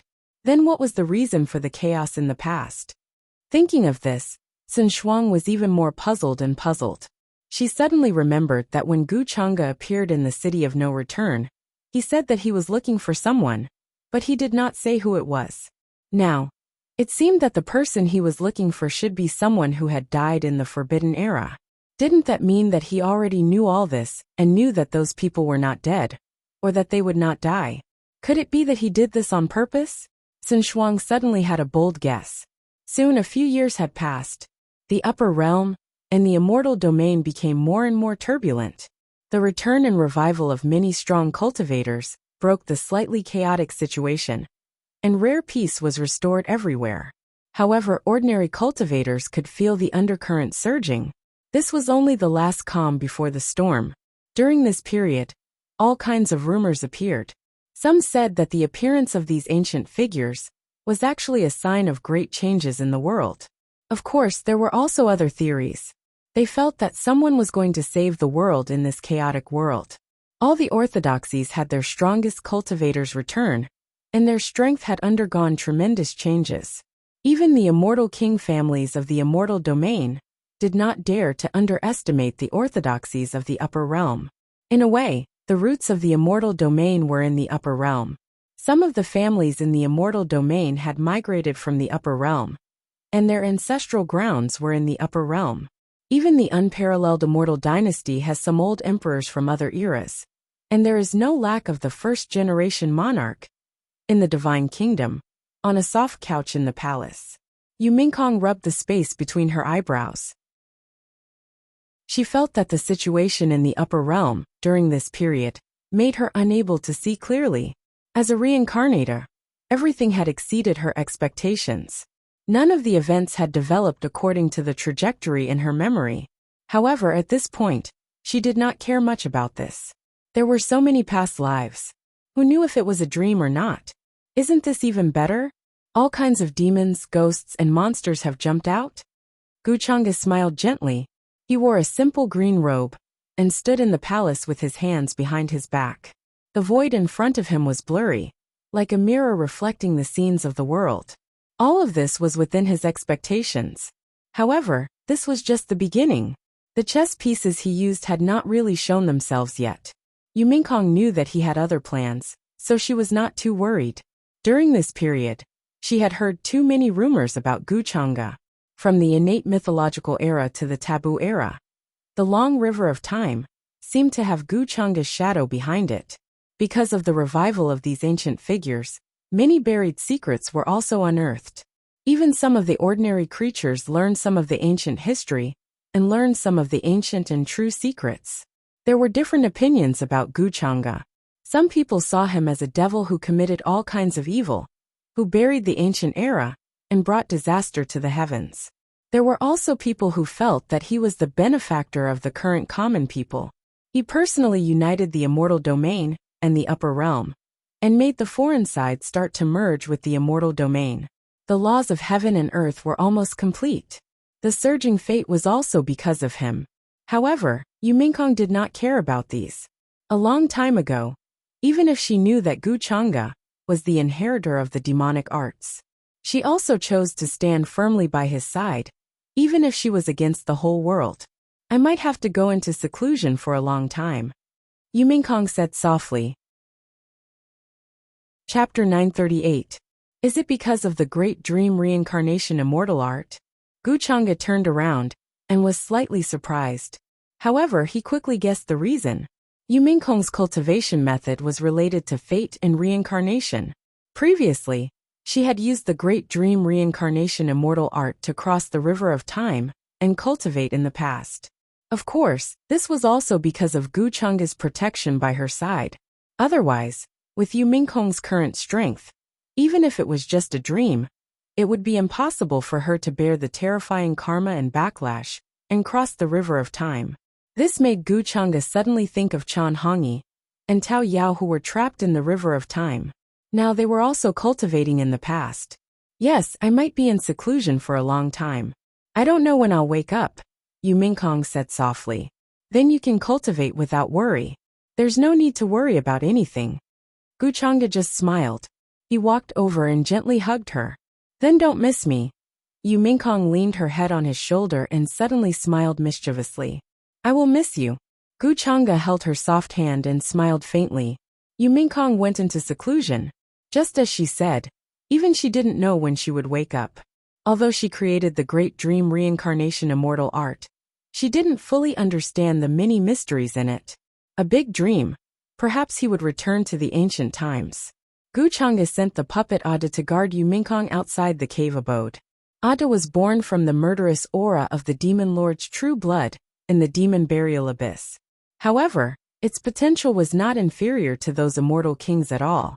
All these years, Guchanga had intentionally or unintentionally fed Ada with many resources. Ada's true strength had grown to the level of an immortal king. However, The fact that Yu Mingkong was in seclusion made Gu Chang'e think about other things. He might not be worried about the disaster that would befall the true mountain and sea world in the future, but the people beside him were different. It was the same for his parents and clan in this life.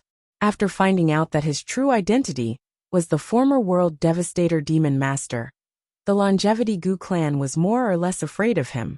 This was something that could not be changed or avoided. Gu Chang'e did not care about it at first.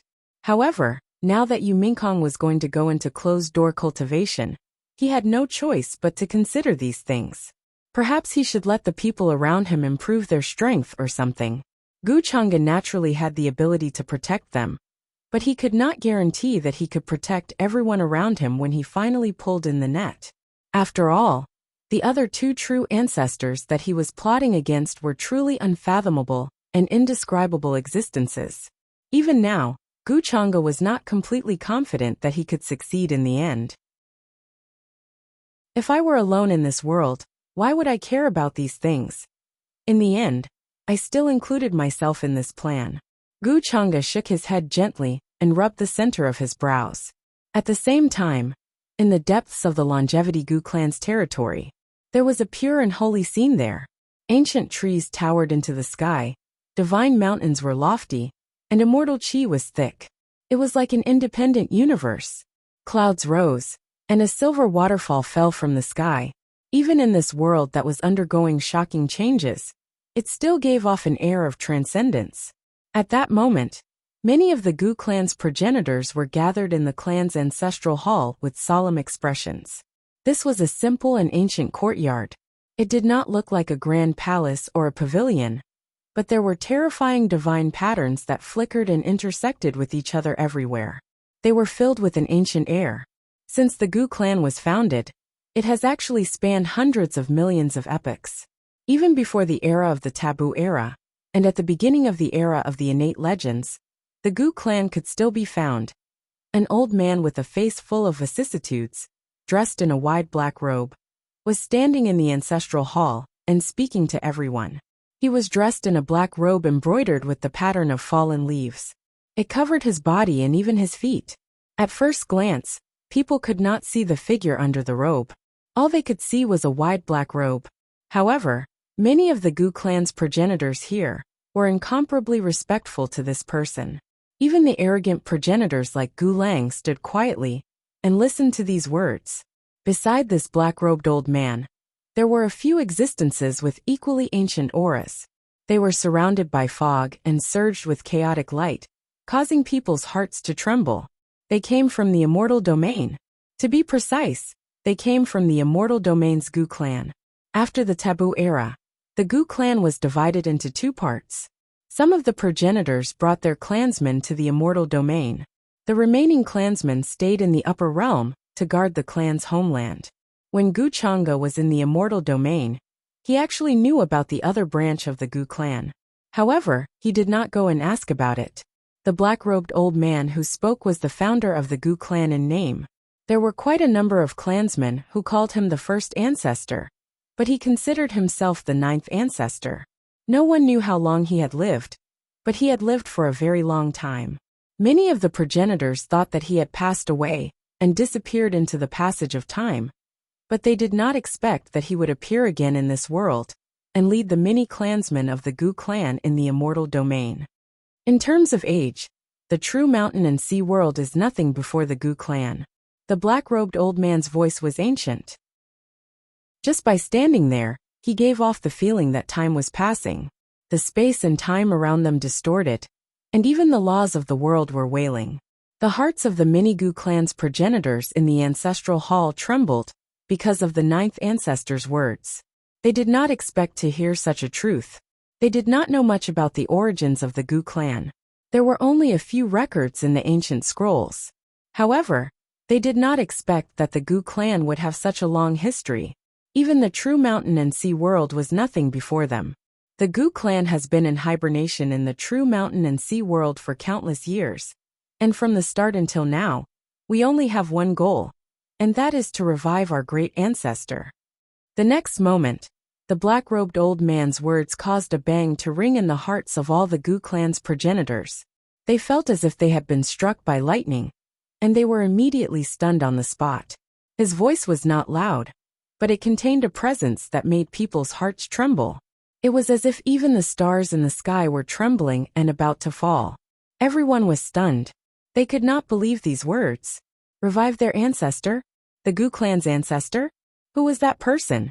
The black-robed old man was not surprised by the crowd's reaction. His ancient voice gradually became softer. In the past, the Gu clan's ancestor took the final step and became an eternal existence in Truth Dao realm. Since ancient times, there have only been a handful of such existences. Those so-called ancient cultivators in Truth Dao realm, who went through their 7th, 8th, and even 9th decrees could only be crushed to death with one finger of the ancestors.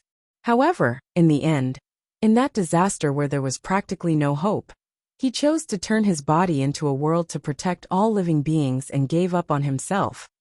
When he said this, his voice became softer and even a little hoarse, as if he had witnessed that battle with his own eyes. Chapter 939. He chose to create a world with his body and protect all living beings. All the Gu family's progenitors in the ancestral hall were shocked. It was as if they had also fallen into that disaster because of the black-robed old man's words. What kind of person was the Gu family's distant ancestor? How could he save all living beings with his own power? The world was dark, the universe collapsed, and all the worlds were destroyed. Endless darkness enveloped the world. War, fire, blood, and chaos. However, there was one person who stood tall under the heavens, contending against all enemies and never falling. How great was his courage and determination! They might not have seen it before, but at that moment, they were filled with respect for their distant ancestor. It was as if there was still an unyielding will and great courage flowing in his blood. I didn't expect that the Gu family's origins would be like this. One of the progenitors could not help but whisper. His voice was filled with admiration. An endless amount of time passed just like that. Our distant ancestor was buried in the world, and his body turned into all worlds. The true mountain and sea world was only born because of his good fortune in the past. The black-robed old man's ancient and deep voice rang out once again as he continued to talk about the secret. Everyone was stunned once again. Even the true mountain and sea world was only born because of the distant ancestor's legacy? What kind of unfathomable and terrifying power was this? It was simply unimaginable and indescribable. Even immortal kings and immortal emperors were as insignificant as dust in front of this level. Our bloodline moved here to protect the true spirit left behind by our distant ancestor, so that he could be resurrected one day. Even if an endless amount of time has passed, our distant ancestor will still be able to return. The black-robed old man swept his gaze across the crowd slowly. His calm and deep voice was filled with unwavering determination. He explained all this to the Gu family's progenitors, because he wanted them to understand this secret. The Gu family in the true mountain and sea world could only be considered as a bloodline in the vast universe. The disaster was about to arrive. If he did not tell them all this beforehand, he was worried that the Gu family would fall into chaos because of it. In fact, they did not even know how to deal with the current world. Besides, these things should be told to them. Right now, the realm barrier outside of the immortal domain isn't going to hold on for much longer. Although this old man does not fear the hunter who crossed the vast expanse to come here, I do not wish for my Gu clan to be harmed in this calamity. That's why I told you about this, because I wanted to bring all of you out of the true mountain and sea world and rush to the 9 heavens. Over there lies the true main bloodline of my Gu clan. It is also the true burial place of the distant ancestor. The black-robed old man looked at the shocked clansmen and spoke again. There was a bright light in his eyes. Only he, the 9th ancestor who had created the Gu family in the true mountain and sea world, knew about these things. The rest of the Gu clan, including the rest of the great ancestors, had no idea that such a thing had happened. Not only did the Gu family have such an ancient origin, but they also seemed to bear the heavy responsibility of reviving their ancestors. 9 heavens, is that the legendary immortal root? Origin of immortals? One of the progenitors found it difficult to calm down. He did not expect that the true main bloodline of the Gu clan would be in the legendary Nine Heavens. Before this, they had naturally heard of the rumors about the Nine Heavens and understood just how transcendent that place was. Before the immortal ancient era, there were already cultivators who spent their entire lives searching for the Nine Heavens. There were also all sorts of rumors, such as people entering the Nine Heavens through some unexpected places, leaving behind all sorts of wild guesses for the later generations. In fact, even Immortal Palace, which had once unified the true mountain and sea world, had once searched for the Nine Heavens, and there were people who had truly gone there. In the eyes of the world, the Nine Heavens represented the sacred, and to cultivators, it had a completely different meaning. The Nine Heavens are not as sacred as you think. That place is actually the land where the heavens are buried, and there are many things buried there. A nostalgic look appeared in the black-robed old man's eyes. He could not help but shake his head, and his tone finally regained its calm. Once he finished speaking, he looked at the people in the ancestral hall quietly, giving them time to calm down. They had suddenly obtained so much information and secrets. Even if they were powerful, it would be difficult for them to digest all of it in a short period of time. Then are we going to start migrating now? Are we going to give up on everything in the true mountain and sea world? One of the progenitors asked after some thought. They had lived in this place for many years, and had long since developed feelings for it. It was not easy for them to leave just because they wanted to. If we can leave as soon as possible, then leave as soon as possible. Right now, the celestial region is not a place where we can stay for long. I might not be afraid of the hunters beyond the vast expanse, but before I can truly revive the distant ancestor, I don't want to waste too much energy on these things. The black-robed old man only shook his head calmly. In his heart, there was nothing more important than reviving the distant ancestor. As for how he would revive the distant ancestor, he did not go into detail. The Gu family's progenitors also did not ask about it. Progenitor, based on what you said, doesn't that mean that in the near future, the celestial region will be completely destroyed? Even if so many ancient existences have been revived, it won't be of any use, right? There were still people who were unwilling to give up on the homeland, where the Gu family had lived for generations. When the black-robed old man heard this, he still shook his head. There were many other things that he did not say. Historically speaking, his existence could be traced back to the birth of the true mountain and sea world, which was before the era of the innate legends. That was why his vision surpassed everyone else's, and he could easily determine the extent of the calamity that would befall the celestial region this time. In terms of cultivation, he had already surpassed the immortal emperor realm, and was in the void Dao realm. He had already gone through 2 heavenly blight disasters. In the current true mountain and sea world, he could not find anyone who was stronger than him, besides Gu Chang'e, who was the reincarnation of the demon master. He believed in his own judgment. If he continued to stay in the true mountain and sea world, it would only cause unnecessary losses. The Gu family's progenitors in the ancestral hall fell silent. Before the old man who had founded the Gu family, any decision they made was completely useless. I'm only doing this to protect the Gu family. His voice was ancient, but he did not explain too much. If you're doing this to protect the Gu family, then why are you giving up on the family's land? However, at that moment, a voice suddenly came from outside the ancestral hall, and Gu Chang'e appeared. He walked over with a natural expression, and his gaze landed on the black-robed old man. He seemed to be sizing him up with interest. Chang'e. The many progenitors in the ancestral hall were shocked. Clearly, they did not expect that Gu Chang'e would appear here at this time. However, in terms of seniority, they were Gu Chang'e's progenitors. However, in terms of identity, Gu Chang'e's true identity was the world devastator demon master. His origins could not be traced. In front of him, they could only be considered juniors. The black-robed old man's gaze focused slightly. At the same time, he was also sizing up Gu Chang'e, who had appeared. When he was in the celestial region, he already knew of Gu Chang'e's existence. However, he had no intention of showing himself at that time. Now he could be considered to have truly met Gu Chang'e. He could not figure out the origins of this world devastator demon master, who had reincarnated into the Gu family. Gu Chang'e had already existed during the First War of the Heavens. Moreover, he had saved the incarnation of the true spirit of the mountain and sea realm as a former heaven destroyer. He knew all these things, and had even seen them with his own eyes.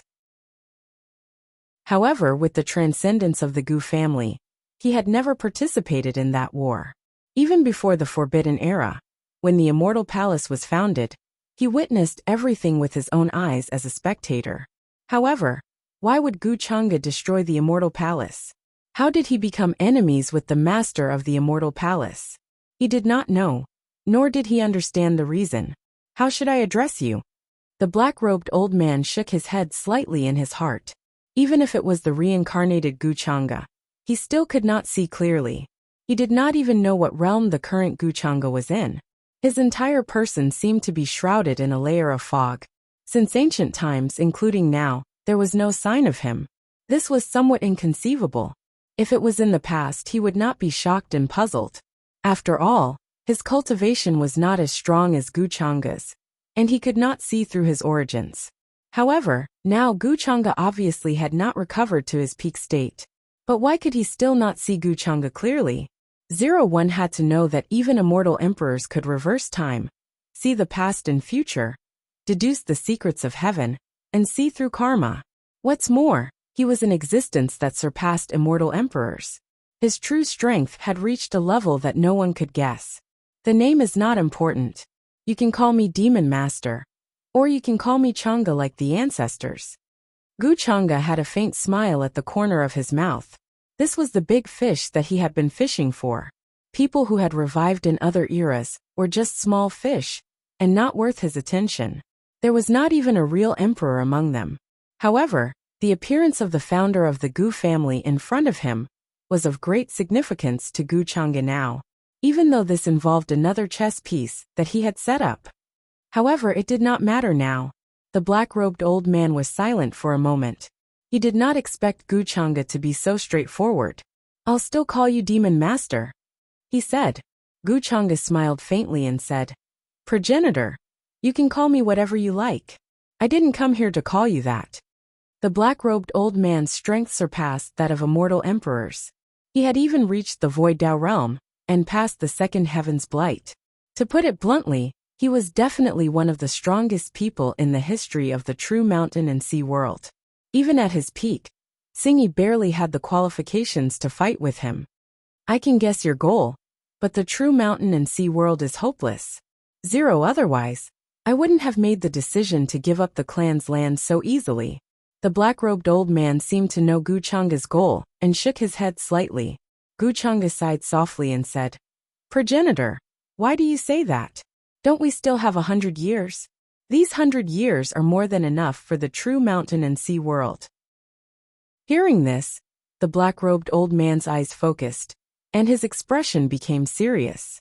He knew that with Gu Chang'e's status, he would not say such words so easily. Did that not mean that Gu Chang'e had some sort of plan? However, what could be changed in 100 years? Even if he had another 10,000 years, 1,000,000 years, or even 100 eras, there would not be any changes. If it wasn't because there was no other way, who would be willing to leave their home? After all, this is the foundation I built with my own hands, the family I created with my own hands. Your parents and clansmen are all my descendants. How can I bear to watch them be sacrificed along with this world? I don't know what your plan is, but I can tell you directly. This time, the hunters who crossed over from beyond the vast expanse are very strong. They definitely have an ancient true world supporting them. Besides that, I also sensed a mad and chaotic presence among them. There might be a lunatic among them. At this point, the black-robed old man no longer hid anything. He did not expect the Gu family members to understand what he said and understand how dangerous the situation was. However, he knew that Gu Chang'e definitely understood what he meant. A hunter with an ancient true world supporting him would not be much weaker than him. And those who were called lunatics were all ruthless people who had destroyed a true world with their own hands. They had long since lost their emotions, and did not have any misgivings. Besides him and Gu Chang'e, who else in the current true mountain and sea world had the right to fight against those hunters? It was precisely because of this that the black-robed old man decided to bring all the members of the Gu family to migrate to the Nine Heavens. He did not want to stay in this place and be sacrificed along with the true mountain and sea world. He was very clear-headed and rational. He understood just how terrifying this disaster was to the true mountain and sea world. The other living beings were not afraid, because they were ignorant and could not come into contact with this level of power. They understood too little. However, Guchanga should understand this. The true mountain and sea world is not as weak as you think, progenitor. Those who should return will return. Could this disaster compare to the calamity? Guchanga smiled faintly. His tone did not become solemn, because of what the black-robed old man said. Did I underestimate the true mountain and sea world? Or are you saying that you have some sort of plan that I do not know about? When the black-robed old man heard this, he frowned. Under his wide robe, he began making deductions. Chapter 940. At his current level, there were many things that he did not need to deliberately deduce. He would have a premonition about them. Even the life, past, and future of a cultivator could be clearly understood with just one glance. The reason why he wanted to migrate with the Gu family and leave this world was because he saw the scenes from the past. The true mountain and sea world was covered in a rain of blood. The heavens had collapsed, and the world was hazy. All living beings were plunged into misery and suffering, and the entire world was sacrificed. He could not see the slightest bit of hope in this. He could only see gray and desolation. The world had collapsed, and all worlds were enveloped in endless blood and fire. Yet now, Guchanga suddenly told him that he had underestimated the true mountain and sea world? There was a hint of doubt and confusion in the black-robed old man's heart. He quickly began to deduce, but as he continued to deduce, his frown deepened. Why was the celestial domain still the same as the future he had seen? It was broken, collapsed, and its order was destroyed. He felt that there was something strange about it, so he continued to deduce it again and again. There were billions of possibilities in every instant, but in the eyes of an existence like him, these billions of possibilities were clear lines that could lead him to the set result of the future. Impossible. When he tried to deduce the Guchanga in front of him again, he suddenly realized that he seemed to have disappeared from the past, the future, and even the present. He was clearly standing here, but it also seemed like he was not there. He stood in a dimension unknown to others and looked down on all living beings. The black-robed old man swiftly raised his head and stared at Guchanga. You have clearly not recovered to your former peak. But why is it that even in the present world, you are nowhere to be seen? Who the hell are you? Was the dark calamity many epochs ago deliberately set up by you? He seemed to have understood something at that moment, and he asked with a grave voice. If that was really the case, did it not mean that even he had been deceived by Guchanga in the past? He thought that he was a person who was above the world and looked down on the changes of the people in the epochs, the turmoil of the mountains and rivers, and the movement of the stars from the perspective of a bystander. But in truth, all of this was under Guchanga's control and planning. All of the Gu family clansmen in the ancestral hall felt a kind of pressure, as if their souls were trembling. This was just a strand of aura that the black-robed old man had inadvertently revealed when he spoke just now. He had no intention of targeting them. However, this terrifying, suffocating feeling that was as vast as the entire universe was pressing down on them still terrified them. For an existence like this ancestor of the Gu clan, his cultivation could only be described as unfathomable and indescribable. It was completely at a level that they could not guess or imagine. However, Guchanga seemed as if he didn't feel this pressure, and his expression was composed as he smiled faintly. Ancestor, what do you mean? Are you doubting me? Do you really think that I intend to destroy the true mountain and sea world, and make all the living beings in the world die with it? His words caused the expressions of all the ancestors in the ancestral hall to change. They suddenly felt that Guchanga and this ancestor seemed to be competing against each other. No matter what, Guchanga was a member of the Gu clan, and he was even familiar with some of them. Naturally, they did not want Guchanga to come into conflict with this ancestor. The black-robed old man also understood that he had lost his composure, and his expression quickly returned to normal. It had been a long time since he had such a huge fluctuation in his emotions like today. Originally, he had an aloof attitude towards the true mountain and sea world, because since ancient times, there were not many people who could truly enter his eyes. The only exception was Guchanga. But why could he not sense the presence of any other space-time, or time on Guchanga, or even the ripples of existence? It was as if Guchanga had truly collected all the figures in the timeline, and the endless space-time had returned to one, and he was the only one. As an ancient cultivator in the Void Tao realm, who had walked on the path of transcendence, and had even gone through 2 heavenly blight tribulations, he knew what this meant, which was why everyone found it hard to believe. He stood tall in the current world, but he could not find Guchanga's figure in the past. It was as if he did not exist in the past, nor did he exist in the future. In fact, he did not even exist in the current world he was in. It was as if Guchanga had appeared out of thin air. It was such a creepy thing to do. It's not that I doubt you, but I suddenly don't understand your origins. Since ancient times, only those with talent who broke through the shackles and restrictions had the right to jump from the immortal realm to the Tao realm. Could it be that you are an anomaly among anomalies, a so-called anomaly? The black-robed old man's voice was slightly deep. His origins were extremely ancient, and could be traced back to countless eras ago. At that time, cultivation realms were not as detailed as now. Ancient cultivators like them were used to calling themselves the mortal realm, the immortal realm, and the Tao realm. The mortal realm generally covered all the realms before the immortal path. Even those who stood at the peak of the human path, who were also those who had achieved the Tao, were only at the peak of the mortal realm. As for the immortal realm, it was actually a series of realms from the true immortal realm to the immortal emperor realm. After walking on the path of transcendence, it was the Tao realm. The division between the void Tao realm and the true Tao realm also came from this. However, there were too few ancient cultivators who had walked to the Tao realm. Even those ancient true worlds that had been nurtured for countless eras and gone through many calamities had only given birth to a few existences in the Tao realm. Therefore, the black-robed old man was completely qualified to look down on the true mountain and sea world. This was just a newly born ancient world, and there was not even a single ancient cultivator. During the first war of the heavens, if the demon lord had not appeared, there might not have been the second calamity, and the current true mountain and sea world. This series of events made the black-robed old man think in a certain direction, especially when Guchanga said these words in front of him today. Ancestor, you worry too much. I just want to tell you that the true mountain and sea world will not be destroyed because of this calamity. As for the anomaly, you can understand it that way, but I would rather call it an anomaly. Guchanga still smiled faintly. The black-robed old man's frown deepened. Anomaly?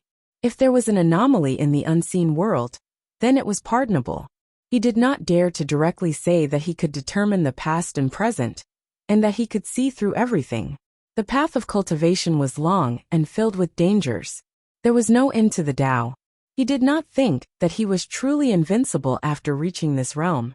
Even someone as strong as the distant ancestor had a time when he was unable to reverse the situation. I came here to look for you, because there is something I want to discuss with you. I also know about the Gu family.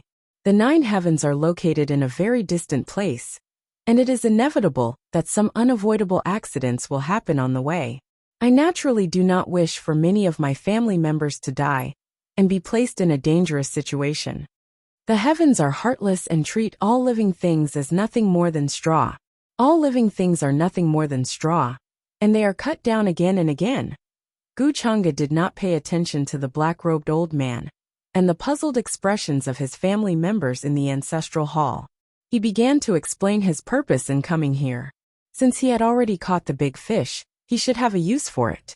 From a certain point of view, there was indeed no one more suitable than the Gu family's ancestor. When the black-robed old man heard these words, he sank into silence. Perhaps the members of the Gu family in the ancestral hall did not understand the meaning of these words, but at his level, he naturally understood what Guchanga was trying to say.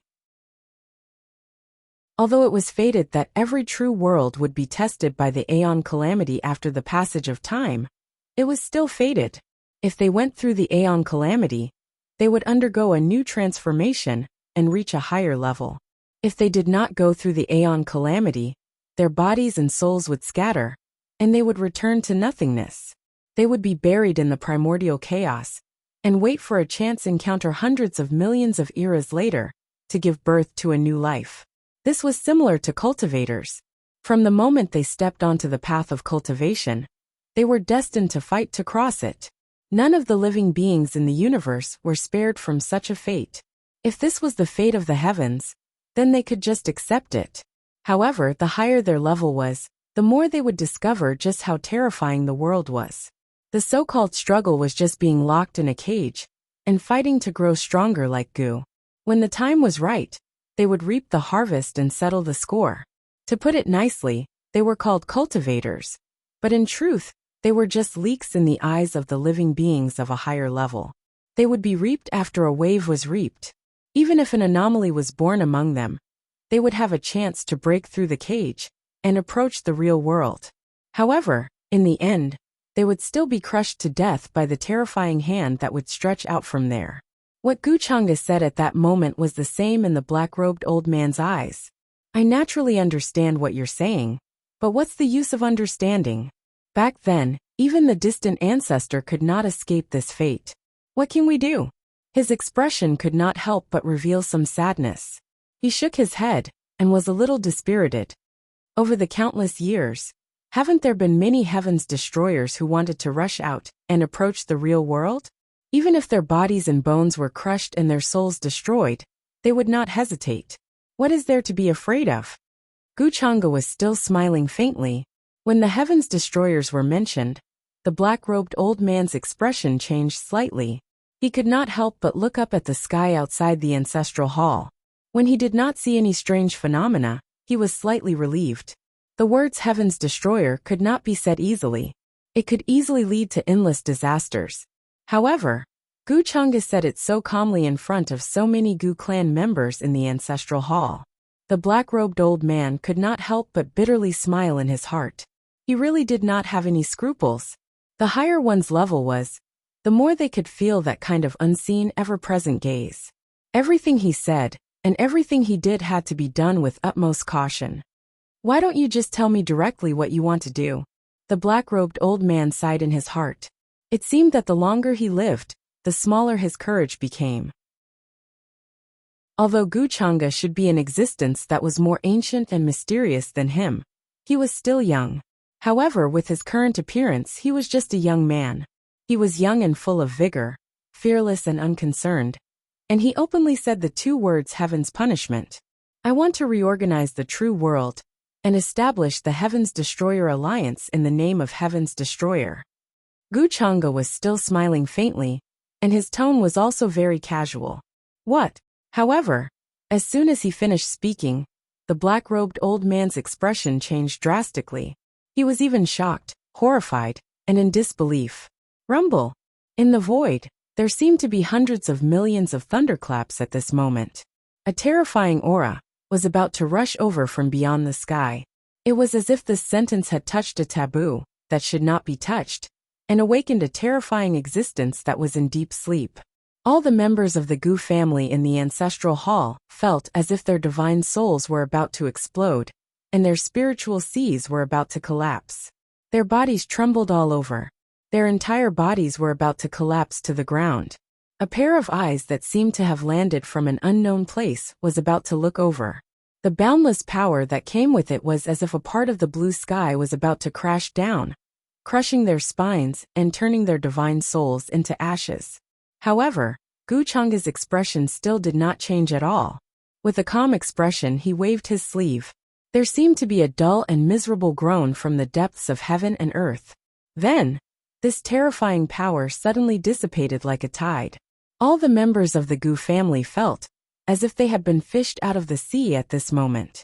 Their bodies were drenched in cold sweat. Even though they had been through many storms in 3 years, there was still some fear and uneasiness in their eyes. What exactly is this? Someone could not help but murmur. There was still a trace of fear in the depths of their eyes. The black-robed old man's expression had returned to normal. He only looked at Gu Chang'e with a complicated expression. He did not expect that Gu Chang'e's ambition would be so great that he would dare to set up the Heaven Alliance. How bold and daring did he have to be? After all, he had only said that sentence just now, and it had caused such a terrifying phenomenon and attracted the attention of a certain place. If he really set up the Heaven Alliance, it would cause endless waves and cause a terrible karma backlash. The black-robed old man did not dare to imagine.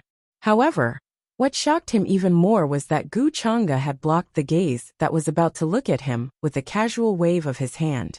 This strength might not have returned to its peak state, but it should not be far away. How far did you go in the past? How did you reincarnate and cultivate again? The black-robed old man finally could not help but ask the biggest question in his heart. With Gu Chang'e's strength, even after the Forbidden Era, it would be easy for him to destroy the entire true mountain and sea world. What kind of existence could fight against him?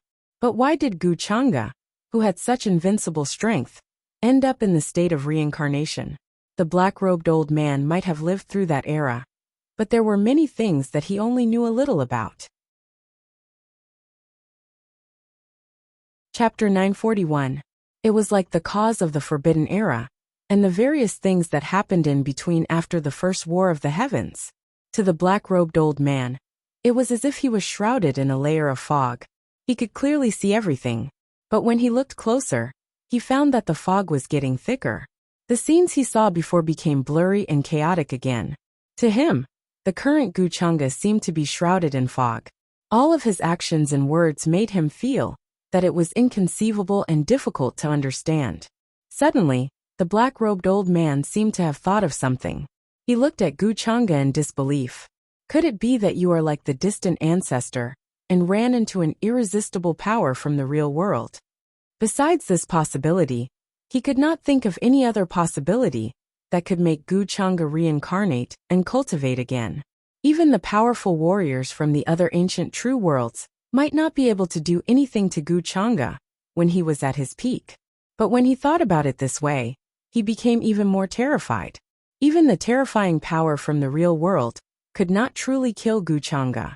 It could only make him reincarnate. After many years, Gu Chang'e had returned to the world. He was not dead. Did that not mean that Gu Chang'e was stronger than the distant ancestor of the Gu family? After all, even the distant ancestor was wary of that power. He once said that it was not something that any living creature in the world could withstand. Even if it was just a wisp of qi, it could easily destroy all lives and make all cultivators vanish. No wonder you have such boldness and courage to say such words. You are a companion of the distant ancestor. In fact, you might have even gone further than the distant ancestor. At that moment, the black-robed old man finally understood a little. A hint of bitterness appeared at the corners of his lips. Gu Chang'e did not answer too much. He still had a faint smile on his face. Since the black-robed old man was connecting in that direction, then he would naturally not expose anything. The people of the Gu family in the ancestral hall could only understand half of the words that sounded like a riddle. However, they did not understand what the black-robed old man meant. Gu Chang'e was on the same level as the Gu clan's ancestor? Could it be that he could go even further? Compared to the transcending distant ancestors, he might be able to go even further. This is definitely one of the most powerful individuals from past to present. Their hearts were filled with shock. Originally, when they found out about the many secrets of the Gu family, they already felt that it was very inconceivable. They needed a period of time to digest these facts. However, he never expected that Gu Chang'e's true origin was even more powerful than his ancestor. Those words were personally spoken by the ancestor before him. This shock was even more shocking and inconceivable than personally hearing the deeds of the distant ancestor just now. With you guarding the true mountain and sea world, it is indeed more useful than any other defensive measures. The black-robed old man's expression had already returned to normal, but his heart was still not calm. He also understood. Gu Chang'e had personally said that the true mountain and sea world was not as simple as it seemed. He definitely had his own intentions and plans. The black-robed old man did not intend to ask any more questions about this. With Gu Chang'e around, there was naturally no need to worry about this so-called hunter disaster. At that time, it would be hard to say who would be the hunter and who would be the hunted. I am not staying in the true mountain and sea world just to guard this place. Gu Chang'e smiled faintly. His eyes became deep and profound. He said, "The heavens are not benevolent. I want to build the alliance of heaven. I want to use the power of all ages to attack the heavens and purge the world. I came here today to ask for a favor from you, progenitor." The black-robed old man's eyebrows twitched again because of his words. However, when he thought about Gu Chang'e's origins, there did not seem to be anything wrong with it. He could only force himself to remain calm and not make a fuss because of this. After all, when one reached Gu Chang'e's level, one's pursuit of Tao and Tao had already reached its limit. There might be no end to the Tao, but there was an end to the road. They were already standing at the end of the road. That was why the people at the same level as Gu Chang'e and the Gu family's progenitor were no longer thinking about how to survive the calamity or how to get through heaven's blight. Instead, they were thinking about how to attack the heavens and how to break through the end of the road to reach the end. "Tell me, what do you want me to do?"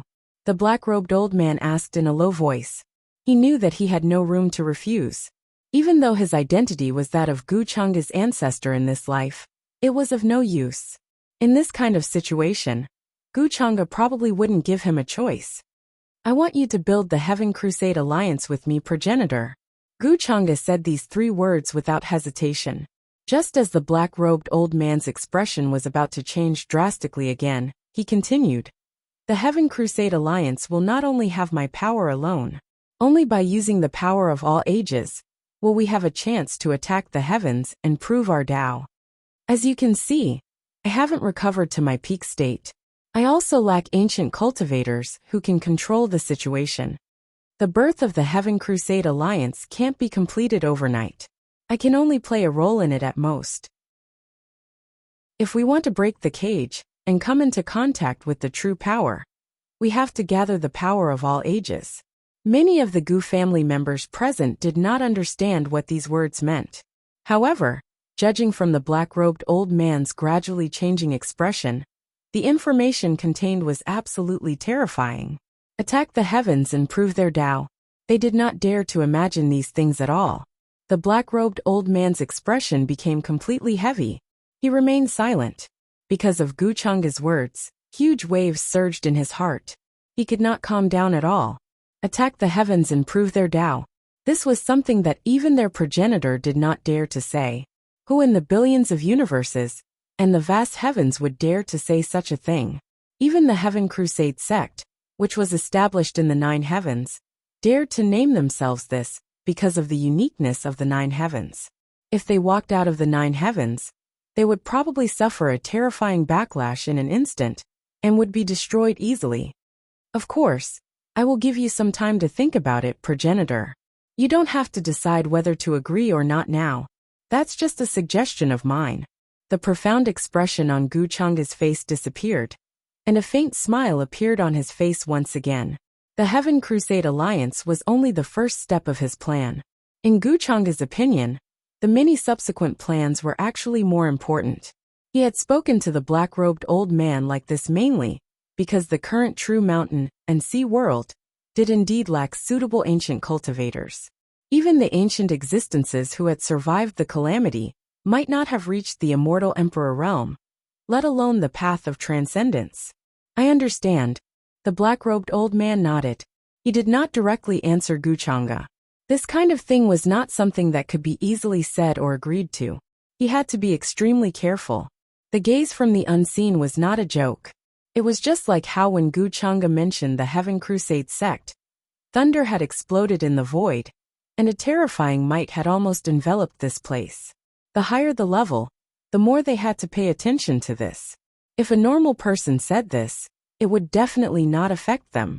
At that moment, the black-robed old man was also considering whether he should think of a way to contact the main family in the 9 heavens and discuss this matter. Even though their goal had always been to revive their ancestor, It did not mean that they were willing to become leeks and be harvested by others. The reason why their ancestor had died in the past was because he had encountered the great terror of the true land and had no choice but to use his body to create a world. Guchanga left the Gu family and did not talk to the other progenitors or family members. Their levels were different now.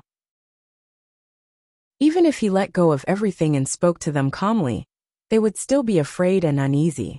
As for his parents in this life, he only glanced at them from afar before turning around and leaving. Gu Lintian had already stepped down from the position of family head, the two of them long focusing on cultivation, both of them currently in seclusion.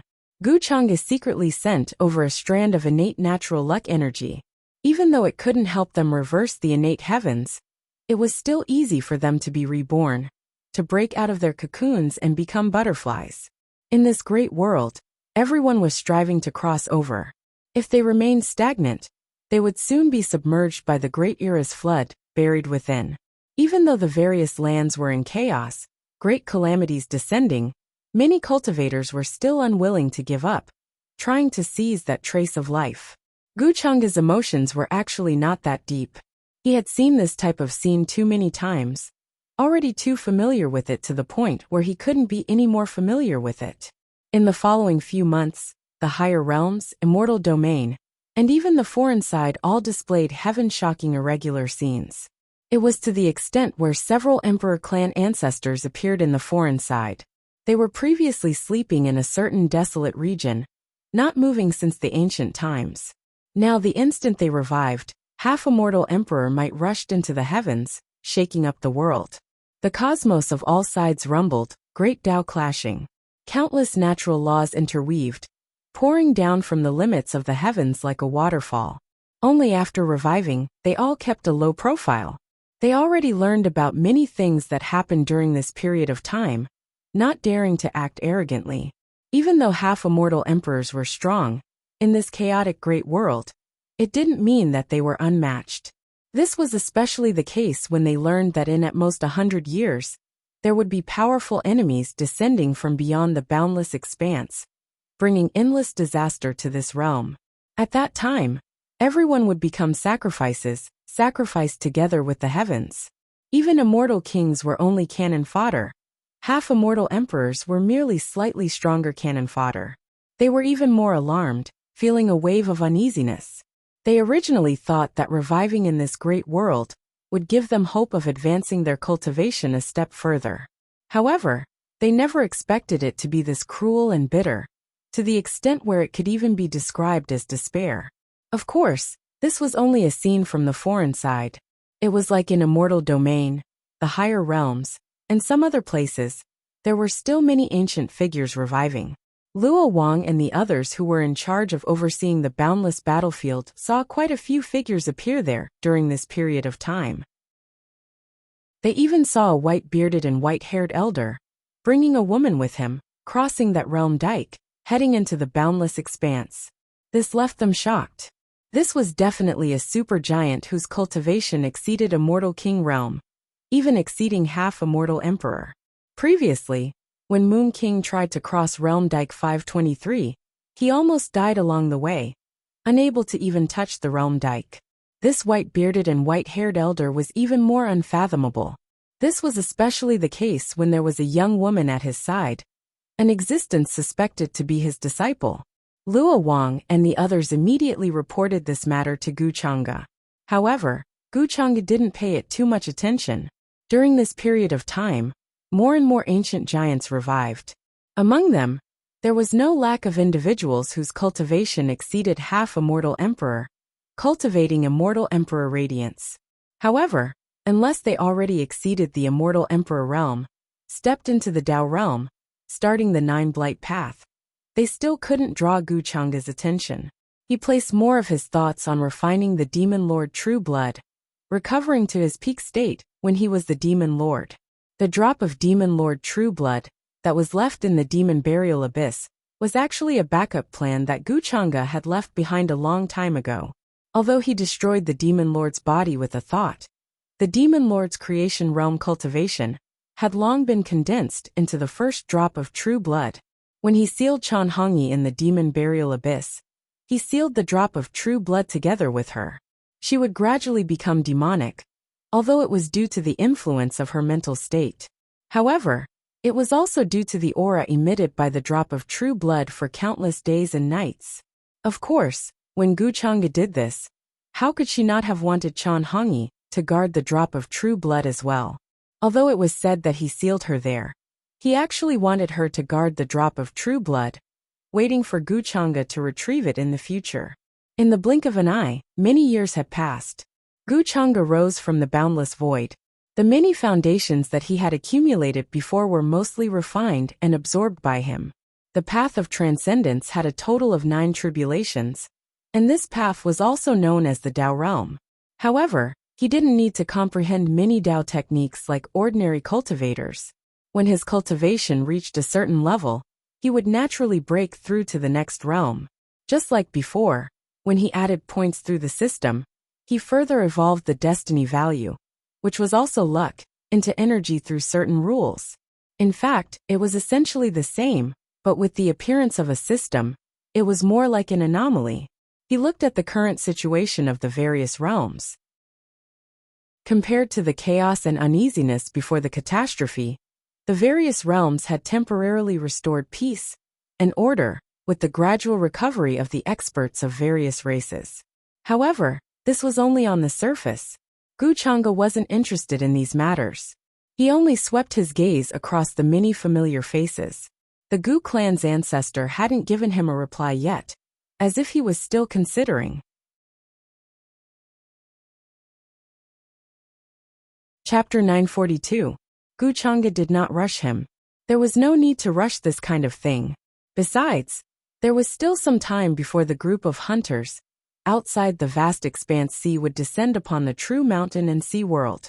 However, this was not the main point. Those hunters were not worthy of Gu Chang'e's attention. What he was considering now was whether he should contact the other true worlds. The formation of the Heaven-Punishing Alliance naturally could not involve only one true world.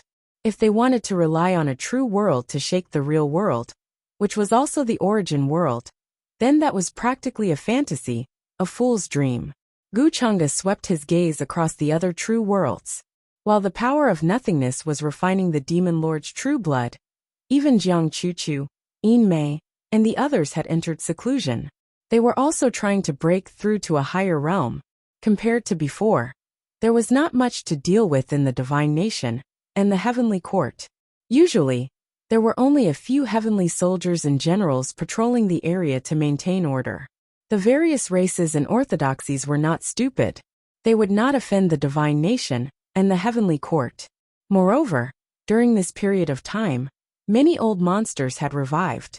Some ancient figures had even experienced the dark calamity of the Forbidden Era, in the same era as Gu Chang'e. Therefore, they were well aware of how terrifying Gu Chang'e was. None of them dared to act rashly.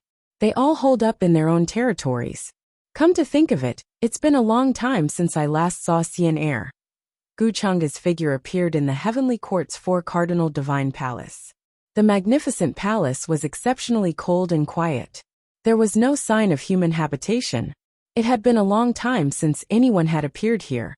After Yu Mingkong entered seclusion, Gu Chang'e gave the order. Many of the heavenly court's affairs were handed over to his many officials, including the various immortal king clans in the immortal region. Therefore, there was almost no one in the vast central area of the heavenly court. Even the experts who had followed Gu Chang'e and were highly regarded by him did not dare to set foot here without permission. He shook his head slightly. In the empty palace, only the hanging curtain was fluttering in the wind. Gu Chang'e stood there alone for a long time without moving. Ever since the last time he returned from the immortal region with the big red bird and saw Gu Xian'er, the two of them hadn't seen each other for a long time.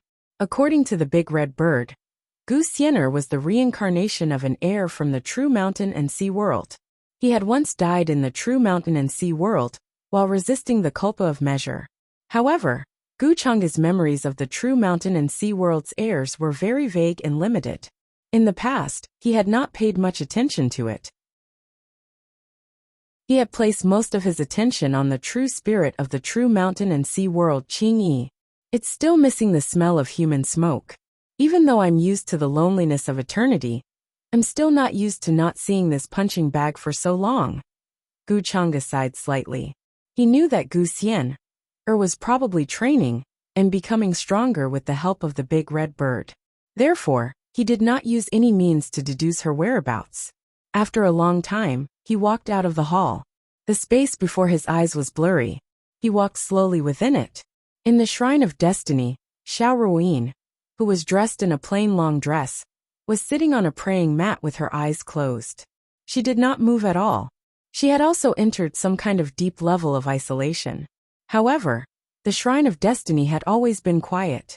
There were not many living beings in the galaxy, within a circumference of nearly 1,000,000 miles. Xiao Ruoyin had also dismissed all the maids in the Shrine of Destiny. She had accompanied the immortal boat and the ancient lamp. Gu Chang'e's arrival did not wake her up. He only watched from the side without making a sound. After watching for a while, he quietly left. Gu Chang'e did not know why he had come to the Shrine of Destiny. Why did he want to look at Xiao Ruoyin? Was it because the people around him had all entered isolation? Was it because he was a little lonely? Wanted to find someone to talk to? Or was it because he felt guilty towards Xiao Ruoyin? Gu Chang'e found it difficult to understand these emotions.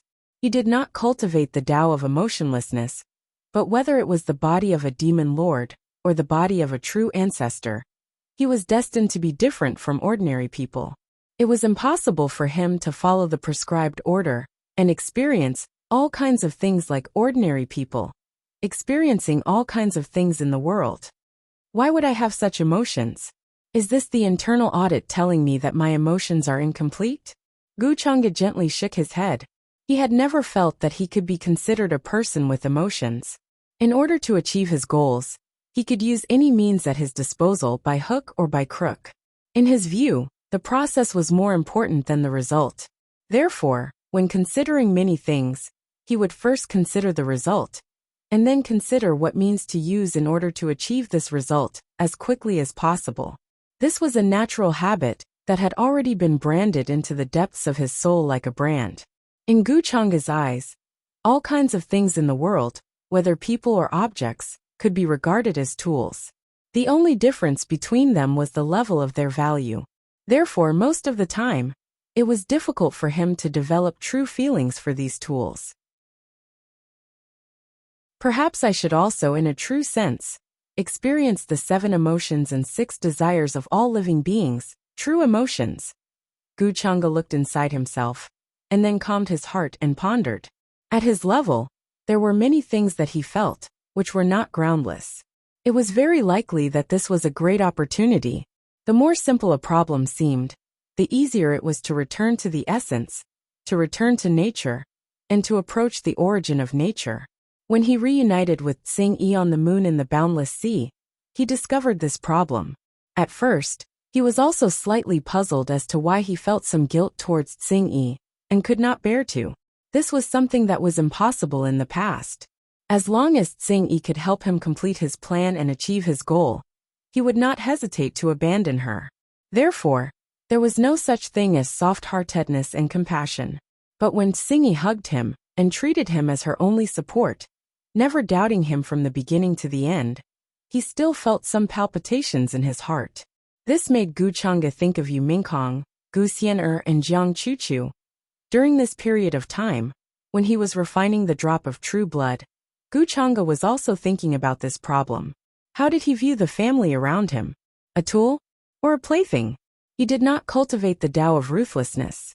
Before he completely awakened his past memories, he had indeed experienced many things with them. And these emotions before this had never been born. Therefore, after Gu Chang'e introspected, he suddenly understood. His current body was walking the path of the Tao. The Tao of man was not a saint, who could be ruthless.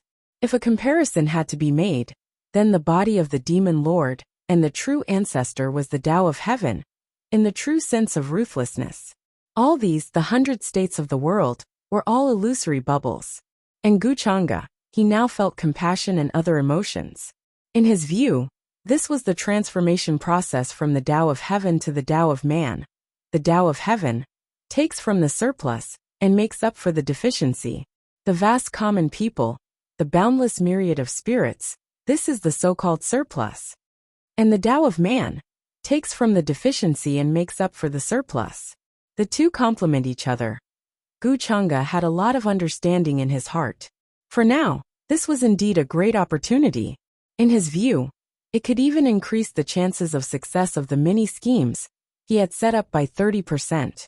The existence of the true ancestor could be said to be the representative of the Tao of Heaven, representing the will of heaven.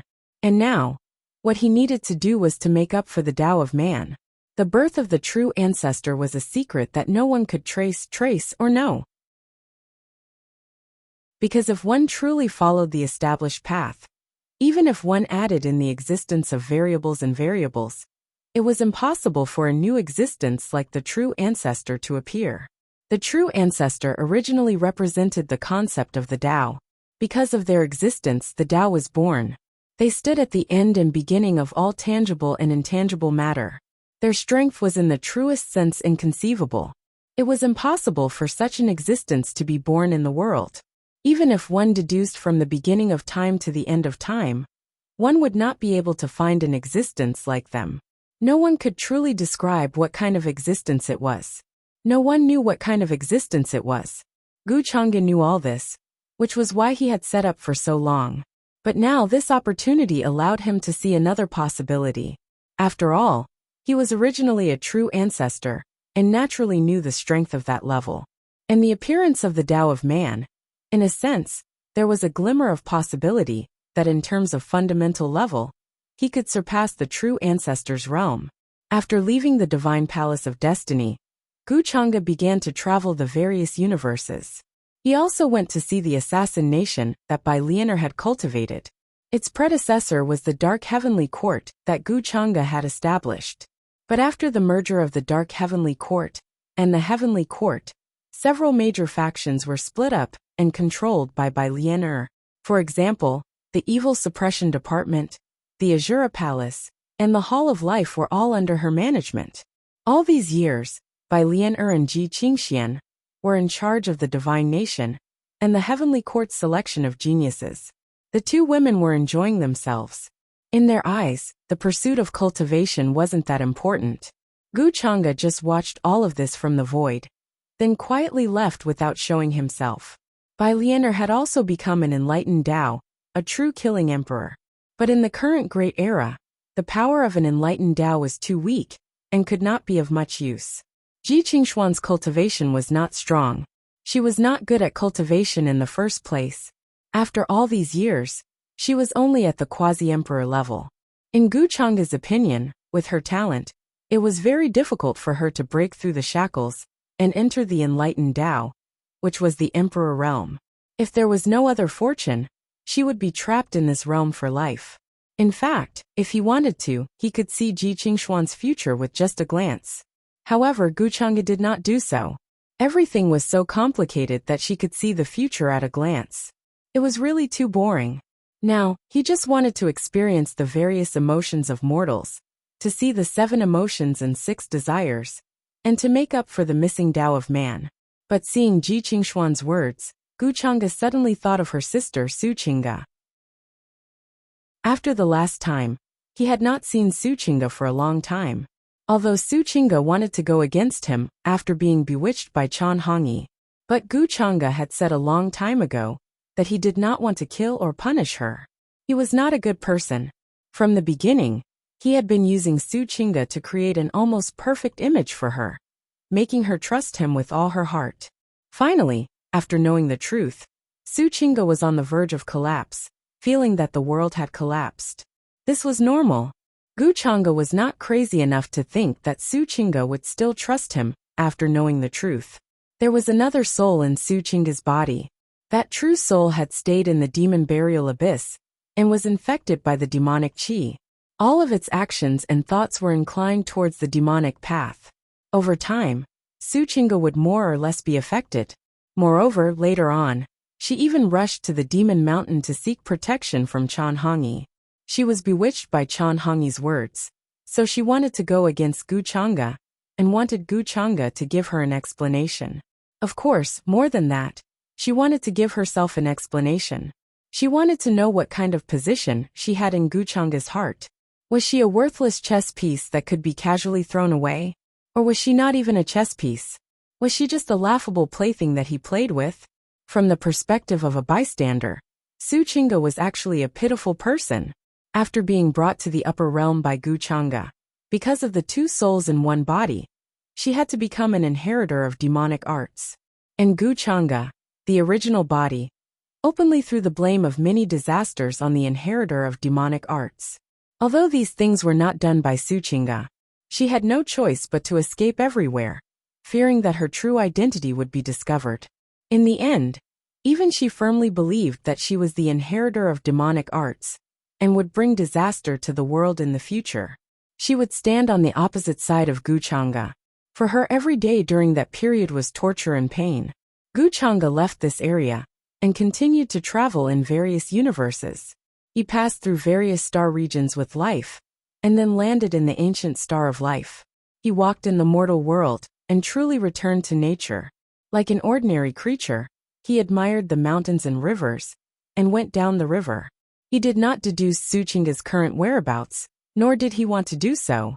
He just let nature take its course. If there was fate, he would naturally see her. If not, there was no need to force it.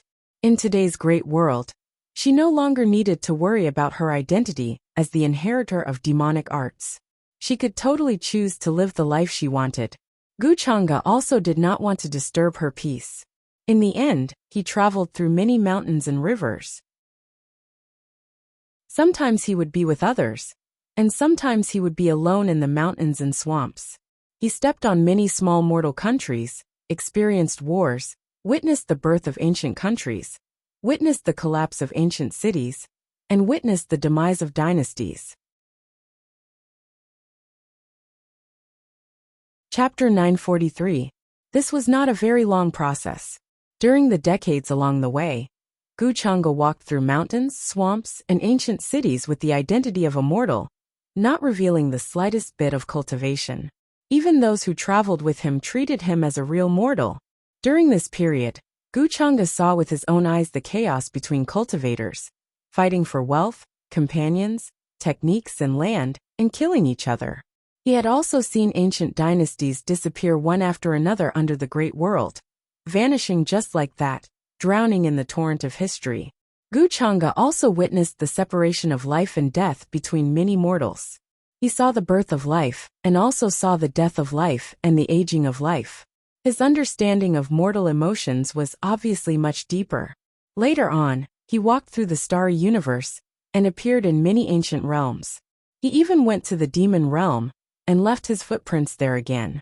However, Demon Empress Shi Yao was no longer in the demon realm. She only left behind a Dharma body to guard in case the demon realm was in chaos. Her original body went to the starry sky in search of an opportunity to break through. She stepped on the Emperor's road a few years ago and reached the Emperor realm in the depths of another starry sky. However, she did not choose to return to the demon realm. Instead, she continued on her journey in an attempt to break through to a higher realm. For today's world, the cultivation of those who had achieved the Tao could be said to be far from enough. The demon empress, Shi Yao, knew this very well. As the ruler of the demon realm, although she had an ambiguous relationship with Gu Chang'e, it was difficult to convince the masses without absolute strength. Even immortal kings had to carefully hide, unable to withstand the wind and waves. During this time, there were naturally many ancient great demons in the demon realm. They had a long lifespan and terrifying strength. The demon court, which originally unified the various realms, was also in a state of collapse. The various demon ancestors occupied a region and did not give in to each other. If it were not for the close relationship between the demon empress and Gu Chang'e, they would not dare to attack the demon court. Otherwise, they would have already annexed the demon court. From this, it could be seen that the situation in the demon realm was turbulent. The originally peaceful places were once again filled with war, and the common people of the demon realm had no way to make a living. Gu Chang'e stayed in the demon realm for a while. He didn't go to the demon court, nor did he look for Xiao to talk about old times. He still chose to view all of this from the perspective of a traveler. He was impartial and would not say which side he was biased towards. Several years later, he left quietly, and no one knew that he had come. Gu Chang'e then went to other places. He went to the Sky Water Domain, passed through the Boundary Monument Sea, and appeared in 8 Desolate's 167 domains. Celestial Deer City still stood tall and majestic, its walls engraved with ancient runes that flowed with terrifying power. Cultivators from various clans came and went. It was extremely lively, and there was no lack of hawking sounds on the ancient streets. Compared to the other realms, this place had become a pure land. There were no wars or disputes, and order was maintained. At least, that was the case for now. The 8 Desolates and 10 regions, that were previously divided up by the various orthodoxies of the upper realm, had now been abandoned one after another. Each domain had a new master. From a certain point of view, it was as if they had been reborn. Gu Chang'e had obtained the epic tree here. He was also the first to break through Sky Deer City and enter the 8 Desolates' 10 regions. However, he basically never came here again after that. Now that he had reunited with his old acquaintance, he did not feel any emotions. He only felt a little emotional. Time passed by quickly. The Empyrean Deer Mystic Fairy did not sense his arrival. Now that he had returned to his original state, even if he had a great background in cultivation, he would not be able to sense it. Therefore, when Gu Chang'e suddenly appeared beside the Empyrean Deer Mystic Fairy, she was shocked. It took her a long time to recover from her shock. The Empyrean Deer Mystic Fairy, who was now a true immortal, could be considered an overlord. To be able to appear beside her so silently, his cultivation level was definitely unimaginable. This was her first reaction. Then she subconsciously wanted to attack Gu Chang'e. Of course, with her cultivation level, she could not hurt Gu Chang'e. Gu Chang'e suddenly had a bad taste in his mouth. He thought of the past with the Empyrean Deer Mystic Fairy, and suddenly wanted to scare her. Therefore, when she saw that the person was Gu Chang'e, the Empyrean Deer Mystic Fairy was relieved. Then she glared at him.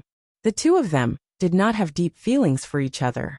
In the beginning, the Empyrean Deer Mystic Fairy had planned to sacrifice herself. She had left the city in an attempt to stop Gu Chang'e. At that time, there was a vast army from the upper world stationed at the shore of the Boundary Monument Sea. There were countless powerhouses. If the Empyrean Deer City was breached, the 8 Desolates' 10 regions would definitely not be able to resist. That would be a terrible catastrophe for the Empyrean Deer City, and the 8 Desolates' 10 regions behind it. The Empyrean Deer Mystic Fairy left alone to protect the Empyrean Deer City that her master had left behind. She planned to eliminate the biggest threat, Gu Chang'e, outside the Boundary Monument Sea. Unfortunately, she had underestimated Gu Chang'e's strength and methods. Not only did she not manage to hurt Gu Chang'e, but she was also captured. She was infected by the demonic aura and almost turned into a demon. She, who was originally as pure as a Buddhist lotus, seemed to be somewhat evil and awe-inspiring. After that, many things happened when the two of them went to the 9 mountains.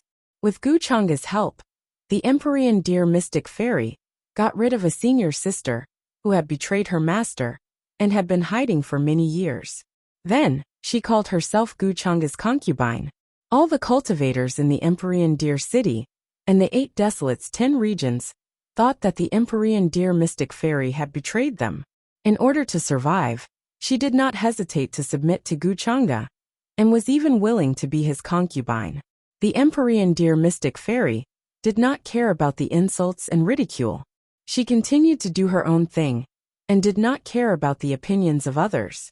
Gu Chang'e remembered all these clearly. It was also because of the Empyrean Deer Mystic Fairy that the 8 Desolates' 10 regions were safe. The two of them did not have deep feelings for each other. At most, they were dependent on each other, and were dependent on each other. Gu Chang'e came to the Empyrean Deer City because he was following the universe's starry sky. It just so happened that it was on the way. Therefore, he wanted to revisit this place and take a look. During this time, the Empyrean Deer Mystic Fairy told him about the changes in the Boundary Monument Sea. A while ago, There were many strange scenes that appeared there. A portion of the originally surging Boundary Monument Sea had already dried up, revealing the cracked seabed. She had sent people to investigate, but they were stopped by an invisible force and could not really get close. Therefore, the Empyrean Deer Mystic Fairy did not know what had happened in the depths of the Boundary Monument Sea. Guchanga did not care about this. He had known for a long time that there was an ancient battlefield under the Boundary Monument Sea. The original heaven-conquering army had fallen there. Later on, for some reason, the ancient battlefield fell there. The Boundary Monument Sea and the vast ocean came from the same source, but there was a clear difference in levels. It could be said that the Boundary Monument Sea was actually the water of the vast ocean that had evolved over countless years. That was why many cultivators were curious about the origins of those tumbling ancient realms. Why was it that even true immortals could not cross, and became a natural barrier in the 8 Desolates' 10 regions? These were not secrets to the current Guchanga. So he told the Empyrean Deer Mystic Fairy not to worry about it. Even if some old guys from ancient eras came out from the depths of the Boundary Monument Sea, they would not act rashly. After staying in Empyrean Deer City for a few years, Guchanga also left. Along the way, he had seen all kinds of things in the world: life, death, grief, anger, obsession, and hatred. However, to him, these insights were far from enough. It was like witnessing these as a bystander, but he could not really experience them. It was as if he was just a little bit away. It was like mist in the clouds, separated by mountains and seas. He could not personally touch it, let alone approach it. He sighed in his heart. He still felt that he could not truly experience these things like a mortal. After all, what he was doing was just like observing the lives of mortals from another perspective. His actions were actually not much different from the heavenly Tao. Mortals were fundamentally different from him in terms of life. If I just act like a mortal, I can't make up for in perfect the Tao of man. To begin with, this point is like standing at a high place, like observing ants, looking down on these. Guchanga frowned. He felt that he should change his mindset and method. Otherwise, if he continued like this, he could only look at flowers through the mist. He could only vaguely see a little bit. Therefore, he might have to abandon his current identity and cultivation, and truly become immortal. Of course, it was not really abandoning it. Instead, he had to completely become immortal during this period of time. It was as if he had forgotten his origins and everything. In this case, it was not a bad idea. He could completely cut off his previous problems. Therefore, in the next few years, Guchanga personally sealed many of his memories, forgetting his past as a cultivator. He even completely hid his cultivation. This time, he was finally like a mortal, able to experience all kinds of normal emotions. He would get sick, he would feel pain, he would feel hatred for the wicked, he would feel pity for the weak, he would feel sympathy for the tragic experiences, he would feel joy for the sunny weather. Guchanga felt that he could really live like a mortal. No, he was now a mortal in the true sense of the word. He did not use the method of reincarnation to comprehend these things. Instead, it was like starting a new life. Guchanga could not cross the starry sky like a cultivator, flying in the sky and burrowing through the earth. Even if it was just climbing over a mountain, he would be so tired that he would gasp for breath. He would feel hungry, thirsty, dizzy, powerless, and many other feelings that only mortals would have. His life would grow old with the passing of time. He could no longer stay in his youth forever. He could no longer stand in the high and mighty domain and look down on everything in the heavens. Even when he walked through mountains and swamps, he had to avoid many wild beasts to avoid becoming food for them. After becoming a mortal, he would get sick, hungry, tired, and old Guchanga felt that his memory had become bad. He began to forget some things, and had symptoms of forgetfulness. He seemed to have forgotten his purpose, and why he had become like this. Who was he before? What did he want to do? Why did he keep walking? Where was his destination? Thus Guchanga stopped. He felt very tired, and needed to find a place to stop. He did not want to rest, but simply wanted to rest. He was really tired, but not in the physical sense. This tiredness seemed to have accumulated for countless years. Then at this moment, it burst out like a tidal wave, completely drowning him. Qingshan Village. This was the place that Gu Chang'e had left behind. This village was not very big. There were only a few hundred families. However, it was surrounded by mountains and rivers. There were many official roads that connected to the nearest town. Every day, caravans would pass by here, bringing all kinds of beautiful and inexpensive goods. They came from cities in the distance. There were even powerful cultivators who could fly in the sky and burrow through the earth to guard the peace in all directions. I must go to the Scorching Sun sect next year and ask the immortals of the Scorching Sun sect to accept me as a disciple. At that time, I can also become an immortal who can fly in the sky and burrow through the earth. In a slightly dilapidated brick house, a little boy with slightly tanned skin and patched clothes clenched his fists and said with determination in his eyes, "The Scorching Sun sect only accepts children with roots." You silly boy, what are you thinking? Why don't you eat properly? Do you think you can become an immortal just because you want to? So many rich young masters can't squeeze in even if they break their heads. A middle-aged man with a simple and honest face reached out his chopsticks and knocked the little boy's head, scolding him with a smile. The woman next to him also shook her head and smiled helplessly. This was a simple and warm family of 3. They were also the family that temporarily took in Gu Chang'e. He walked all the way to Qingshan Village, intending to rest here. This middle-aged man was called Wang Erniu, a very simple name. At that time, he rushed back from the market with his child, Wang Xiaoniu, and happened to see Gu Chang'e resting on a bluestone. Gu Chang'e looked travel-worn, and even his clothes were a little shabby. But sitting there, Wang Erniu found it hard to forget. This was a very strange feeling. Even the master in the city recently did not have such a bearing. So Wang Erniu tried to go up and ask. Gu Chang'e just happened to feel a little thirsty, so he tried to ask for a bowl of water to drink. Wang Erniu was very warm and simple. He took him home, asked his wife to heat up the meal, and even killed an old hen that he had raised for several years. Gu Chang'e originally wanted to leave after drinking the water, but he could not refuse Wang Erniu's kindness. Why can't you become an immortal? Isn't the sister at the village in the west an immortal? After so many years, I haven't seen her age. She's always so beautiful. I don't care. Anyway, I'm going to become an immortal and marry Sister Fairy when I grow up. Although Wang Xiaoniu was scolded by his father, he still said that when he grew up, he would marry Sister Fairy. Undoubtedly, after saying this, he was hit on the head again by the chopsticks. Wang Erniu's face became serious, and he said, "You little brat, don't talk nonsense.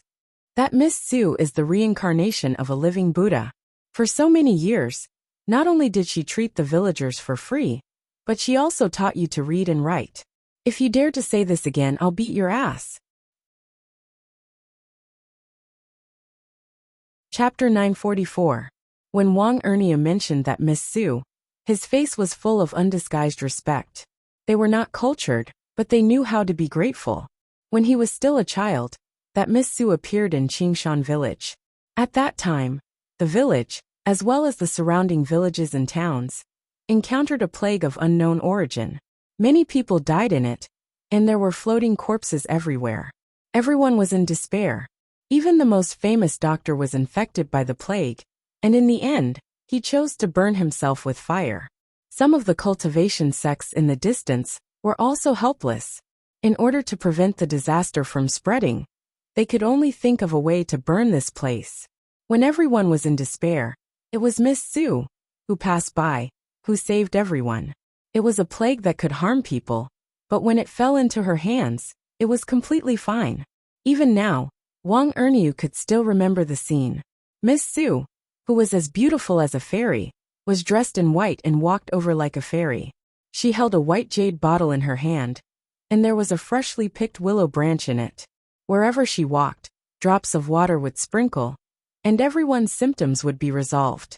The plague that had engulfed more than a dozen nearby villages was resolved by her hands, vanishing like smoke in thin air.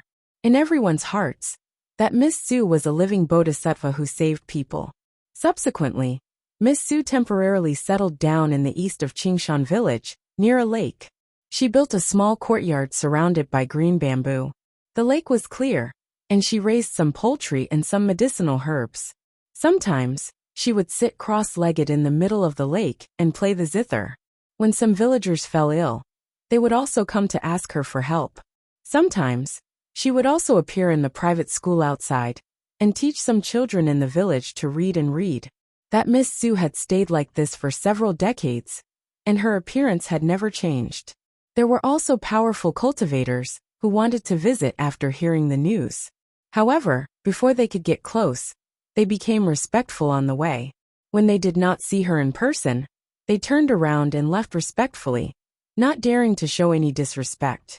Therefore, all the villagers believed that the mysterious Miss Sue of unknown origins was an immortal with unfathomable strength. No one knew where she came from, and no one knew her real name. He only knew that her surname was Sue, and that she was as beautiful as a fairy. She liked to wear white clothes and play the zither in the middle of the lake. Some villagers guessed that she might have come here to relax, or perhaps she once had a sweetheart and was missing someone. The sound of the zither was sometimes continuous, like a lingering smoke, and sometimes as cold as ice, high and piercing through the clouds. I only said that I wanted to marry Big Sister Fairy. I didn't say that I wanted to marry Big Sister Sue. Big Sister Sue wouldn't fancy a little brat like me. Besides, father, you're the one who's talking nonsense. Let me tell you, I have a foundation. Today when I was herding cows, I met an old Taoist who appeared on his sword. He smiled and patted my head. He said that I had sword bones and was suitable for swordsmanship. He even asked me if I wanted to become an immortal like him, who could fly in the sky and burrow into the earth. Then, he gave me a jade pendant and told me to wait for him. In the face of his father's harsh criticism, Wang Xiaonuo was very dissatisfied and told him what happened during the day. After returning from the market, he was asked by his father to herd cows at the entrance of the village. It was there that he met the mysterious old Taoist. The old Taoist chuckled and patted his head and hands, saying that he was a good seedling who was suitable for swordsmanship, and that he could become a powerful sword immortal like him in the future. While speaking, Wang Xiaonuo took out a simple jade pendant with sword patterns. He shook it under the shocked gazes of his father and mother. This is... Wang Erniu originally thought that this child was lying to him and spouting nonsense. However, after seeing this jade pendant, he was completely stunned. Qingshan village only had about 100 families.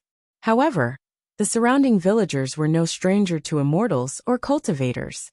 In their eyes, flying in the sky and burrowing into the earth was a representation of immortals.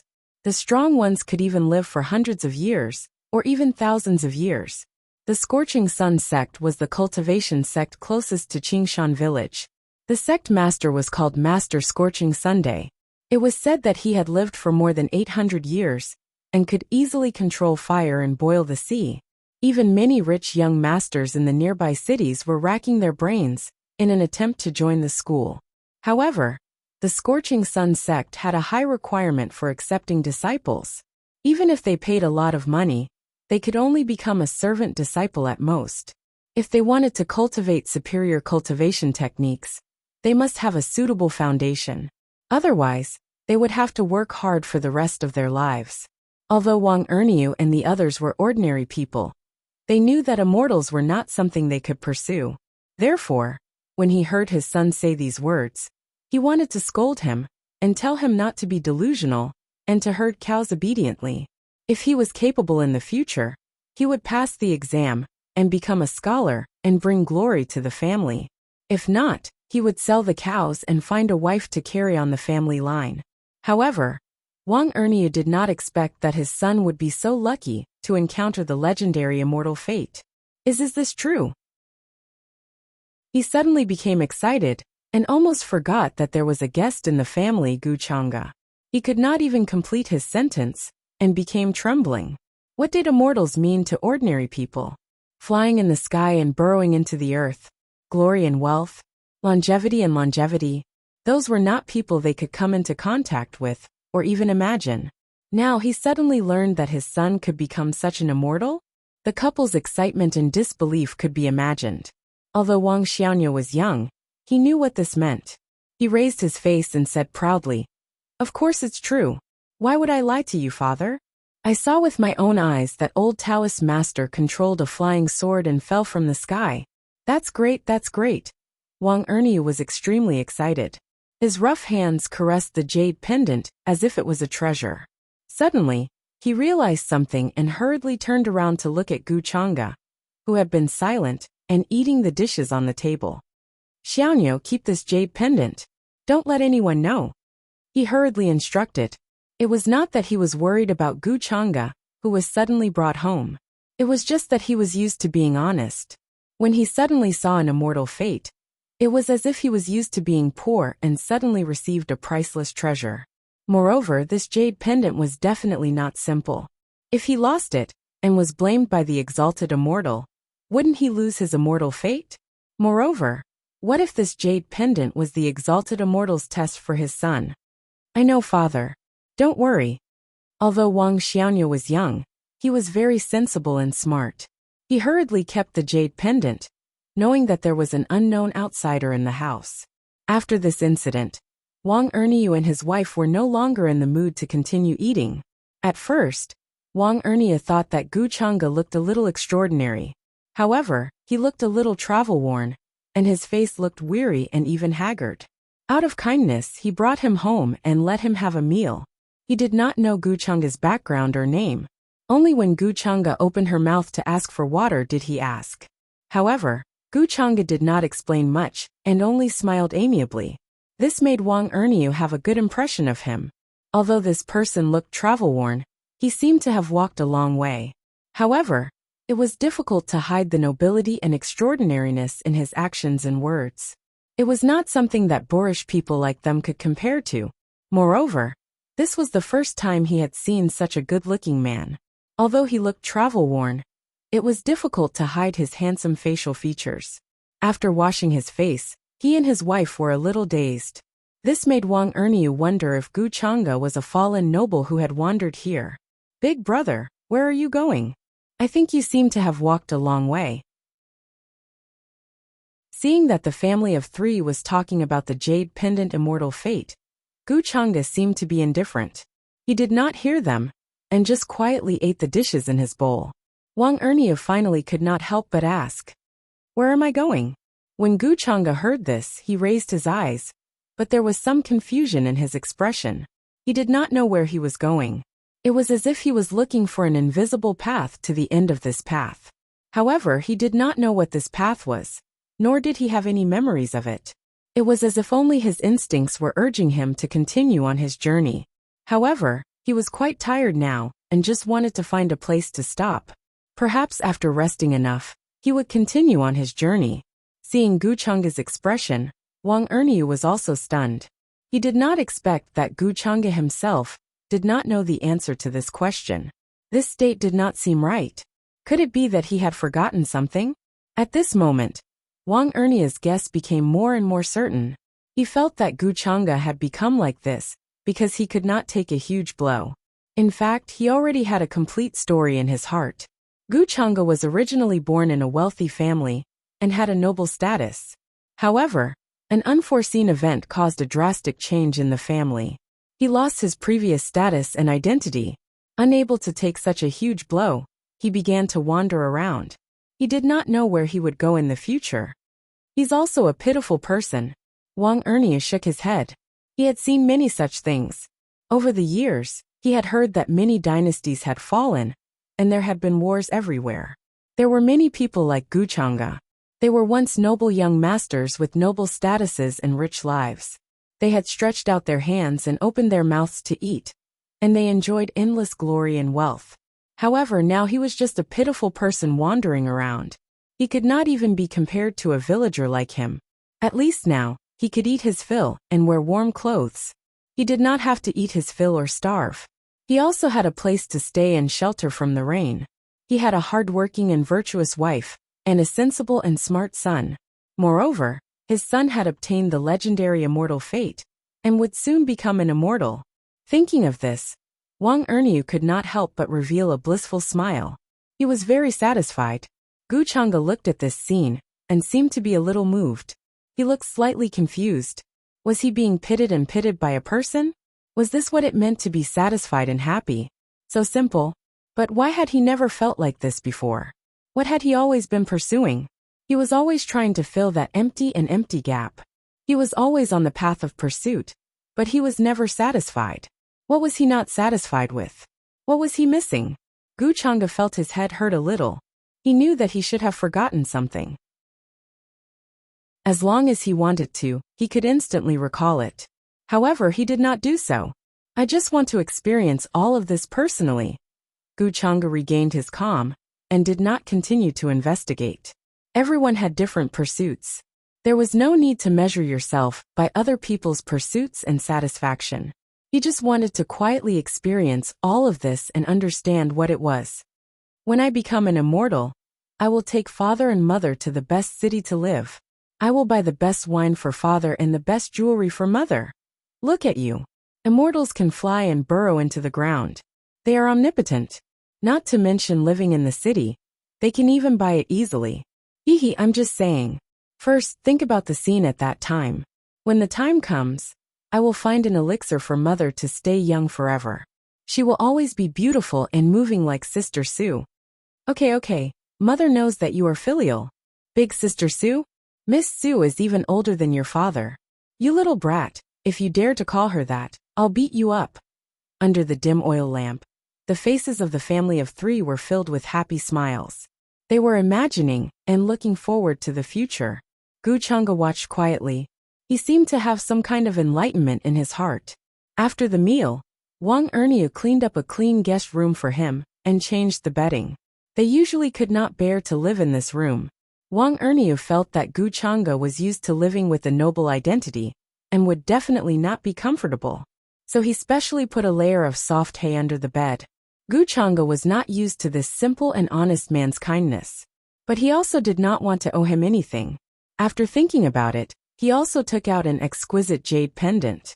Although he could not remember the value of this jade pendant, he understood that even if it was exchanged for silver, it would be enough for this family of three to live a rich life for several lifetimes.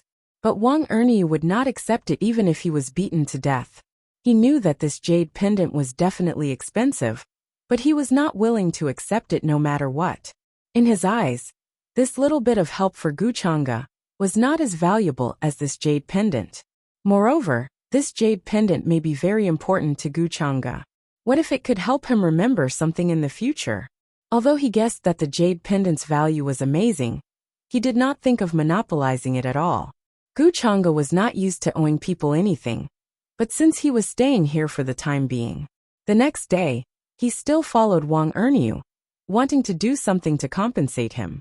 In the field, Wang Erniu was wiping the weeds with a hoe, sweating like rain. Gu Chang'e was also learning from him. This novel experience made him feel a rare sense of wonder. It seemed that he had a new understanding of something.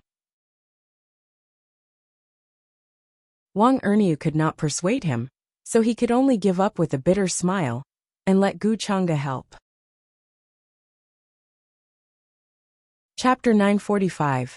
The news that Qingshan village's Wang Erniu's family had taken in a handsome, destitute noble son quickly spread throughout the surrounding villages. This kind of news could not be hidden from the surrounding villagers, and it quickly spread everywhere. Many familiar villagers came up to greet Wang Erniu when they saw him working in the fields. While chatting, they naturally asked about Gu Chang'e's background. Wang Erniu naturally made up a story based on his own guesses, saying that Gu Chang'e was a destitute noble son, and that he pitied him, so he asked where he was going. However, Gu Chang'e himself did not know, so Wang Erniu took him in for the time being. In the end, Gu Chang'e did not want to owe him, so he came to the fields and worked with him. After hearing this, the villagers were all amazed. In recent years, many places had been in chaos. Many dynasties had been wiped out, and there were indeed many refugees fleeing for their lives. However, this was the first time they had seen such a destitute noble son come to the fields to help. This was completely different from the image they had of the noble, pampered, and spoiled aristocrats. Moreover, when Gu Chang'e helped, he did not just do it half-heartedly. Instead, he was very diligent and serious. This level of steadiness was comparable to many of them. This made them click their tongues in amazement and disbelief. If not for the fact that Guchanga's actions and speech were not like that of an ordinary person, they would have doubted the authenticity of Wang Ernia's words. Wang Ernia was also very troubled and helpless. He did not expect Guchanga to be different from ordinary nobles and be able to endure hardship. During this process, he found that Guchanga seemed to be very casual, as if he was enjoying it and was actively adapting to it. Wang Ernia did not know what to say about this, and could only shake his head and bitterly smile. However, with Guchanga's help, it was indeed much easier for him to do farm work. Originally, he took Guchanga in because he was pitiful and moved by compassion. However, he now had a much better impression of him. There were more than 100 families in Qingshan village, and the news about Guamchanga naturally spread to every family under the chatter of many villagers. Even the villagers in the nearby villages heard the news and came over out of curiosity. Some young ladies were even blushing as they quietly sized him up from afar. It was the first time they had seen such a good-looking man. Although he was destitute, it was difficult to hide his handsome features. This made them feel a little inferior, and they only dared to secretly look from afar. Guchanga was very used to his current life. He followed Wang Erniu every day, working at sunrise and resting at sunset. His pace was leisurely looking at the green mountains, morning dew, and chasing the sunset. Sometimes, when there was more work, he would return. Sometimes, some young ladies would come to him with blushing faces and bring him a bowl of sweet water. This caused Wang Erniu to be extremely envious. He sighed that regardless of whether it was a man or a woman, it was good to be good-looking. Of course, most of the time, his wife would personally cook and deliver the food to the fields. Then, when Wang Erniu was eating, she stretched out her sleeve and wiped the sweat off his forehead. At this time, the two of them would look at each other and smile. They had a tacit understanding. Guchanga had seen this kind of heartwarming scene many times, but every time he saw it, he seemed to be touched and enlightened. Wang Ernia's family gradually became familiar with him. After learning that his surname was Gu, Wang Xiaonya would always call him Uncle Gu, which made Guchanga speechless. Even Wang Ernia's wife would call him Brother Gu. But now that he was slovenly, it was easy for people to call him that. However, he was too lazy to spend time on grooming himself. He would do whatever he wanted. Guchanga had a vague feeling, but when he fully understood this, he remembered everything that had happened in the past. But for some reason, he felt more comfortable, natural, and unrestrained at this time. It didn't seem unacceptable to live like this every day. However, this thought did not continue. He knew that he was a passerby to Wang Ernia's family. He temporarily stayed here because he was tired from the journey and wanted to rest. When he had enough rest, it was time for him to continue on his journey. He didn't know where he was going to go from here. Qingshan village was not big. Even if you added up the surrounding villages, there were only a few hundred families. Therefore, during this period of time, many villagers became familiar with Guchanga. Some people would try to find out where he came from, wanting to know who he was. Guchanga would only answer that he was currently just a wanderer with no background. However, these villagers still did not believe him. His behavior and bearing meant that his background could not be simple. His life in the past was definitely not what they could imagine. But since Guchanga did not say, they could not get to the bottom of it. However, during these days, Guchanga and Wang Erniu worked in the fields seriously and diligently, which fell into the eyes of many observant people. In addition, during this time, many young women would come over, and from time to time, they would send bean paste cakes, desserts, and even scarves and handkerchiefs that they made themselves. The way they expressed their feelings was actually very simple, and they had not really come into contact with Guchanga. Sometimes, when she was delivering water to him, she would blush and talk to him shyly, asking him his name and where he came from. But just these few words were enough for their imagination to run wild. The magnanimity, calmness, and nobility revealed in his speech and behavior made her blush and her heart beat faster. This was definitely not something that could be seen in the men in the nearby villages. Under the coaxing and pestering of some young women, their parents also came to inquire about Guchanga, asking if he had plans to stay in Qingshan village, and wanted to betroth their daughters to him. They also hinted that Gu Chang'e did not need to give any betrothal gifts, and that the bride's family would prepare the necessary preparations. However, Gu Chang'e had always politely refused to do so. This made the young men in the nearby villages envious. In order to ask for a marriage, not only did they have to ask a matchmaker to break through the other woman's threshold, but they also had to prepare a lot of betrothal gifts and be prepared to be rejected. But how long had Gu Chang'e been in Qingshan village, and so many young women had taken a fancy to him? Was this the advantage of being good-looking? Moreover, he directly refused and had no plans in this regard. When compared, it was really frustrating. When I grow up, I want to be like Uncle Gu and let so many girls chase after me. Although Wang Xiaonuo was young, he knew a lot and was very envious of this. You're just a kid, what do you know? Wang Erniu and his wife looked at each other and smiled. In fact, they had been approached by many villagers, and their purpose was actually the same, which was to probe Gu Chang'e's intentions. In a small village like Qingshan village, it was indeed rare to see a down-and-out noble young master like Gu Chang'e.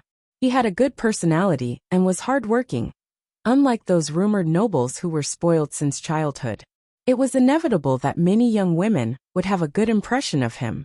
Of course, there were definitely some who had other motives. They felt that Gu Chang'e's current situation was only temporary. What if he regained his identity in the future? But not all villagers were as kind and simple as Wang Ernia's family. Why hasn't that old Taoist come to me yet? I've been waiting for him for so long. Has he forgotten about me? Or is he just playing with me? Wang Xiaonuo was only a child after all. His attention was quickly placed on another matter, and his face could not hide his thoughts. As he spoke, he took out the sword-pattern jade pendant again. He had lost count of how many times he had said this over the past few days. In the beginning, he looked forward to the old Taoist coming to pick him up every day, but now he was numb.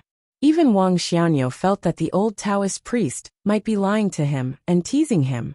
Little brat, don't talk nonsense. What if this is the immortal's test for you? Why would an immortal fool a child like you for no reason? Hearing this, Wang Erniu hurriedly scolded him. He naturally did not think that the old Taoist would lie to Wang Xiaonuo. Perhaps he was delayed by something. Or perhaps he was testing Wang Xiaonuo to see if he was sincere. Wasn't there such a thing in the legends about immortals? Sincerity could move metal and stone. But even so, Wang Erniu still felt a little regretful. If Wang Xiaonuo could really be valued by the immortal, then he would be proud and could boast to the surrounding villagers. During this period, he had been holding back and did not speak of this matter. He had also warned Wang Xiaonuo not to speak carelessly. Gu Chang'e quietly looked at the family of three, but a strange feeling arose in his heart because of the words seeking immortality.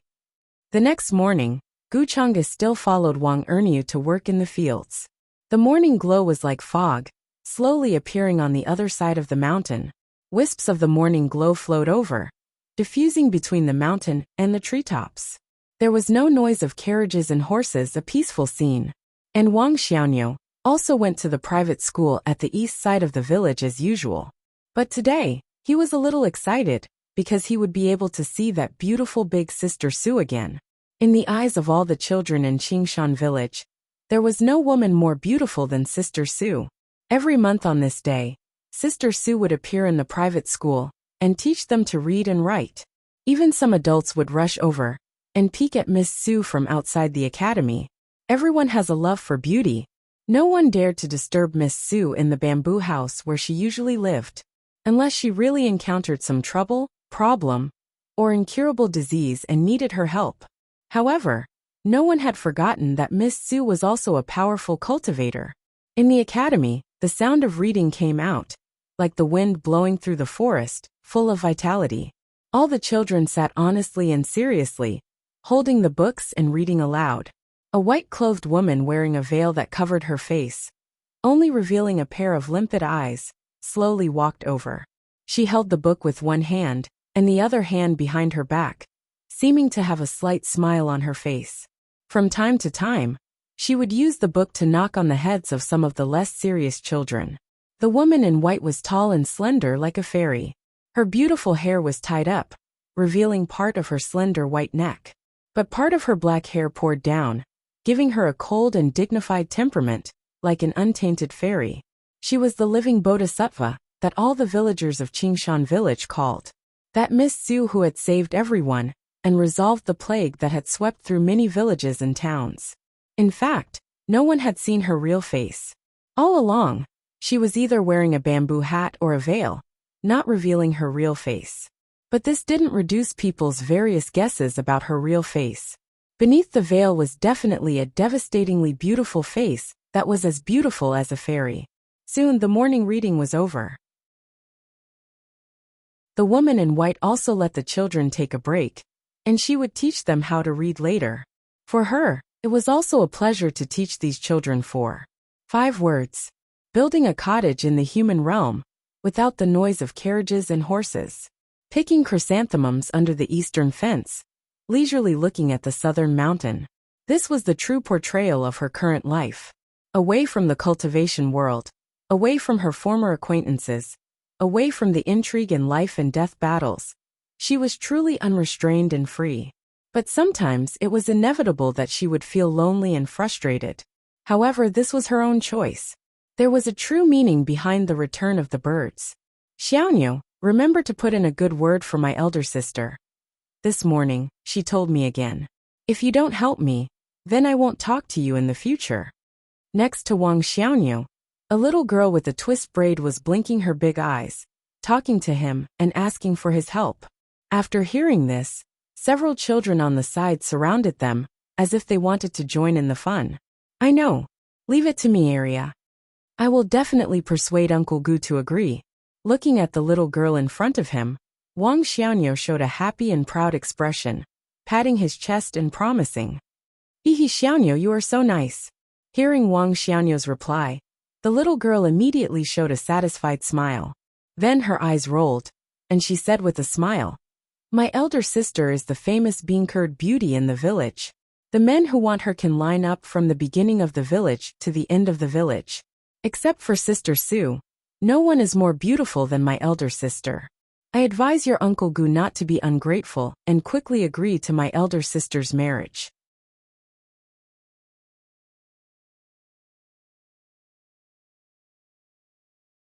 Chapter 946.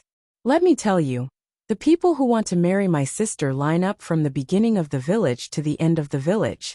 Previously, the young master of a big family in the city personally came to propose marriage, but my sister didn't agree. The little girl's name was Chun Aria. Although she looked obedient, she was actually very mischievous. When she spoke with her hands on her hips, she spoke in an old-fashioned tone. However, Wang Xiaoniu had long been used to her words. The two of them were very familiar with each other. They grew up together. It was not an exaggeration to say that they were childhood sweethearts. He happily touched the back of his head and said, I also know that Sister Chinya is beautiful, kind, and the tofu she makes is delicious. The people who chase her have lined up in a long line. But my Uncle Gu doesn't have such thoughts. You're stupid. Don't you know to say more good things about my sister in your Uncle Gu's ear? Chun Aria's black eyes turned, and she was thinking of a trick. She didn't know what was going on with her sister. She just took a few glances at Uncle Gu of unknown origin in Wang Xiaoniu's family, and was fascinated. She even pulled her parents at home, wanting to matchmake for herself. Chun Aria was young and didn't understand these things. However, she had seen Uncle Gu's appearance with her own eyes. He was indeed very good-looking, dignified, gentle, and most importantly reliable and diligent. Otherwise, she wouldn't have urged Wang Xiaoniu to put in a good word for her sister. When the two children talked about these things, they didn't avoid anything at all. When the surrounding children heard this, they all started to talk about it all at once. Xiaoniu, I heard that your mysterious Uncle Gu used to be a prince of a kingdom. However, the kingdom he was in was destroyed, so he ended up here? Is it true or not? Was he really a prince? Many children began to ask curiously. During this period of time, a lot of news about Gu Chang'e had spread in the nearby villages, becoming the topic of conversation for adults before and after tea. Naturally, they also heard about this matter from the adults. However, there were all kinds of rumors and naturally, it evolved into all kinds of versions.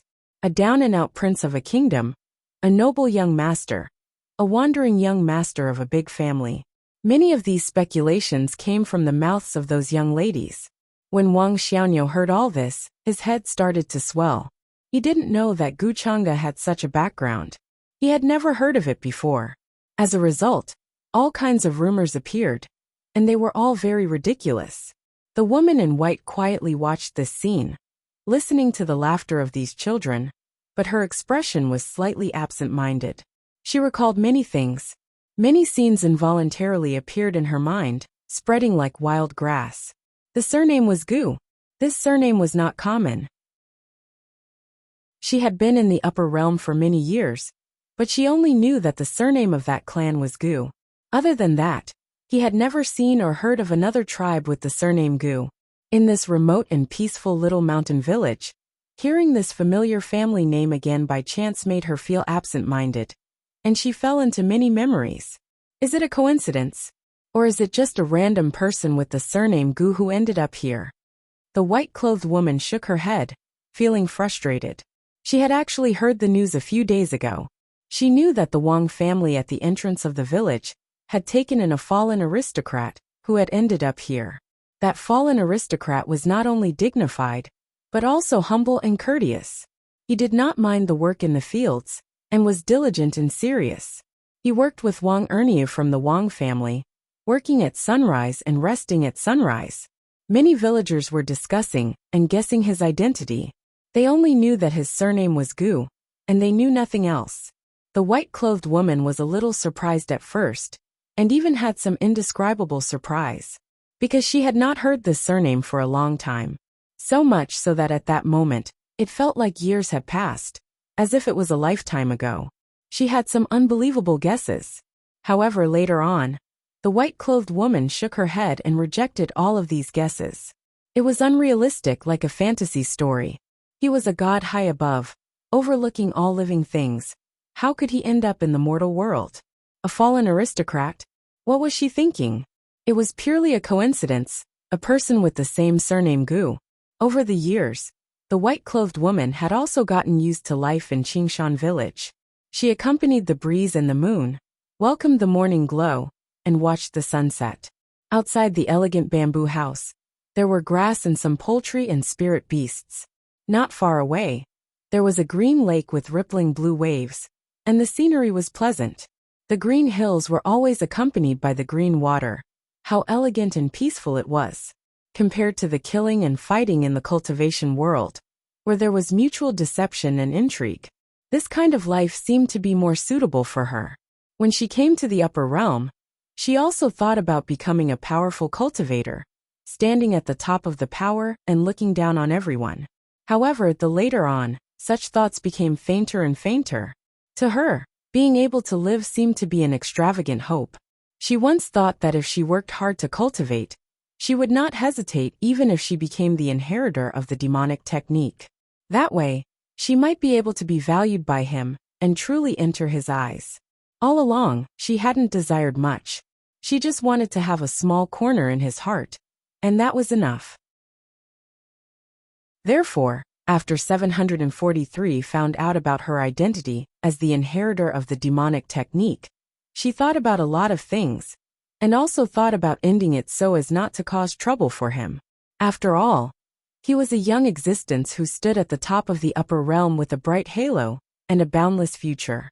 He was the leader of his generation, the invincible legend of the younger generation, and the focus of the world. However, she, the inheritor of the demonic technique, was his maid.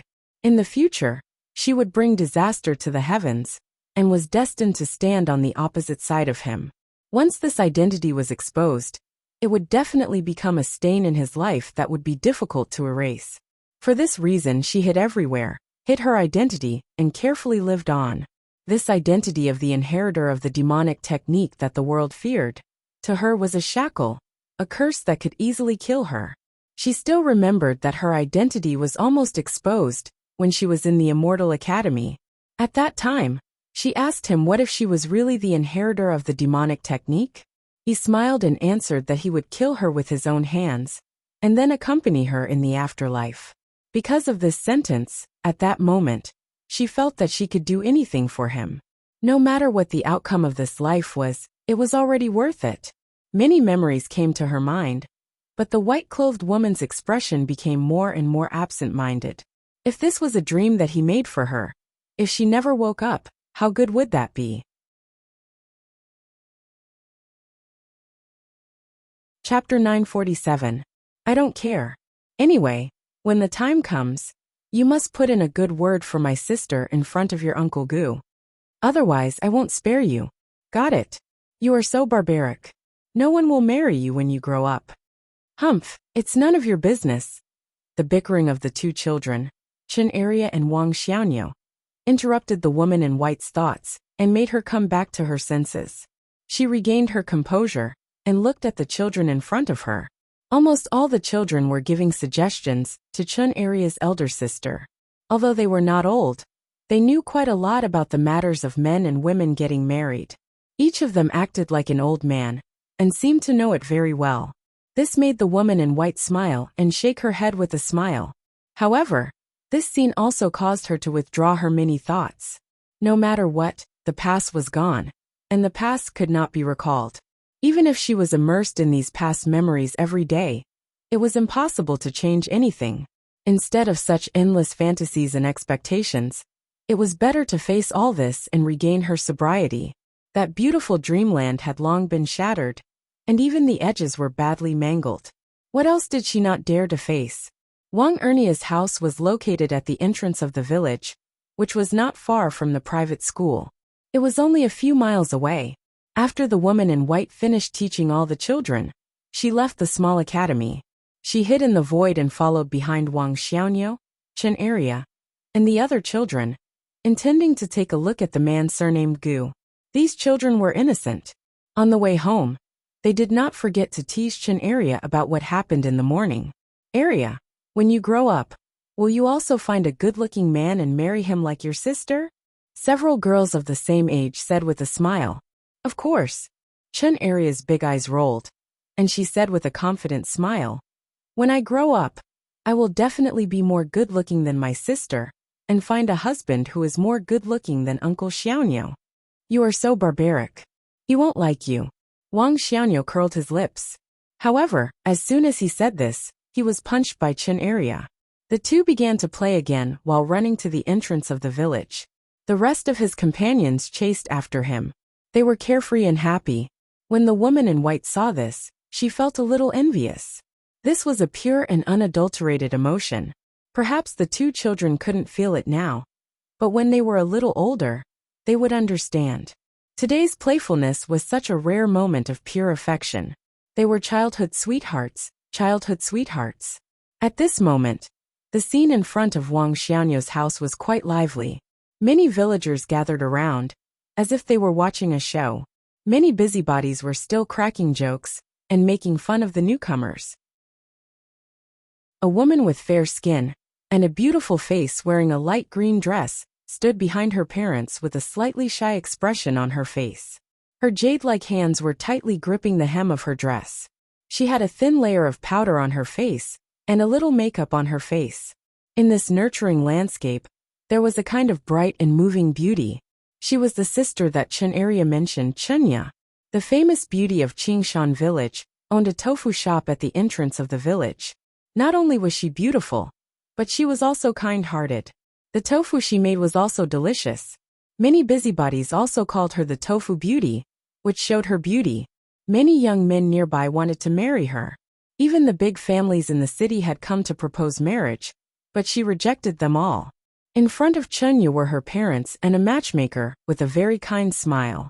They were holding Wang Xiaoniu's mother's hand and chatting about family matters. From time to time, the surrounding villagers would chime in with a laugh and help out a little. They could also see that Chenya's parents had brought Chenya personally, and they even brought a matchmaker. There was no need to say what their intentions were.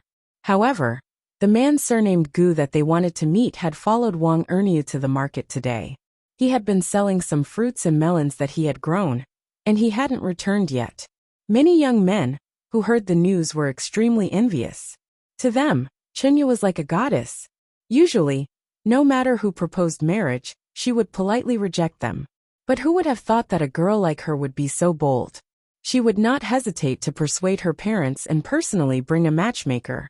It's a pity that I don't have her appearance. It's normal that little Ye doesn't like me.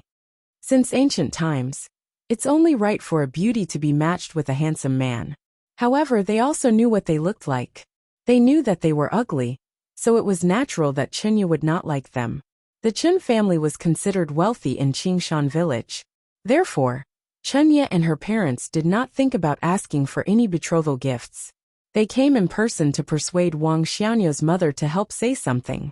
In their opinion, Gu Chang'e was taken in by the Wang family, and the people he usually interacted with the most were the 3 members of the Wang family.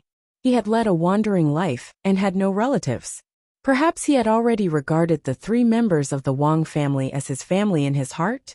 Qinya's parents had a scholarly aura. They came from a scholarly family, so they were polite and appropriate in their speech. This made Wang Xiaonu's mother feel helpless, but she could not directly refuse. How could they make the decision for Gu Chang'e? Sister, dad, mom. At this time, Chen Area and Wang Xiaonu, who were jumping around, came over when they saw this scene. Chenya looked at her sister and smiled. She reached out and pinched her sister's nose. Sister, you don't know how to be reserved. People who don't know will think that you can't get married. But I asked Xiaonuo to put in a good word for you. How are you going to thank me? As soon as she arrived, Chen Area began to ask for credit with a smile on her little face. Chenya reached out and poked her eyebrows. She pretended to be angry and said, "Don't talk so much. No one will think that you are mute." Mom! Wang Xiaonuo also went to greet her. Xiaonuo, it's good that you are back. The old Taoist you mentioned before is now waiting for you at home. Seeing that he came back, Wang Xiaonuo's mother could not help but smile. She hurriedly pulled him and said, "Just this morning, an old Taoist dressed in rags suddenly appeared in their house, with a middle-aged man, who looked extraordinary. He asked if this was Wang Xiaonuo's house. Wang Xiaonuo's mother was just an ordinary peasant woman. She had never seen such a scene. She was very shocked. But when she thought of the immortal opportunity that Wang Xiaonuo mentioned before, she calmed down and answered honestly. Although the old Taoist looked kind, the middle-aged man beside him made Wang Xiaonuo's mother feel uneasy and afraid. She originally wanted to go to the private school to find Wang Xiaonuo and ask him to go home. But the old Taoist hinted that there was no need to do that. He just needed to wait here. And this wait lasted the whole morning. What? Hearing this, Wang Xiaonuo's eyes widened. When he came to his senses, the surprised expression on his face could not be concealed at all. He almost felt that the old Taoist was lying to him, or had forgotten about him. But he did not expect that the old Taoist would really come and appear in his house. At this moment, everything was thrown to the back of his mind. How could it be more important than his own cultivation? That's great. Wang Xiaonuo's face was full of joy and pride. He was very excited, and could not help but show off to Chen Area. Area, from today on, your brother Ernie will become an immortal. In the future, if anyone dares to bully you, just tell me. I'll protect you. Wang Xiaonuo's mother did not mention this at all before, nor did she mention it to Chenya's parents and the others. She just casually chatted with them at the door. At this moment, all the villagers were shocked when they heard this. They wondered if they had heard wrongly. Wang Xiaonuo was going to become an immortal? Chenya's family was also shocked by these words. They almost forgot the purpose of their trip. Xiaonuo, you're not lying to me, right? Chen Area was also shocked. Her small mouth was wide open in disbelief. Since they were young, they knew that immortals existed in this world. Immortals could fly in the sky and burrow into the ground. They were omnipotent. They had also once revered and yearned to become such immortals one day. However, cultivation required opportunities and talent. They did not have the talent and opportunity, so naturally, they had no chance to cultivate. But now, Wang Xiaonuo suddenly told her that he could become an immortal? How could this not make Chen Area shocked and envious? That day when I was herding cows, I met a kind old Taoist. He came here on his sword, Wang Xiaonuo said proudly.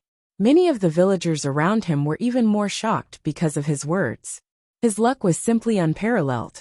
At this moment, in Wang Xiaonu's house, an old Taoist with a genial face, wearing a somewhat tattered feather robe, was sitting on a stool, looking calm and composed. It seems that this kid is back. He listened to the movements outside and revealed a faint smile. He took off the gourd hanging on his waist, raised his head, and drank wine. Beside the old Taoist stood a middle-aged man. However, this middle-aged man's clothes and expression were extremely inconsistent with the sloppy old Taoist. He was wearing a golden robe made of the yin-yang divine fire silk. He wore a golden crown on his head. The robe was wide, and there were patterns of order hanging down in some places. When his eyes opened and closed, there were wisps of golden light flashing past. His aura was majestic, and he was not angry but dignified. Clearly, this middle-aged man was a cultivator with a powerful cultivation base.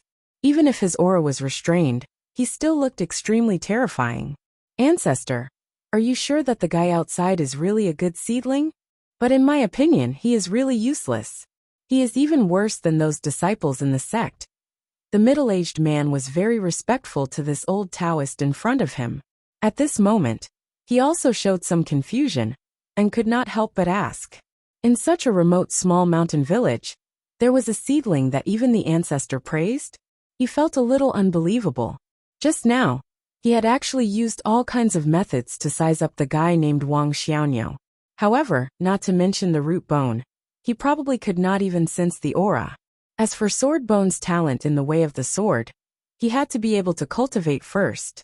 In his opinion, this child named Wang Xiaonu was just lucky to have a sword bone. Other than that, he was not good at anything. However, in today's great world, even if he had a sword bone, it would still be useless even if he cultivated for thousands of years. Not to mention that a talent like the sword bone was not particularly powerful. Don't you trust this old man's judgment? This little guy will not be simple in the future. Don't look down on him because of his current appearance. Don't look down on a young man because he is poor. Hearing this, the sloppy old Taoist only shook his head and smiled. He did not explain much. A strong smell of alcohol pervaded his body. He did not care about his appearance and was unkempt. If he appeared in other places, he would probably be thought of as an old beggar. Hearing this, the middle-aged man did not say anything, but he was still confused. He knew the identity of this old Taoist, so he did not doubt his words at all. Let's go out and see this little guy. The old Taoist got up, patted the dust on his butt, and walked out with a smile. The middle-aged man followed closely behind. All the villagers outside were shocked by Wang Xiaonu's words, and they were speechless for a long time. Some of them had even forgotten that they were here to watch the Chen family's show. With the appearance of the old Taoist and the middle-aged man, some villagers who were still confused no longer doubted. Their expressions became respectful and fearful.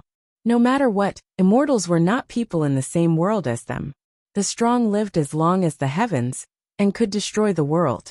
Even the most powerful dynasty could be destroyed with a finger. Just by standing there, the middle-aged man gave them an indescribable and terrifying pressure. Their souls seemed to be trembling, and they wanted to kneel down before him. However, when he faced this sloppy old Taoist, he was incomparably respectful. This made all the villagers envious of Wang Xiaonu. Obviously, this old Taoist's background was even more shocking and terrifying. Greetings, Upper Immortal. Some villagers were afraid, and could not help but kneel down and begin to salute. Chen area. And the others were also afraid and did not dare to speak again.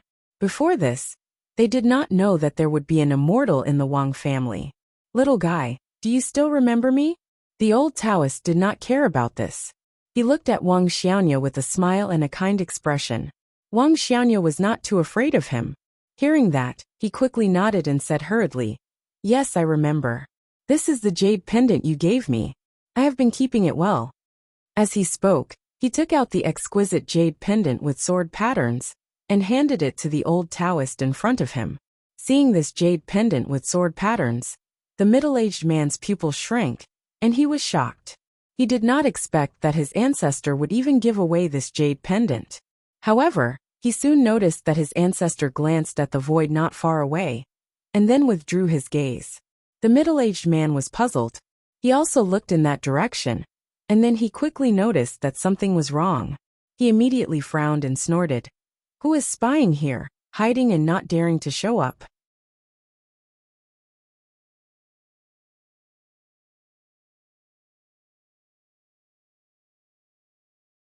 Chapter 948. Hiding your head, but showing only your tail. I want to see who you are. The middle-aged man's eyes were filled with golden light as he stared at the void not far away. He snorted coldly and waved his sleeve. A terrifying aura spread out and shook the space, about to shake the figure thereout. If the ancestor had not sensed it and looked in that direction, he would not have been able to escape. He probably would not have noticed that there were other cultivators spying on them in the dark. This made the middle-aged man a little angry and embarrassed. He was someone who was about to attain the Tao. In this remote mountain village, he almost missed the other cultivators spying on them in the dark. Moreover, this was in front of the ancestor, which made him feel ashamed.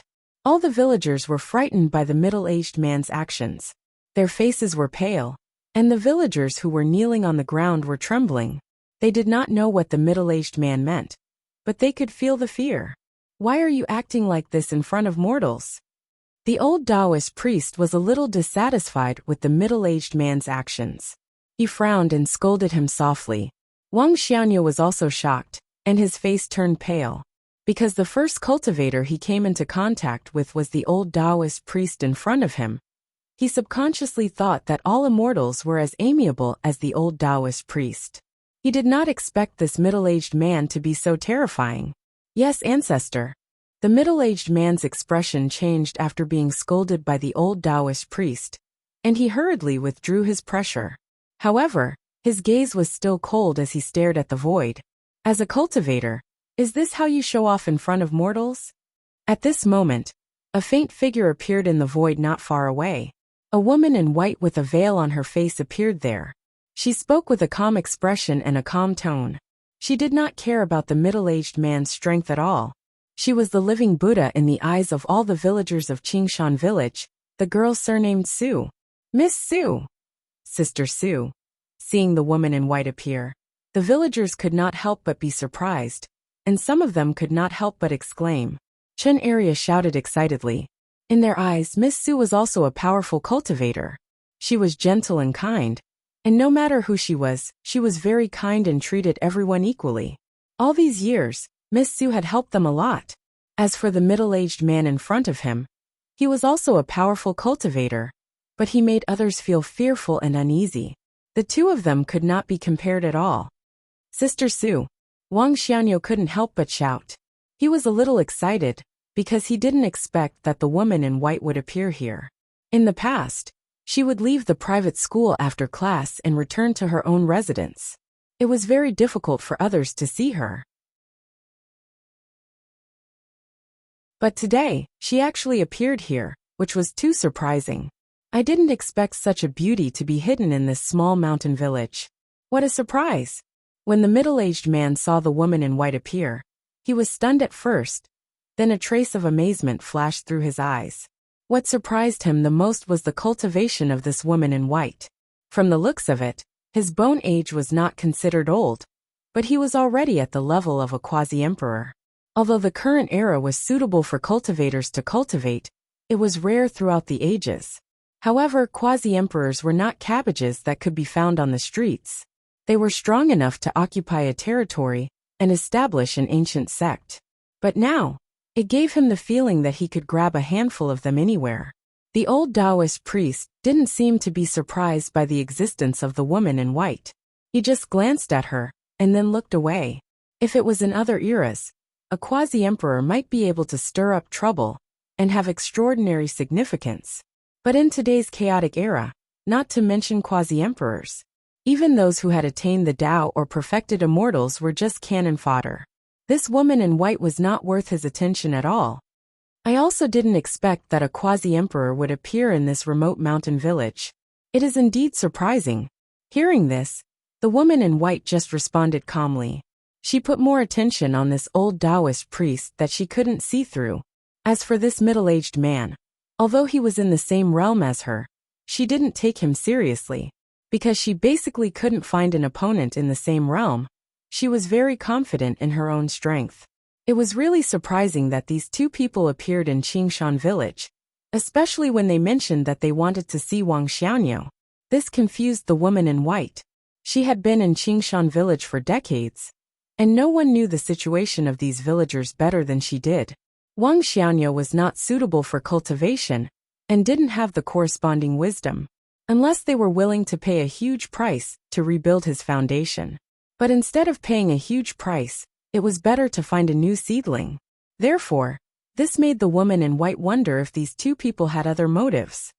What's so surprising about a Qilin hiding in the mountains? Don't you also live in seclusion in this small mountain village? Seeing that the woman in white's cultivation was similar to his, the middle-aged man put away his initial contempt and contempt. He habitually put his hands behind his back, showing a faint majesty, and asked, "I'm from the Kongtong Hidden Immortal Sect. How should I address you?" Kongtong Hidden Immortal Sect. The woman in white raised her eyebrows slightly. She didn't have any impression of this sect in her mind. She had never heard of such a sect in the upper realm before. Since it was related to immortals, it was very likely that their ancestors had given birth to perfected immortals. Seeing that the woman in white didn't answer his question, the middle-aged man frowned and was somewhat displeased. However, the old Taoist seemed to have expected him to be angry. He waved his hand and said calmly, "We're not here to show off." Hearing this, the middle-aged man's expression changed, and he hurriedly said respectfully, "I'll remember the ancestors' teachings." The woman in white's pupils constricted inadvertently. The middle-aged man called the old Taoist ancestor, and he was related to immortals. Could it be that he was a perfected immortal? In this great world, perfected immortals were not rare. Even in Qingshan village, she had heard many rumors about perfected immortals. During this period of time, there had been changes in many places. Many ancient ancestors of Taoist orthodoxies had appeared, and their strength was unfathomable.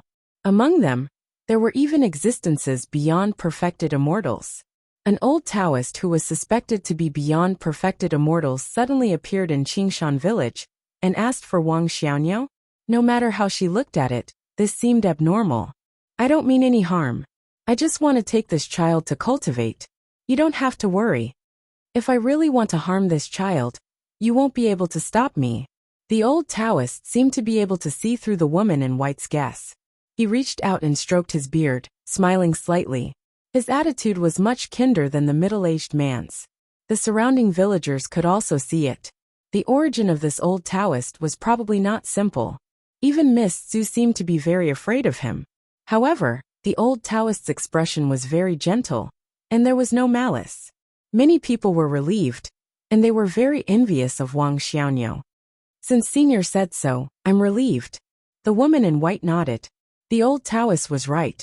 If he had any ill intentions, she couldn't resist with her strength. Because of Miss Su's appearance, the nearby villagers of Qingshan village were relieved. Chunya's family originally planned to persuade Wang Xiaoniu's family to help them and form a marriage. But they didn't expect to encounter such a thing. Whether it was Chunya or Chun area, Wang Xiaoniu was very envious. If there was an immortal fate, who didn't want to become an immortal and live a long life? Unfortunately, they didn't have that luck. Wang Xiaoniu was young after all. His initial fear of the middle-aged man disappeared with the old Taoist's gentle attitude. He began to ask many questions curiously. The old Taoist explained patiently, and the nearby villagers learned a lot of things because of this. As for the sword bone mentioned by the old Taoist, they didn't understand. They only knew that there was a very ancient and powerful orthodoxy behind the old Taoist and the middle-aged man. The old Taoist's seniority was even older. He was the ancestor of this ancient orthodoxy, and he was called the Wine Sword Immortal. The middle-aged man was just a junior of the old Taoist, and he was also an elder with real power in the sect. Kongtong Hidden Immortal Sect. The woman in white didn't leave. She had a lot of guesses about this ancient orthodoxy. It was probably a orthodoxy that had just appeared in the world. Before, it had been in seclusion and didn't know about the world. The old Taoist patiently answered Wang Xianyou's questions. He planned to take him away from here and return to the sect to cultivate after his mortal fate was settled. He believed that with his ability, he would be able to cultivate Wang Xianyou into a peerless sword immortal in less than 100 years. Wang Xianyou was not simple. With the old Taoist's ability, he forcibly deduced his past and future. In the end, he only got a blurry scene, which was covered by the chaotic fog and couldn't be seen clearly. One had to know that at his level, even those powerful cultivators could easily see through their past and future, let alone ordinary people. To put it in another way, apart from people at his level, everyone else was like a complete book in his eyes, recording that person's past and future. He could flip through it as he wanted, and he could even start to modify it.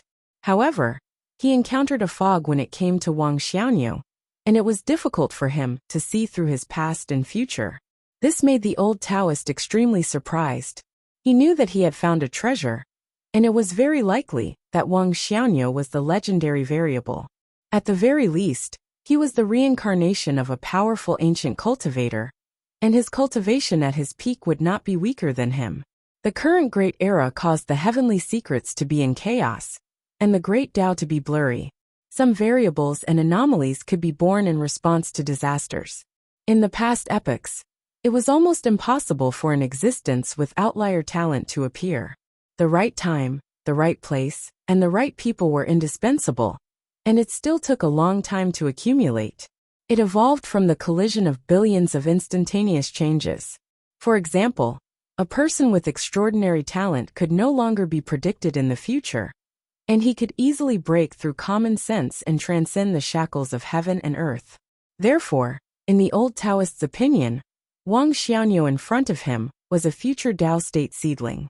The old Taoist sighed in his heart and felt that Wang Xianyou might be the child of destiny that was born in the chaos of the present era.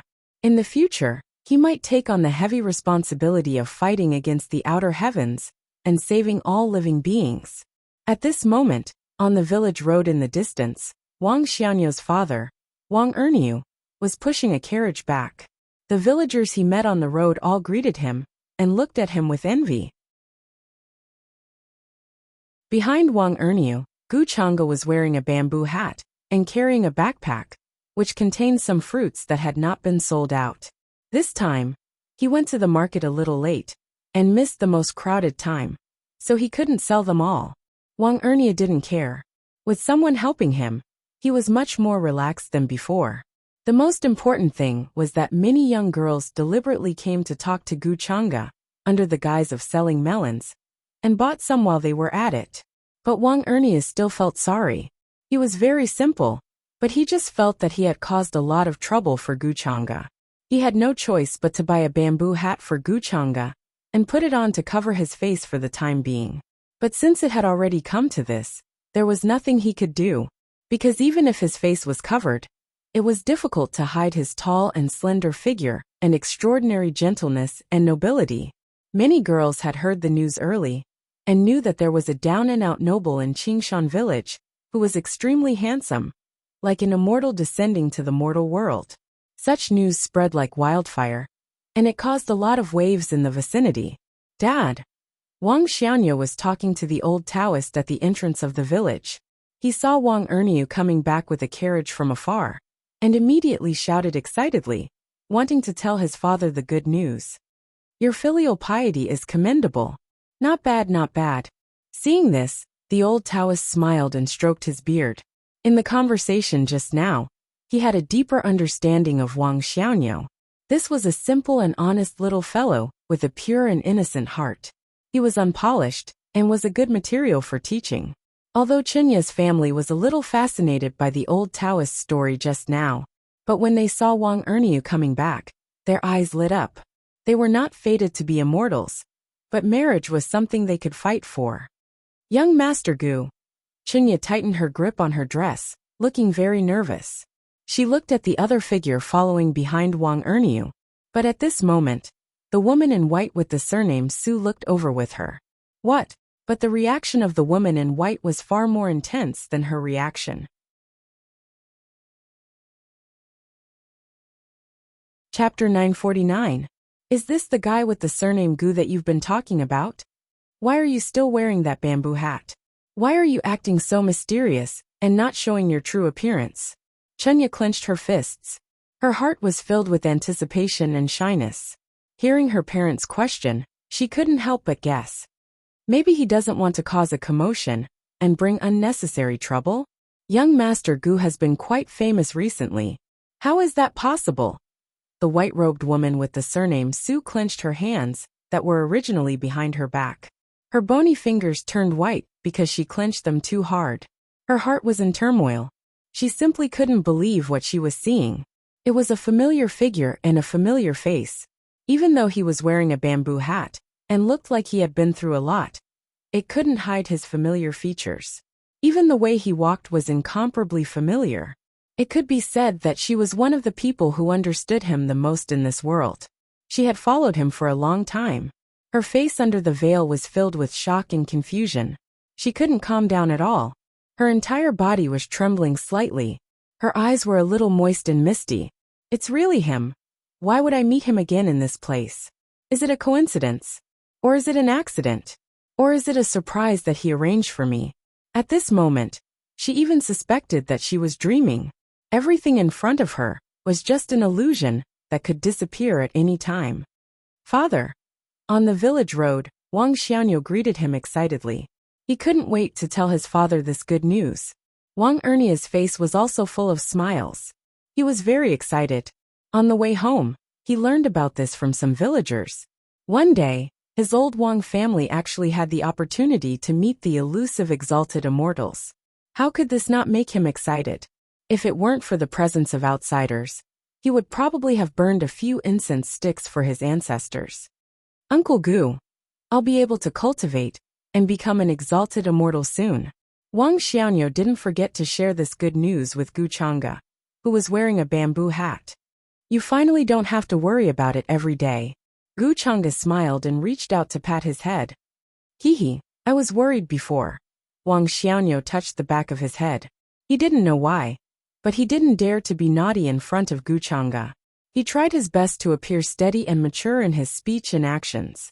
Although Gu Chang'e was kind and gentle, sometimes she gave him a kind of heart-palpitating and very scary feeling. Wang Xianyo felt that this should be the prestige accumulated by being in a high position for a long time. He didn't even feel it from those old masters in the city, so he didn't dare to joke in front of Gu Chang'e most of the time. Today he was too excited and happy, so he was a little carried away. Oh right, Uncle Gu, big sister Chunya is here again. She even brought the matchmaker. Wang Xianyo jumped up and down in front.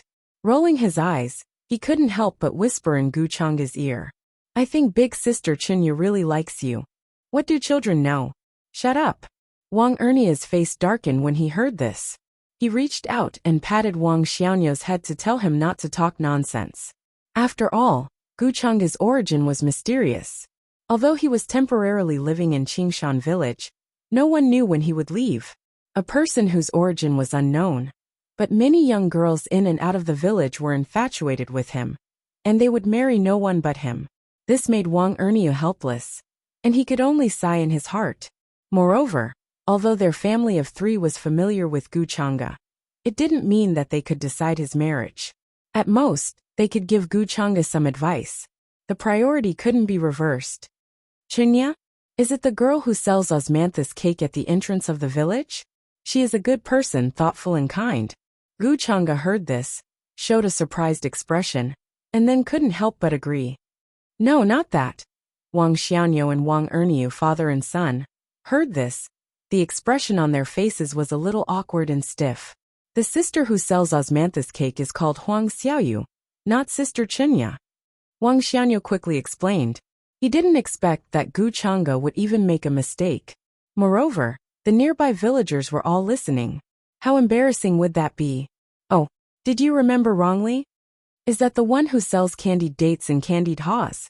Or the one who sells tofu? Gu Chang'e was even more surprised and continued to guess. Uncle Gu, you should be careful. Sister Chunya is the most beautiful sister in the village, the one who often brings you water. Wang Xianyo was helpless. He wanted to cover his face and quickly explain.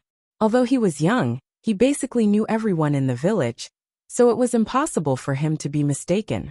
As a result, his Uncle Gu couldn't even recognize all those young girls and couldn't remember their names. So it's her. Didn't I tell her that I didn't plan to get married? Gu Chang'e nodded in realization.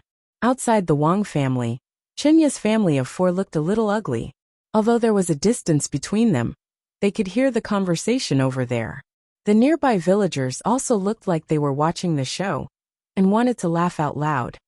Xiaoya, is this what you meant by being elegant and courteous and gentle like Jade? It's simply infuriating. He doesn't even remember who you are and what your name is. You still want to marry him? Chenya's parents had a scholarly aura.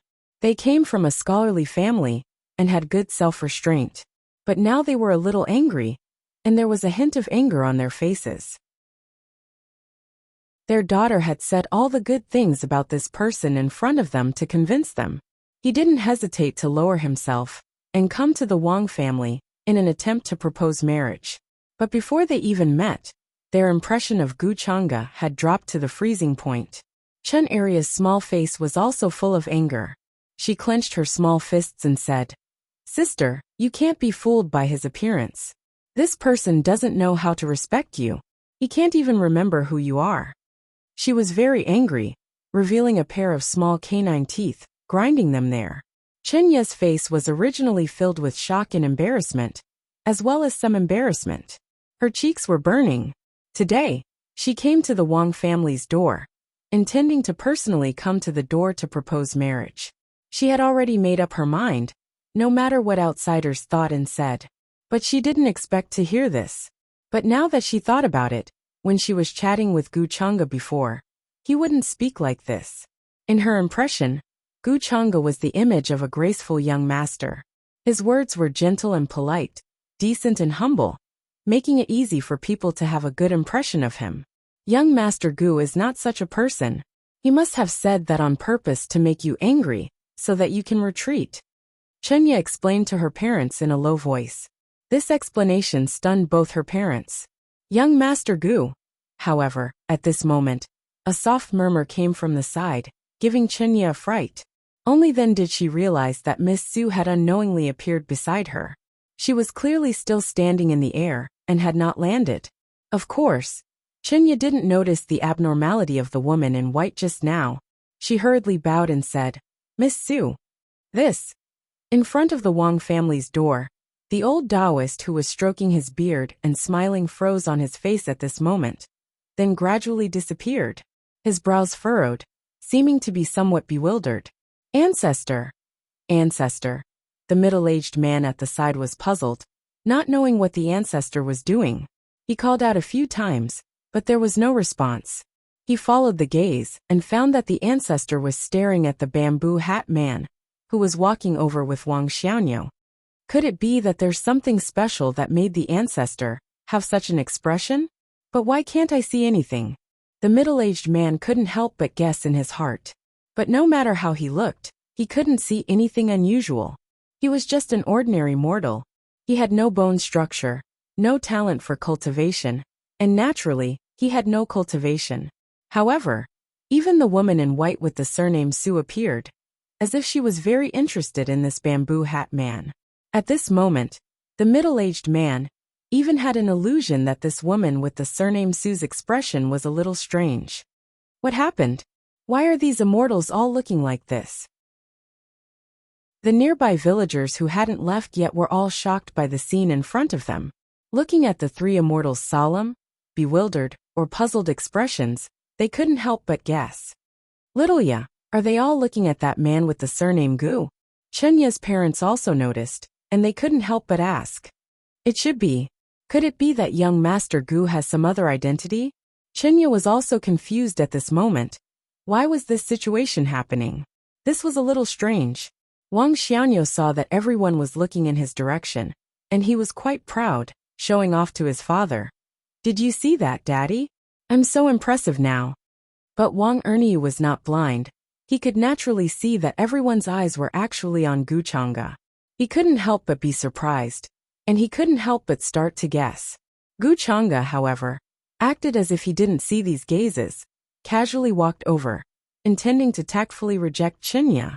He had a hunch that he wouldn't be able to stay in Qingshan village for long. Therefore, he naturally couldn't marry a wife, have children and settle down here. If this experience was a big dream, then it was time for him to wake up from this dream. However, just as Gu Chang'e walked over and was about to speak to Qinya and explain his intentions, his gaze couldn't help but fall to the side. He raised his eyebrows slightly, looked at the woman in white, and asked, "Have we met somewhere before?" When everyone saw this scene, they were all stunned and shocked. Qinya was even more stunned on the spot. She didn't expect Gu Chang'e to talk to Miss Su in such a way. Everyone, including her, knew that Miss Su was as beautiful as a fairy, although she had never taken off her veil and revealed her true appearance. But normally, no one dared to speak to her like this. Gu Chang'e's way of striking up a conversation could be said to be very bold. At this moment, everyone actually felt that this was Gu Chang'e striking up a conversation with Miss Su, but this play was too old-fashioned. However, to everyone's surprise and shock, after the initial shock and disbelief on Miss Su's face, she directly nodded her head. Yes, yes. She lowered her eyes and resisted the urge to cry, trying to make her voice calm as she answered. However, her tone was slightly trembling, and her eyes were slightly red. She didn't expect that Gu Chang'e would actually become like this. Could it be that he had forgotten the past? What happened during this period of time? Did he encounter an invincible enemy? But he had forgotten the past, but he still remembered her. All the villagers here were completely shocked and stunned by the woman's words. Wang Xiaonu's family of 3 couldn't believe their ears, wondering if they had heard wrongly. How is this possible? Wang Xiaonu's eyes widened. Miss Su had actually seen Uncle Gu? Didn't that mean that the two of them knew each other? So Uncle Gu wasn't a fallen aristocrat, but a cultivator like Miss Su? Young Master Gu is a cultivator? Qinya was stunned, and she found it difficult to accept this reality. Only the old Taoist, who had been bewildered since the beginning and hadn't spoken, wasn't surprised at all. Not only was he a cultivator, this was simply a great horror in the world. Cold sweat broke out on his back, and his hands and feet were a little cold. He couldn't believe it.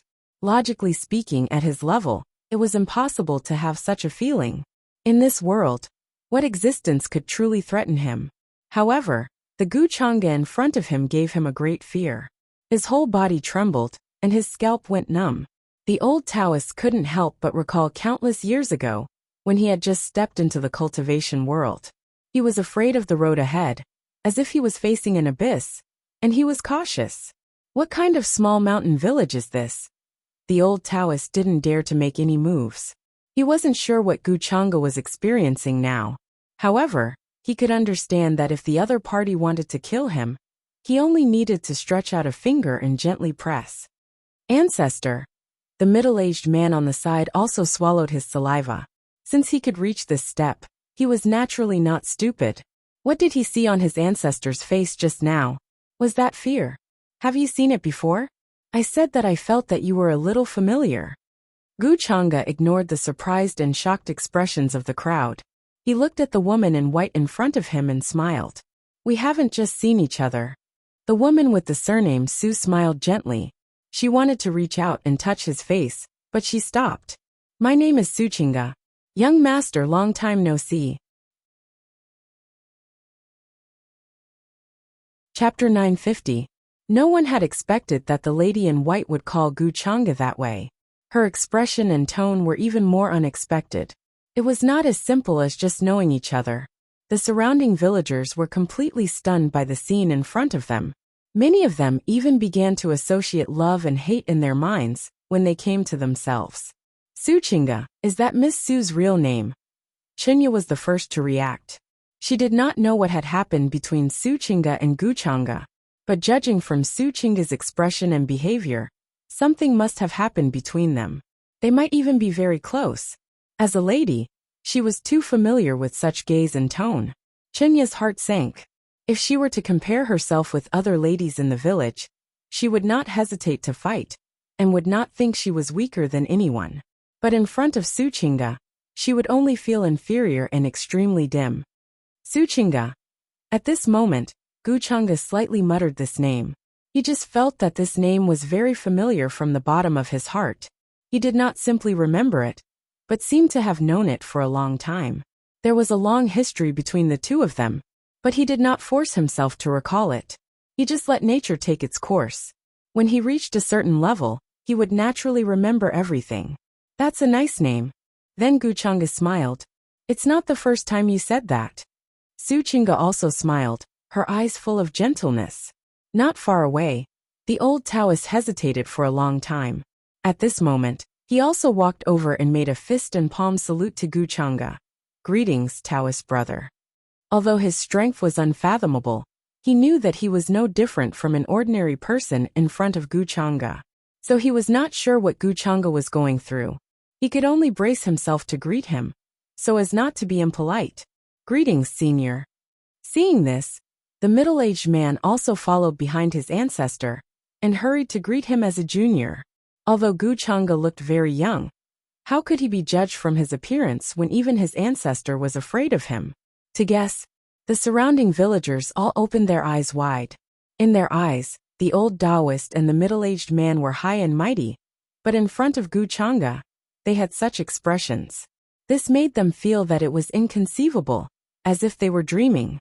Although Wang Xianyo's family of 3 had some expectations and guesses just now, and were mentally prepared, they were still shocked.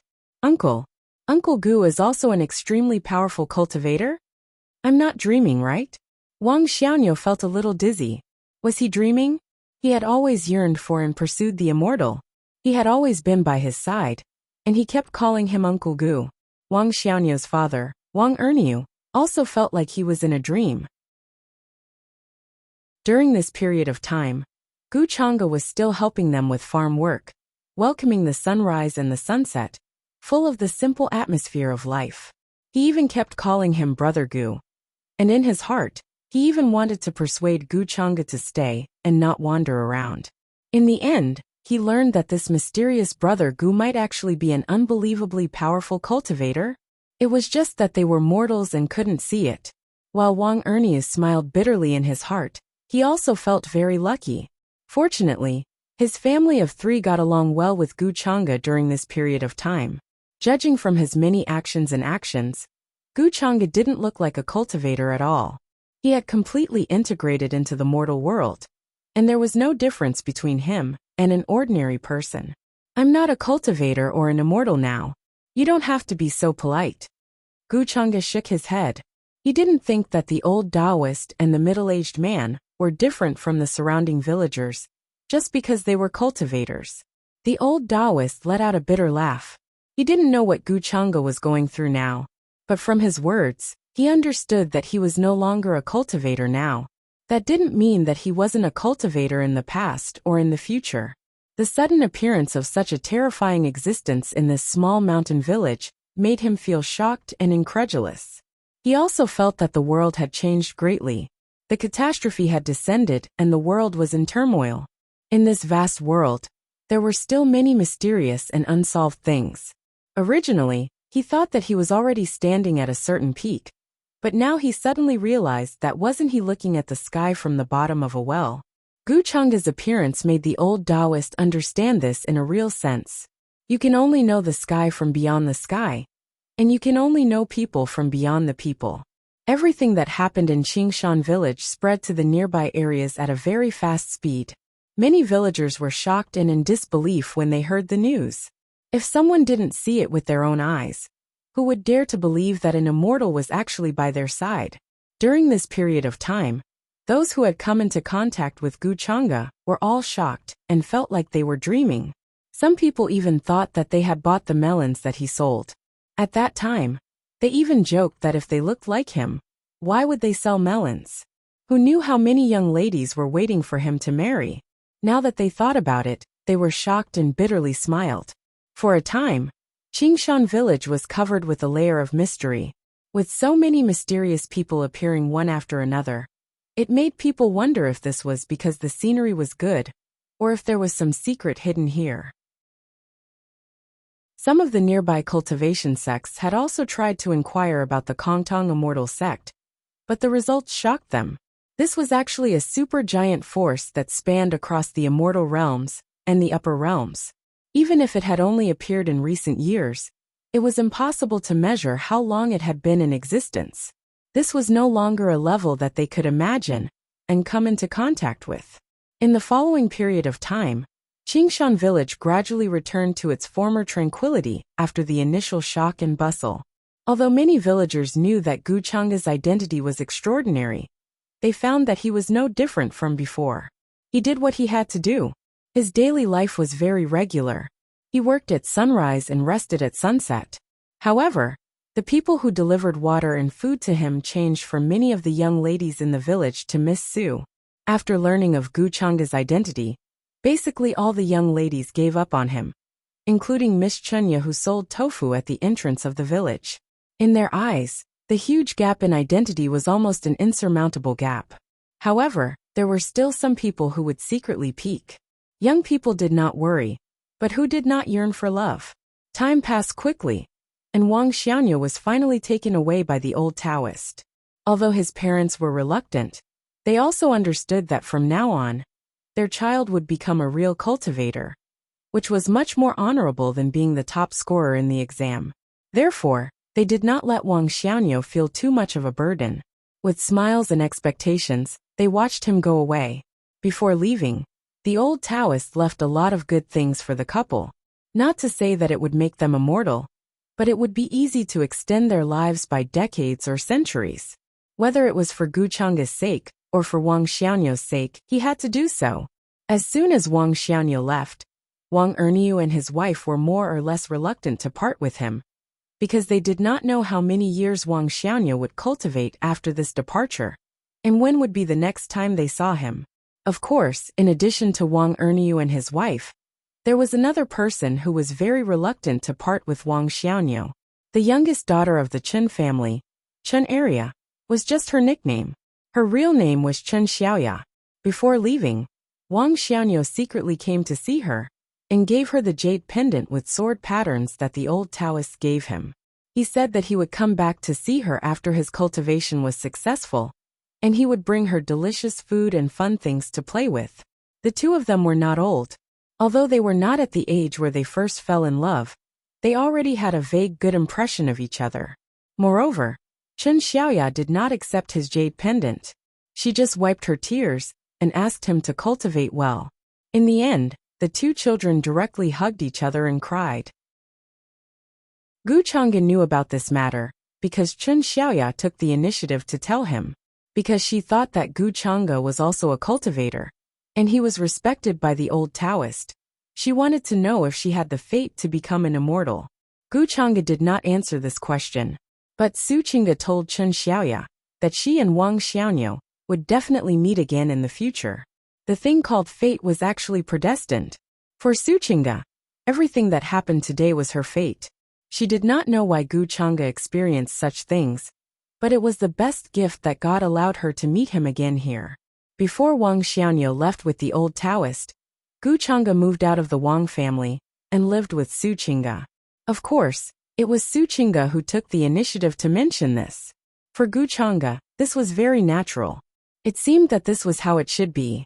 Although the two of them were not married, they had a tacit understanding, as if they had been husband and wife for many years. Su Qingge knew his habits and preferences. Even the temperature of the tea was clear to her. Gu Changge was also used to the simple and comfortable life with her around. Outside the courtyard, he opened up a few pieces of land. It was not big, but some bean sprouts, fruits and vegetables were planted there. He worked hard every day weeding and watering. When it was time to harvest, he sent them to the market with the help of the Wang family's cart. Because the nearby villagers all knew his identity, these fruits and vegetables were very popular. Su Qingge also seemed to have abandoned her identity as a cultivator. She changed into coarse linen clothes, put on a headscarf, and tied up her hair. Every day, she cooked and washed for Gu Changge. She would also bring him sweet spring water when the weather was hot. She would use her sleeve to gently wipe away the sweat on his forehead. She would also carefully smooth out his collar, tidy up his cuffs, and sew his clothes. When it was cold, she would heat the stove and embroider cotton-padded shoes for him. When autumn came, it was bleak. The nearby trees began to fall and swirl in the autumn wind. And the harvested rice was exposed to the sun in the courtyard.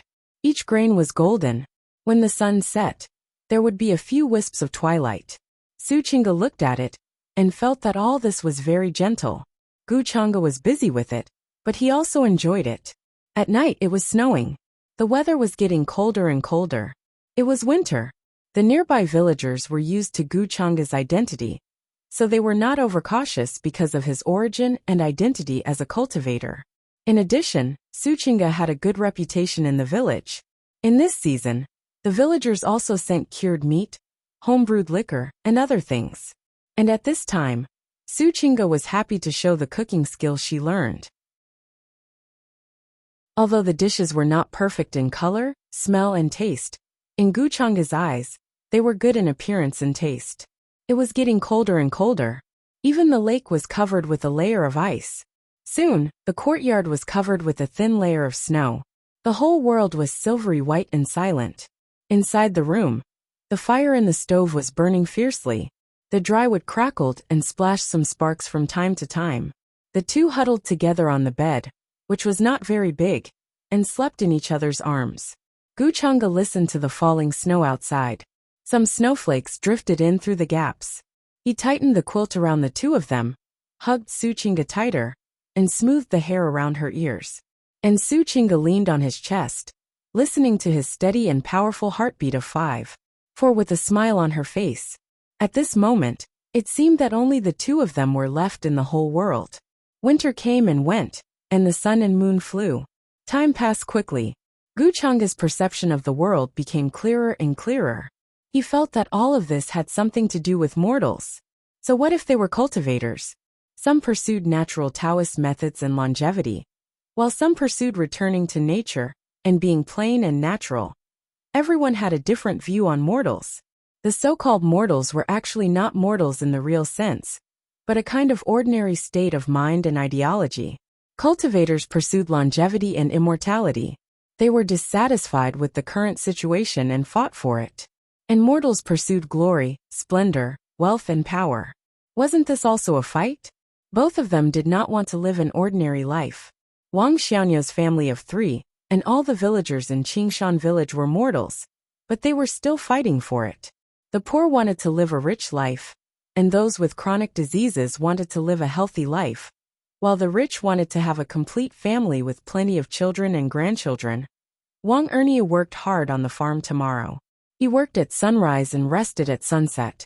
In this world of mortals, the sound of insects only lasted for one autumn, and the flowers of the epiphyllum only lasted for one night. Who was not fighting for it?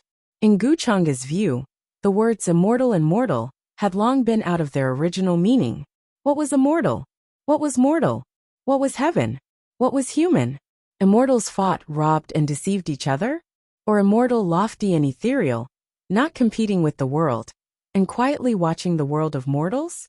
But these were all immortals. Mortals experienced birth, aging, illness, and death, saw all kinds of things in the world of mortals, transcended the world, and lived in seclusion. But they were still mortals.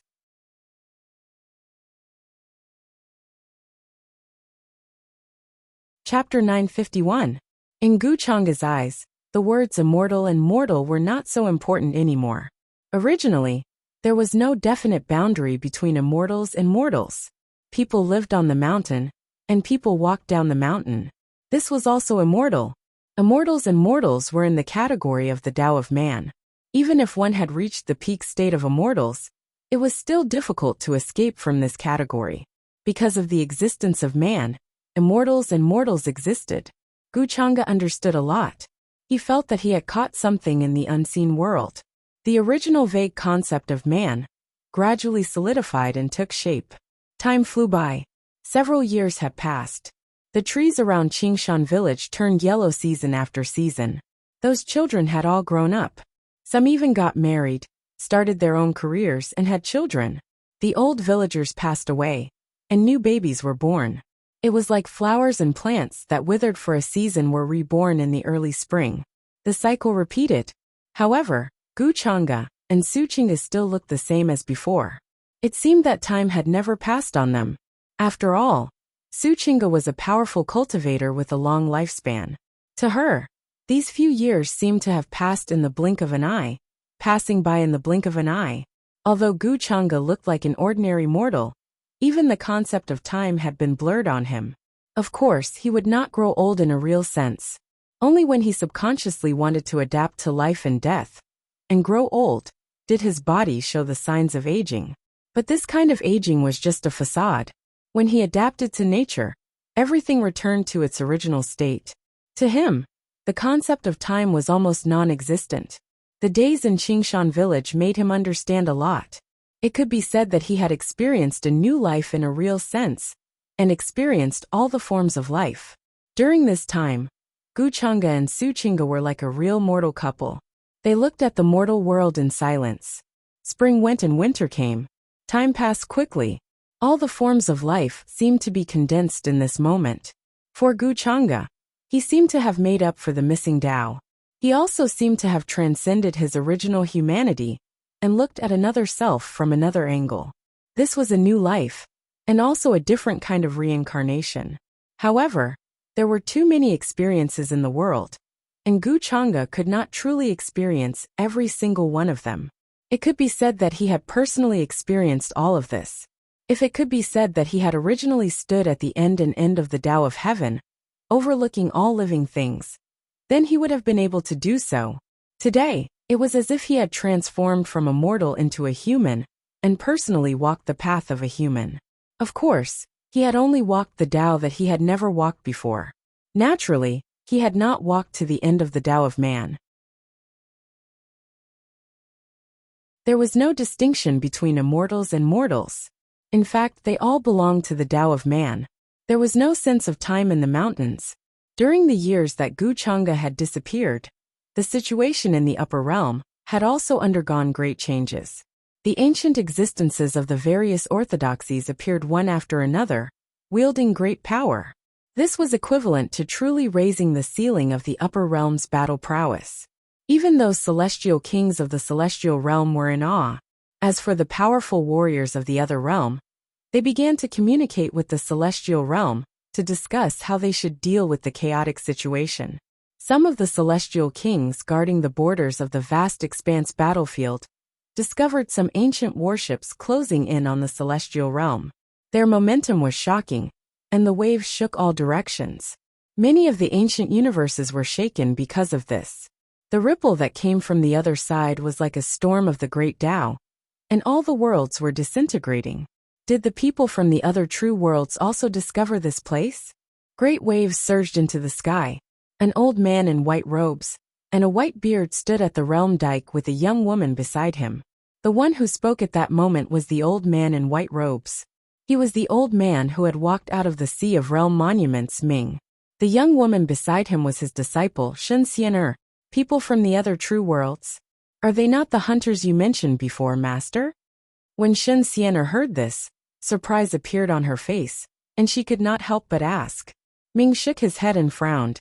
Speaking of which, over so many eons, the true mountain and sea world has never been discovered by the people from the other true worlds. But as the hunters from the vast expanse ocean approached, the other true worlds also found traces of them. Is this a coincidence? Or is there someone who is adding fuel to the fire? He could not help but come to this conclusion. After all, how many eons had passed since the War of the Heavens? During that time, no one from the other true worlds had ever discovered the true mountain and sea world. In fact, they had never heard of any ancient cultivator from the other worlds stepping into this place. However, as the current situation changed, the hunters from the true world began to appear. They wanted to hunt down the true mountain and sea world and sacrifice it, so that the true world behind them could descend. Besides this, there were also traces of the other true worlds, as if they were also trying to come into contact with the true mountain and sea world.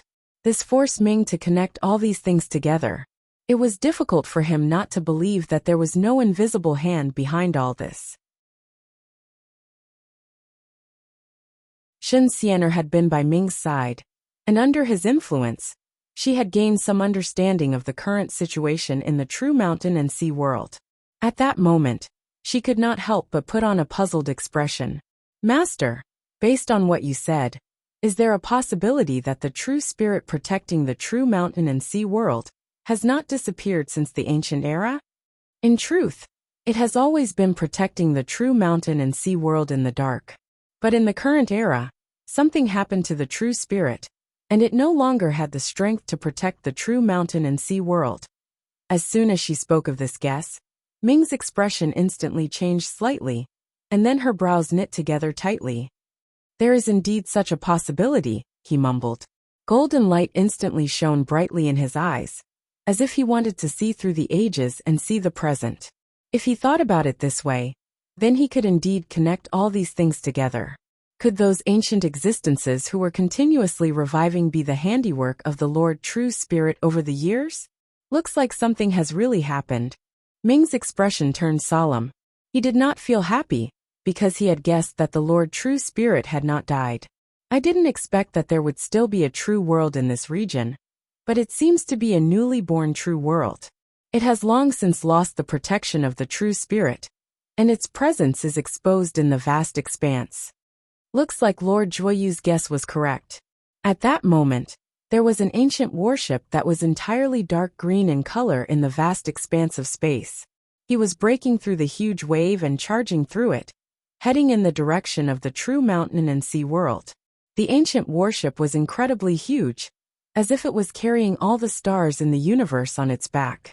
The dark green hull of the ship was filled with an ancient air. It was made of a rarely seen mother of all gold, and it was covered in a terrifying divine light of order. Wisps of chaotic aura fell down and interweaved with each other. They spread out like fog, and they were so thick that they looked like they wanted to crush everything. There were blurry figures standing on the ancient warship. All of them wore armor and were armed to the teeth. Even their faces were covered, and only a pair of eyes could be seen. They looked incredibly cold and callous. They were conversing with each other in an ancient language, and excitement seemed to be shining in their eyes. It was the excitement of discovering a new birthplace of life.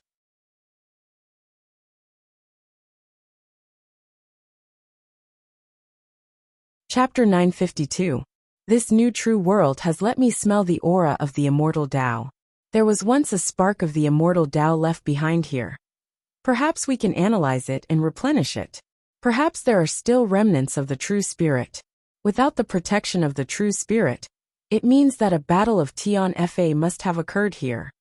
The blurry figures were communicating with each other in an ancient secret language. Their eyes were flickering with light. There was a suppressed expectation and excitement in their eyes. It was as if they had been hungry for a long time, and suddenly saw a fertile land full of vitality. Divine light of order interweaved on the ancient warship. Some places were engraved with ancient and mysterious runes. A dense primal chaos aura surged and fell down like fog. It sped through the boundless sea without deviating from its original course. However, if one looked inside the ancient warship, they would see a different scene. Some of the materials were sparkling, as if they were cast from a completely different material. There was also a transparent screen projected in the void. The figures sitting in the center of the ship seemed to have a resplendent silver liquid flowing through their bodies. Their faces were pure white, and only their eyes were visible. They had no nose, ears, or other facial features. Some parts of their bodies flickered with a faint light, as if they were some kind of life form from a higher dimension. These figures were also filled with a frightening pressure. Some of them were surrounded by lightning, flames, nebulas, and other real matter. They were not formed by the laws of order. It was clear that they were the masters of the ancient warship. The figures outside who were wearing armor and had their faces covered were their servants. The boundless vast expanse was boundless, and it gave birth to countless civilizations and inheritances. Some civilizations had lasted for countless years, flourishing without end. Even in the present day, they did not wither or die out. As for some civilizations, they were like meteors that disappeared in the blink of an eye, illuminating the deep night sky for only a short time. They were like a flash in the pan, disappearing without a trace. For countless years, One of the most prosperous and powerful civilizations in the vast expanse was the immortal Tao civilization. Although some ancient and powerful civilizations had appeared in the past, they were comparable to the immortal Tao civilization. However, they only existed for a short period of time before the flames of their civilization were extinguished. They were unable to be passed down eternally, like the immortal Tao civilization. The ancient worship had come from a distant true world. However, that true world did not give birth to the immortal Tao civilization in the beginning. Instead, he gradually studied the power and mysteries of life as it evolved. From there, a higher level of power was born. They called it spirit force. Unlike the immortal Tao civilization, this civilization excavated the power of the heart and studied the soul and spirit. In a certain way, one could reach the level of immortality, placing one's soul on all kinds of matter and coexisting with that matter. Of course, this kind of power had its limits. It could only rely on external objects and could not truly make one immortal. Therefore, later on, they fought some low-level immortal Tao civilizations and combined some of their power.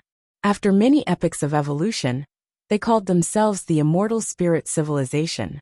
From a certain point of view, the immortal spirit civilization could also be considered a branch of the immortal Tao civilization. The true world they resided in had always been known as the true immortal spirit world.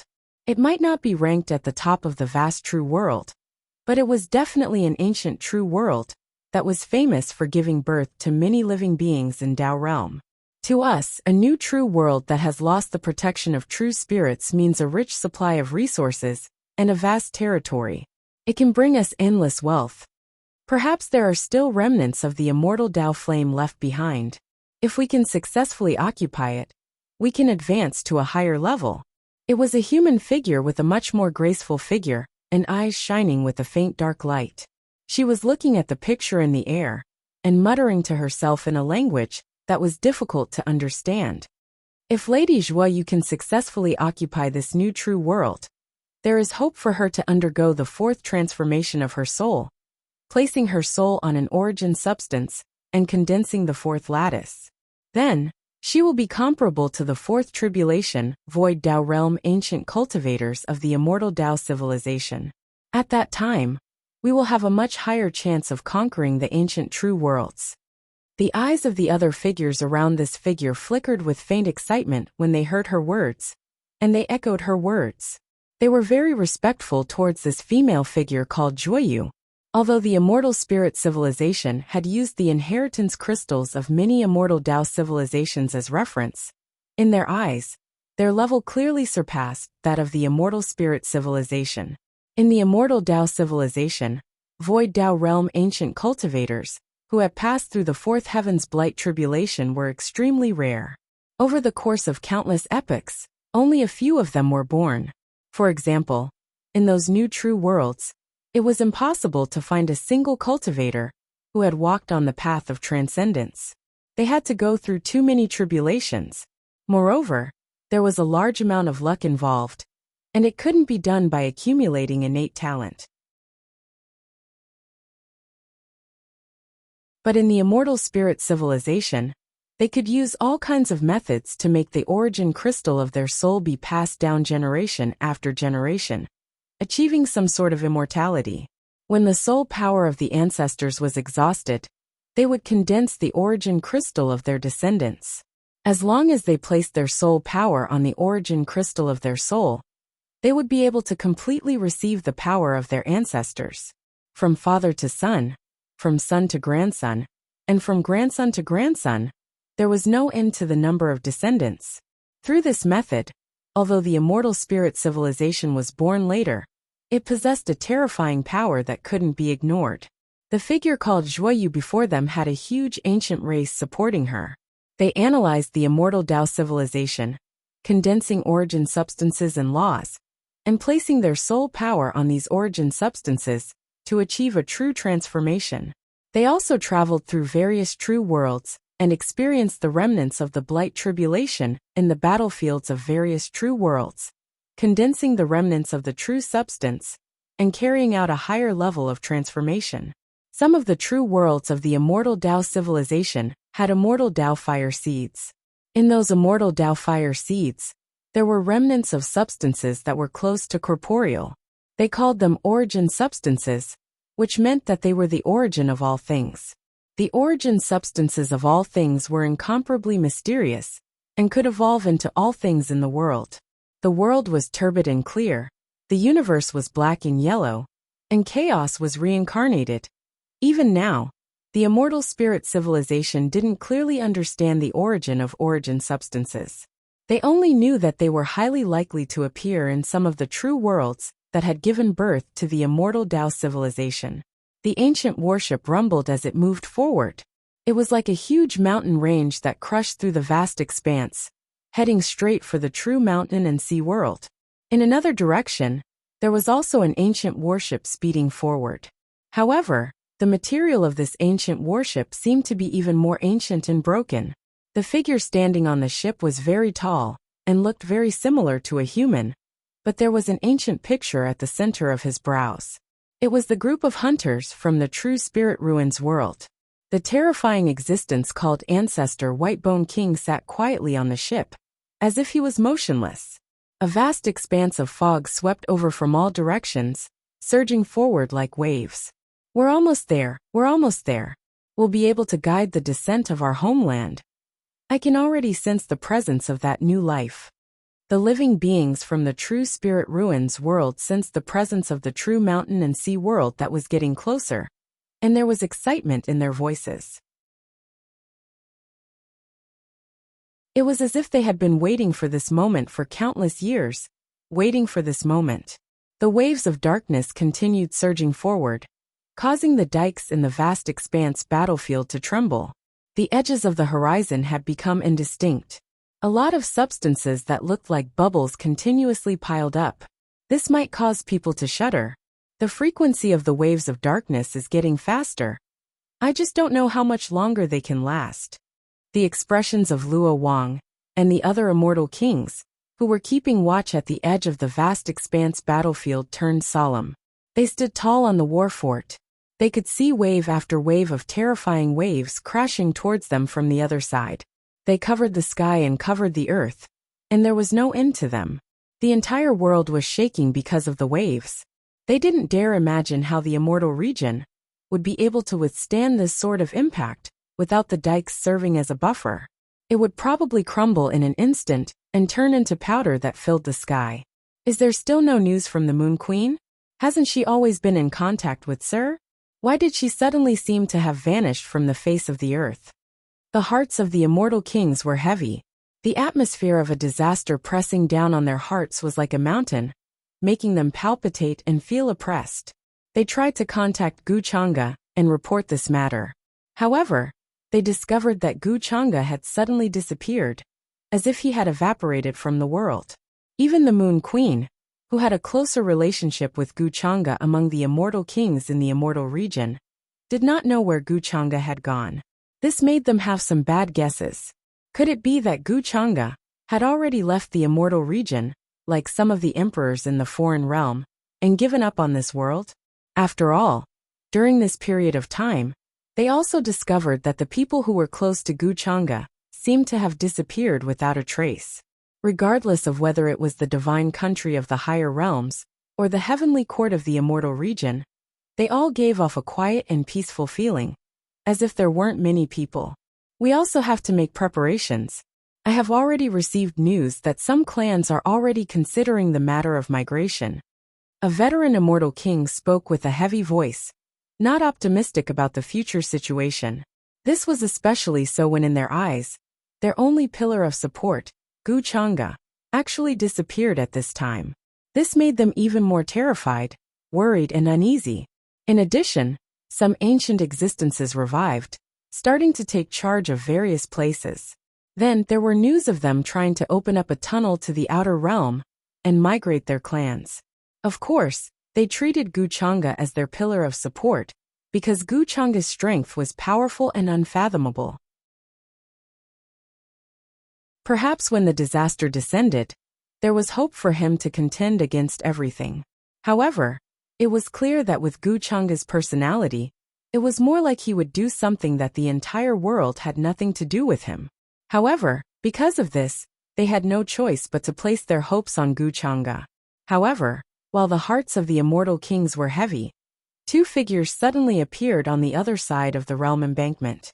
A white-robed old man was walking towards them with a young woman in tow. It's the senior who crossed the realm embankment back then. Noticing this scene, Luo Wang's expression froze. His figure disappeared from the war fort, and he got up to welcome them. When the other immortal kings saw this, they also appeared one after another. Apart from Guchanga, this white-robed old man was the second one they had seen so far, who could bring people across the realm embankment. His cultivation was at least that of a half-immortal emperor, or even higher. They had no choice but to respect him. You're tuning in to the Li Mei's Wuxia Whispers YouTube channel. We're so grateful for your support, and don't forget to subscribe to join us on this incredible journey through captivating stories. Your generosity through donations truly makes a world of difference, as it's the primary source of revenue that allows me to expand and enhance this channel for you. Thank you from the bottom of my heart for being a part of this adventure.